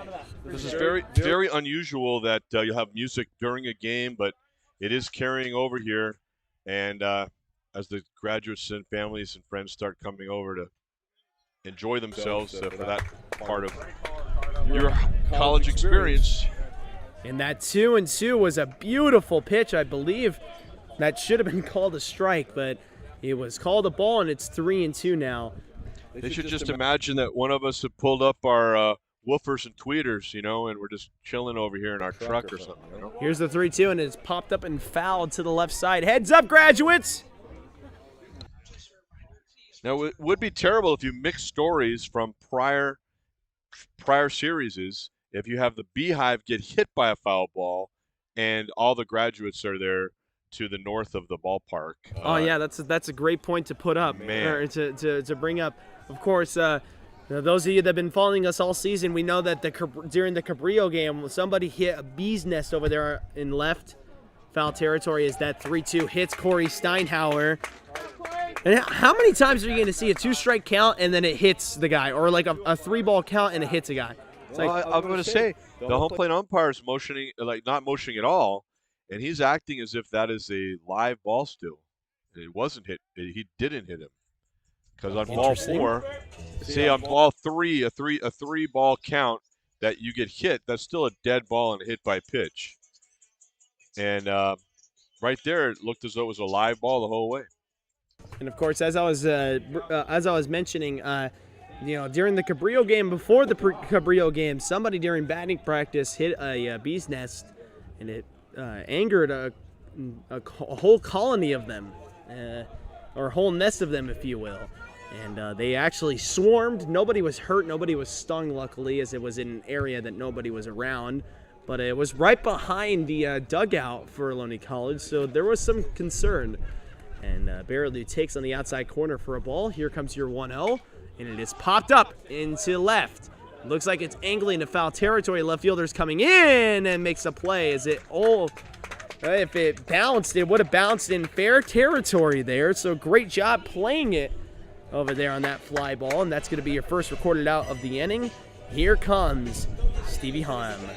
Maybe the bees could be used to detect foreign substances on the pitcher's hands, perhaps, or maybe too much pine tar on the bat, or, maybe if someone's using some honey on their fingers or something, that would certainly easily be, hey, give me that honey back, Oh, yeah, don't wear any honey on yourself or have any honey with you if you're going to go into an area that has a lot of bees, because they will get it's called the sweet spot on the bat, but you don't want to slather any of that sweet stuff anywhere. Exactly, and I can't even sit anymore. Yeah, that hard steel bench is just a little bit uncomfortable at this point in time. 4 hours in. Yeah, it's just an honor and a pleasure, but also kind of a bizarre thing to see that it's 3:11 p.m. and we started at 11:03 a.m. Yeah, 4 hours, 13 minutes, and 58 seconds here of this stream, and just remove about maybe 5 minutes of that, and that's your total play time. Here comes your 1-0 to Stevie Hahn. He takes in the inside corner, makes it 2-0. And one of the first hot dogs of lunchtime today was grabbed by a crow, and the crow flew right behind one of the pitchers during a pitch with a hot dog in his beak. We've had a snake here in the broadcast booth, taken away finally by someone, I guess, qualified. The 2-0, inside for a strike. And how many times can you say that you had a snake slithering down right at your feet? How many times in your life have you been able to say that? I actually slept over a cottonmouth in North Carolina one time, and that I'm glad I'm a restful, easygoing sleeper. I don't toss and turn much. I might not have woke up. Oh boy, that is some story. We're gonna have to get that later on. That's about all there is of it. A shovel did its job later. 2-1 on the ground and fouled off, and Steinhauer was stealing, and it looked like he might have been safe depending on the throw from the catcher. And now the count is going to be 2-2. The catcher, Pruitt, of course. Yeah, Pruitt has had problems with the sun when he looks to his right or behind him. He has really had a hard time picking up the ball, whether it's on the ground or especially in the air. But we haven't really had a chance to really see him throw down to second too much today. Maybe we'll get that chance here this inning. Although Steinhauer not really known for stealing bases. And here we go with the 2-2. Stevie fouled that one off, and that was a hanger on a breaking pitch, and he wanted that. Almost got enough of it there, but he fouled it off straight back. Some tough fans here, not shying away from it, looking as if they wanted to catch that ball. But of course, the netting preventing that. Kind of fun to stare something down when you're pretty sure it's not going to come for you. And now with the 2-2, here comes home. Pops straight up into shallow center field, actually medium distance center field. Steinhauer isn't going to move up either way, rather. And there are 2 outs now here in this inning. And I got to say, I don't want to speak anything into existence, but going into the 9th inning with a 3-run lead, I'm not exactly comfortable if I'm Ohlone College. Well, you shouldn't be comfortable. You shouldn't be worried. But you definitely don't want to give up scoring opportunities. Right now, you have a runner on first. He was there to start the inning, so you would have liked to at least seen him get into scoring position for this at-bat by Maeno. And you always want, if you can, at least 5 runs ahead of the other team. Any swing still can't help them catch up. And here now is Takumi Maeno, as my partner just told you. And he takes a strike, makes the count 0-1. Obviously, a grand slam would certainly help you catch up, but it wouldn't get you to a tie game. So if the Ohlone team can get 2 more in here, then you'd be in that safety situation. And there are 2 outs, so they would have to work to get those 2 in. Swing and a miss there from Maeno. He wanted it. It was low and inside. And Bumgardner got the swing and miss there. I got to stop myself from saying Bumgardner because I'm a Giants fan. Baumgartner. So is Chris Warden over there. Yeah, well, it's a head coach's last name, too, and that's his son on the hill of Terry and Gretchen Baumgartner, and also a heck of a basketball player in his prep days. Once scored 41 points in a game. And now with the 0-2, here it comes. Maeno swings and misses. He wanted to keep himself from swinging at it by his facial expression there after swinging and missing, but he didn't keep his swing in his back pocket, and that'll be the final out. And so we'll head into the 9th inning. Ohlone College needs 3 outs, while the Golden Eagles needs 3 runs. The battle of the threes. We'll be back in just a moment.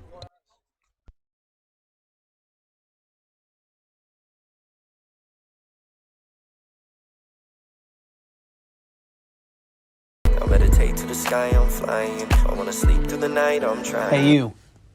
Thanks for stopping by. You picked the right channel.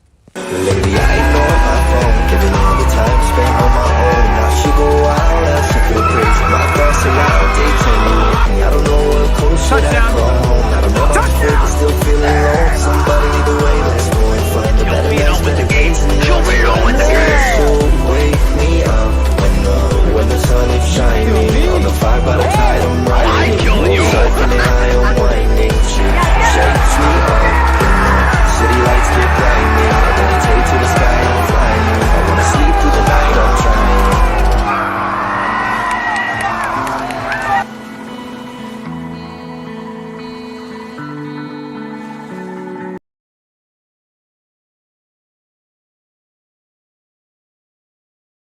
You're listening to Ohlone Baseball Live on the Gaming Runner Production YouTube channel, the official partner of Ohlone College live sports broadcasting.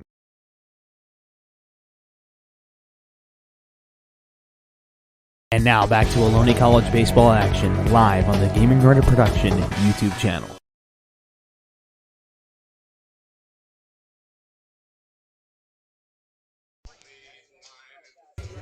We return back to Ohlone College baseball action here live on the Gaming Runner Production YouTube channel. Cade Castillo is going to be asked to get 3 more outs here. And the Golden Eagles are going to be demanded to score 3 more runs here. So let's see what happens. This is Ohlone College baseball action. Dan Harrington with me, my color analyst, and I am Armando Galan. It's good to be here as always, Armando. And frankly, I didn't have that much to miss today, as it turned out. But there were some people that wanted me out there in the world. There was a track meet. I hope they're enjoying themselves at Dublin High School. And that's for NorCal, right? Yeah, the North Coast section. Yeah, one of the several sections in the Northern California parts of the California Interscholastic Federation. Hope they're having a good time today and tomorrow. But I will be here with you. And for the 9th, it's Armando Galan. And Castillo starts his first at-bat on the outside corner for a ball and a righty versus righty matchup here. And Castillo is going to stand in. And this one is popped up to right center field and deep back at the wall, and it short hops the wall. Bounces off the top of it there on a hop. And already here, a runner in scoring position, a leadoff double for the Golden Eagles. So that one bounded off the right side of the Ohlone baseball, spelled out from all along the right center field fence. It hit the second B in baseball almost exactly to right center field. Fielded well, but motoring in without any trouble is McIntyre. That's the kind of hop that Coach Baumgartner and the Eagles really want to see from that leadoff spot to get them excited and literally with a runner in scoring position. Kittrell there takes a first pitch. I believe it was a sinker ball there for a strike. Makes the count 0-1. Here comes the 0-1. It is outside and low for a ball. Palm, the shortstop, had cut in behind McIntyre, who's off to a pretty decent primary lead and starting to work, getting ready for his secondary lead as Castillo looked to Steinhauer for the signs. And Halm had a glove and arm and most of his body towards that second base side, but Castillo did not see him. Here comes the 1-1, and it is outside for a ball, makes it 2-1. Often there'll be a hand sign, a finger sign, if you will. It interrupts your signals as a catcher, or you just drop that glove, which obviously gives a little bit of warning to the runner there sometimes. But if he doesn't see it right away, you can shock that guy at second and get him out. The 2-1 is a changeup that's in there for a strike. Caught too much of the zone there to take, in my opinion. And I believe Kittrell understands that. I don't know why I'm going all probably because I'm nervous, all right? Maybe you need a Kit Kat, a little more energy for you. No. I have too much nervous energy. I have sweet too. 2-2, and it is lined into left and is going to get down and jumps over Takumi as he overran it. The run is going to score, and it is now 13-11 on an RBI double with no outs recorded here. Kind of a belly flop in left field from Maeno, thinking that he had a shot to get that ball, but a left-handed batter in Kittrell, when he hits it down along the left field line, that thing's going to bend back towards foul territory, and that's the difference. If you had a right-hander hit that, he would have had a shot to catch that ball, but it tailed away from him, and he flopped down. The ball got by him all the way to the 315 marker and the left field foul pole. And now you've just transferred McIntyre from second for a run for Kittrell's presence there now. And standing in now is the ever-dangerous Tomas. He takes for a strike there on that 0-0 delivery, makes the count 0-1. What's interesting is that right there, Kittrell was able to get bat on ball on what might have been one of his best pitches of the day. Castillo might be a bit frustrated, just has to keep coming back with good stuff to the next hitter. The 0-1, and it is popped straight up. It's going into foul territory. Ibarra, finding the sun, has it for the first out, so everybody can kind of breathe a little bit of a sigh of relief there, as now a double play could end this game. However, we're not really in a double play situation here with the runner at second and only one gone. All right, well, I hope that they say not to ever put your equipment away early, and we're not goodness sakes we're not. But I hope there's nothing about getting handed a hot dog. Normally I get my hot dog after the game. Yeah. I'm not going to touch it until it's over. I promise. I will not. I will not. And Blanchard Okay, thank you. is now up, and there is no update on the umpire, on the home plate umpire that got injured earlier on in the game by a fastball. We'll try to get that from Robert McGee, who's here from the CCCAA as well, who let us know about the rotation for the umpires originally today. And obviously, we definitely want to report good news. We want to report what the condition is to you, and hope that he's doing well. But that's not the most important thing for us to know. And it's HIPAA Act as well, I guess. But I'm sure that at least for the public, it would be nice to know that Bruce is doing okay. And Castillo starts his at-bat here. 0-1. Here comes the 0-1, and it misses the zone apparently, as it is now 1-1. Well, it's possible that that was off the plate just a little bit on the inside. Coming from the right-hander Castillo from down low, it sure looked like it angled in that zone, and one that Blanchard should have offered at. But again, he had a pitch to play with, now 1-1. Here's the 1-1 now to Blanchard. It is outside for a ball. And it's going to be 2-1 now. And Blanchard trying to work his way on here. He can definitely do some damage if he finds a gap. He can do some damage if he gets on base. The only way he can't do some damage here is by producing an unproductive out. Here's your 2-1. Outside, strike called. And it's going to make it 2-2 now. Blanchard in the count, still battling. Castillo needs to execute here with a 2-2 count. And here comes Castillo's 2-2 delivery. He gets the sign from Steinhauer, kicks and deals. Check swing, no go. It is 3-2 now. Whew, man. And that is one that a less disciplined hitter would swing after. That had some tail to it, away from the right-handed hitter. And Blanchard, to his credit, batting in that 4-hole, did not bite. And here now is your 3-2. From Cade Castillo, time is called by Blanchard.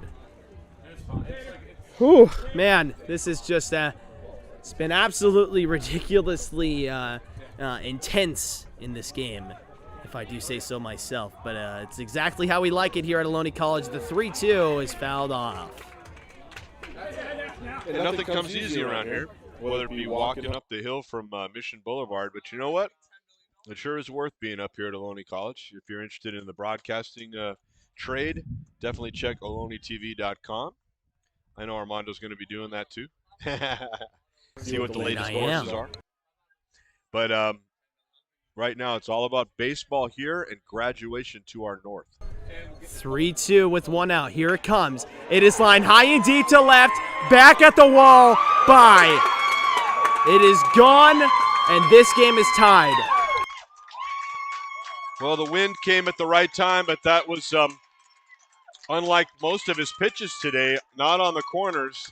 And I think they just wanted to challenge him. This might have been going too long, they thought. And Ryan Blanchard there adds to his illustrious day. He's only missing a triple for the cycle. He's walked, singled, doubled, been hit by pitch, flew out to right, and now a home run to tie it here in the top of the ninth. And you know what? I had a feeling that something like that was going to happen. That's why I said in the 8th inning, I want Ohlone to score a run here. But well, yeah, a good fan will always want more runs for his team. Exactly. Getting out of the way of that one. Wow, huh? Could have almost had another base runner here. And so now the bullpen is scrambling over there on that Golden Eagles side. They're alive here now. It's a brand new ball game here in the 9th inning. This is on the ground, hard hit. Barely has it and throws it to first in time for the out. Yeah, I would have liked to have seen that one for the last batter if you're an Ohlone Renegade fan.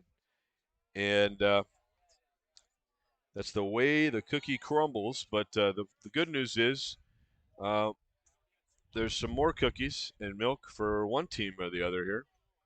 We'll see if Feather River tries to jump ahead here with Eric Romero stepping in on the left side.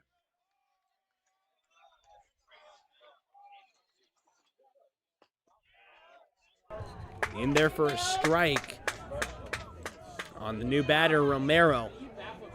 As that two-run homer could not have been any more clutch for that Golden Eagles squad. And, it entails in the silence that I had for that home run as that pitch finds the zone, makes it 0-2. Castillo doesn't want a vulture type of win, but he just needs to stop it here, get in that dugout, and let his offense do the work in the bottom of the ninth. And with the 0-2, here it comes. Outside for a ball, and Castillo has done a great job in this game nonetheless. Two-run homer, a three-run spot in the ninth inning or not. Did a great job coming out of the pen.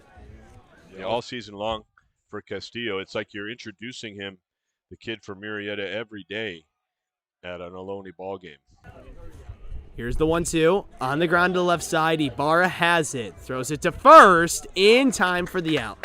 And Wow, so we'll nice head into play. the The three short hops. The third hop just a very tough gather for Ibarra. Was able to do it on the move towards home plate, and a nice throw in the air all the way to Shepard, stretching out to get that batter.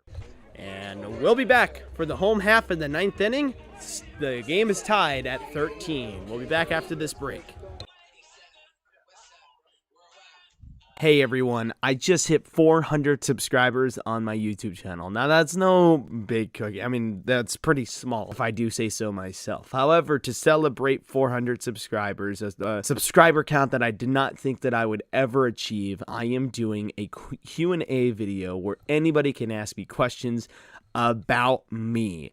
And if you guys would like to have one of your questions answered on that video, just type a comment into the comments section, either the live comments section or the comments section or the actual comment section in the video itself with the hashtag GRP Q&A. That's GRP for Gaming Runner Productions Q&A. Thank you all so much for getting me to 400 subscribers. I would love to get to 1,000 subscribers if that is possible. Go Renegades. Back to the game.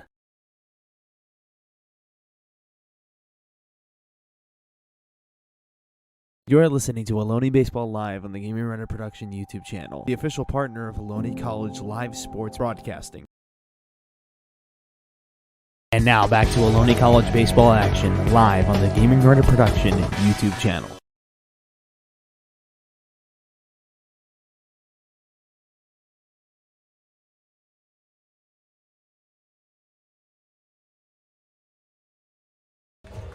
Jake Christensen is going to be the pitcher here. He's the closing pitcher for the Golden Ducks, and he's going to be facing Damian Stone, who's had 2 walk-offs on the season so far.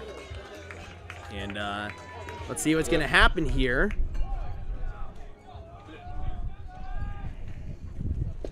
Damian takes fastball that apparently missed the zone. Huh.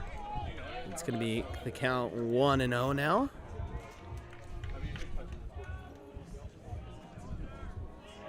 And now Stone takes inside, strike called, and that looked like a pitch in the exact same spot there. If you look at the these 4 hitters coming up, they're 4 of the top 6 strikeout players. You don't want to hear that if you're a Renegade fan, but that's what it is. But also, they're some of the best walks. Most of these guys get a lot of walks coming up too, almost even with the strikeouts. And they've also batted the most. So what does it tell you? They've seen a lot of pitches. They're worthy of this opportunity against this power closer. And Stone swings and misses there as he swung as he took a 1-2 pitch that was called a strike and swung and missed there. He took a 1-1 pitch that was called a strike and then swung and missed at that 1-2. Here now is Jeter Ibarra. Yeah, so Jake Christensen, the closer for the Eagles, 8 saves on the year, a 5-2 record, a 1.69 ERA coming in, fanned 54 batters, in the 37 innings in which he's hurled. And Jeter Ibarra takes a pitch for a called ball. I'm going to pull out my lucky sweater real quick. Count as 1-0. Here it comes, and it is popped straight up into center field and deep. And the center fielder had a bad read on it. It bounces off the wall, and Ibarra is going to be at second with only 1 out. That's And a sun literally, bubble. real quick, that literally happened the moment I put on my sweater. I was going to say that, but yeah, I'm glad you did. That San Francisco Giants Letterman jacket of yours is a lucky feature, whether or not you're a fan of the orange and black or not. Even if you're a Dodger fan but an Ohlone fan, you're going to like the fact that Armando put that on, as that ball got caught in a gust, and that flag been moving most of the day from west to east directly towards the parking garage, if you're familiar with the stadium here, and it was blowing southeast during that play, and with the sun, with the wind, the center fielder has his arms akimbo out there as he stares at the ground, and he knows that normally he's got that play. Eric Romero kind of bummed as he did all he could in the top half of the inning to help his club with the bat, ending the last inning with a ground out to third, and now he has a sun-aided double for Jeter Ibarra, who even thought about going to third on it, but thought better of it with 1 out. And this pitcher does have the stuff, quote unquote, and I don't think Coach Baumgartner was going out there on the hill to take him out. He was going to give him that pep talk and say, really, really, bud, it should have been 2 outs here. You're just going to have to gut through this with 2 of the best hitters in the league, following the best hitter in the league, who's at second base. You got Mike Anthony Valdez and Jaden Shepard on deck. So here is the kid from Miami, Florida, in that right-handed box, trying to finish this And off. Valdez is actually going to get the intentional walk here. Yep, all he could do is look back at his dugout, leave his shin protector there in the batter's box, and walk on down to first. And here now is Jaden Shepard, who's had himself a postseason to remember and would love to have a walk-off here. I'm going to say I don't agree with this, but hey, this guy's got more than 800 wins more than I do in Baumgartner, so let's see how it works out. Let's see. This is on the ground, and it's weakly hit. A chance for 2, and a bobble at second base. All the runners are safe. Unbelievable, and Ohlone College now just needs a productive out in order to win this game. The third error of the day for the Eagles, the second for D'Amico at second base. A ball not hit super hard, but had, if you will, English for you billiards or pool players out there.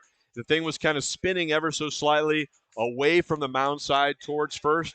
And D'Amico, frustrated. Now, he and his fellow infielders all on the infield green. As, yes, the strategy was good. Terry Baumgartner could only get up off his bucket momentarily and sit back down.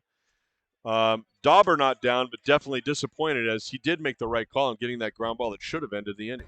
Here's Clay Facteau as he takes a first pitch ball that's low and outside, and makes the count now 1-0. The infield is playing in here, so anything on the ground immediately is going home. That's definitely the play here to protect that game-deciding run from scoring, as Clay fouls this one off back to the screen. He almost had himself a nice ride there, but was just behind on his swing. He's now in the count 1-1, and he's doing the strut that Stevie Hamm does, walking around in the batter's box. Facteau's grounded the last 2 into outs 1-6-3 and 5-3. He flew out twice earlier in the game, and his first at bat he singled and did score a run. The 1-1 is inside and low for a ball.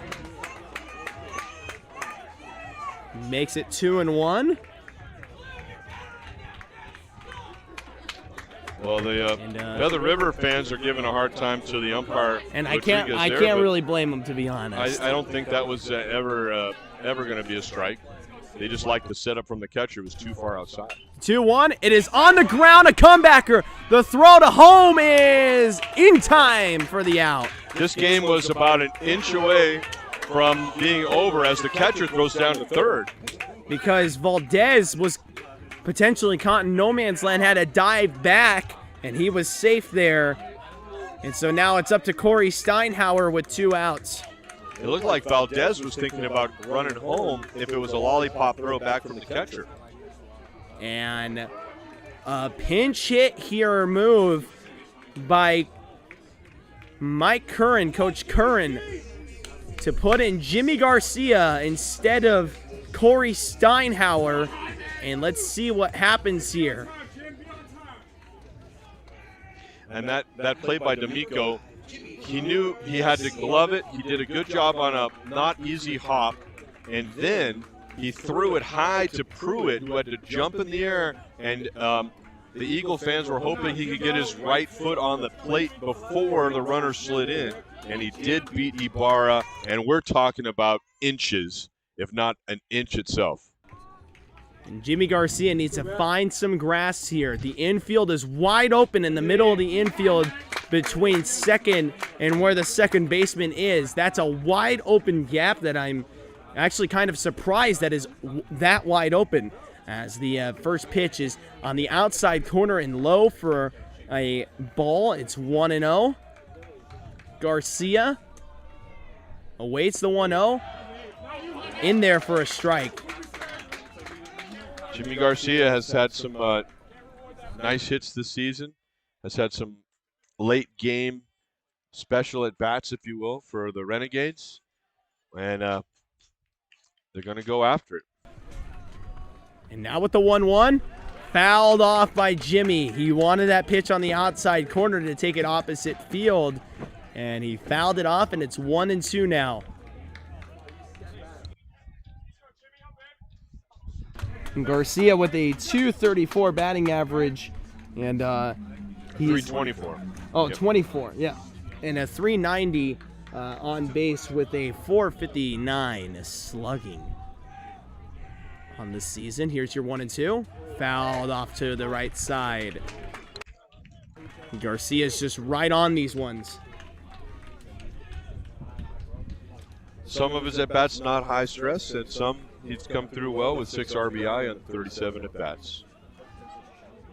This one of the most importance of all in this 2022 campaign. With the bases loaded, they just need one to score to win. The 1-2. It is lined high and deep to left. Back at the wall. It is gone! Bye, baby! A walk-off grand slam shot by Jimmy Garcia, well over that 315 sign in left field. The Ohlone College Renegades have won this game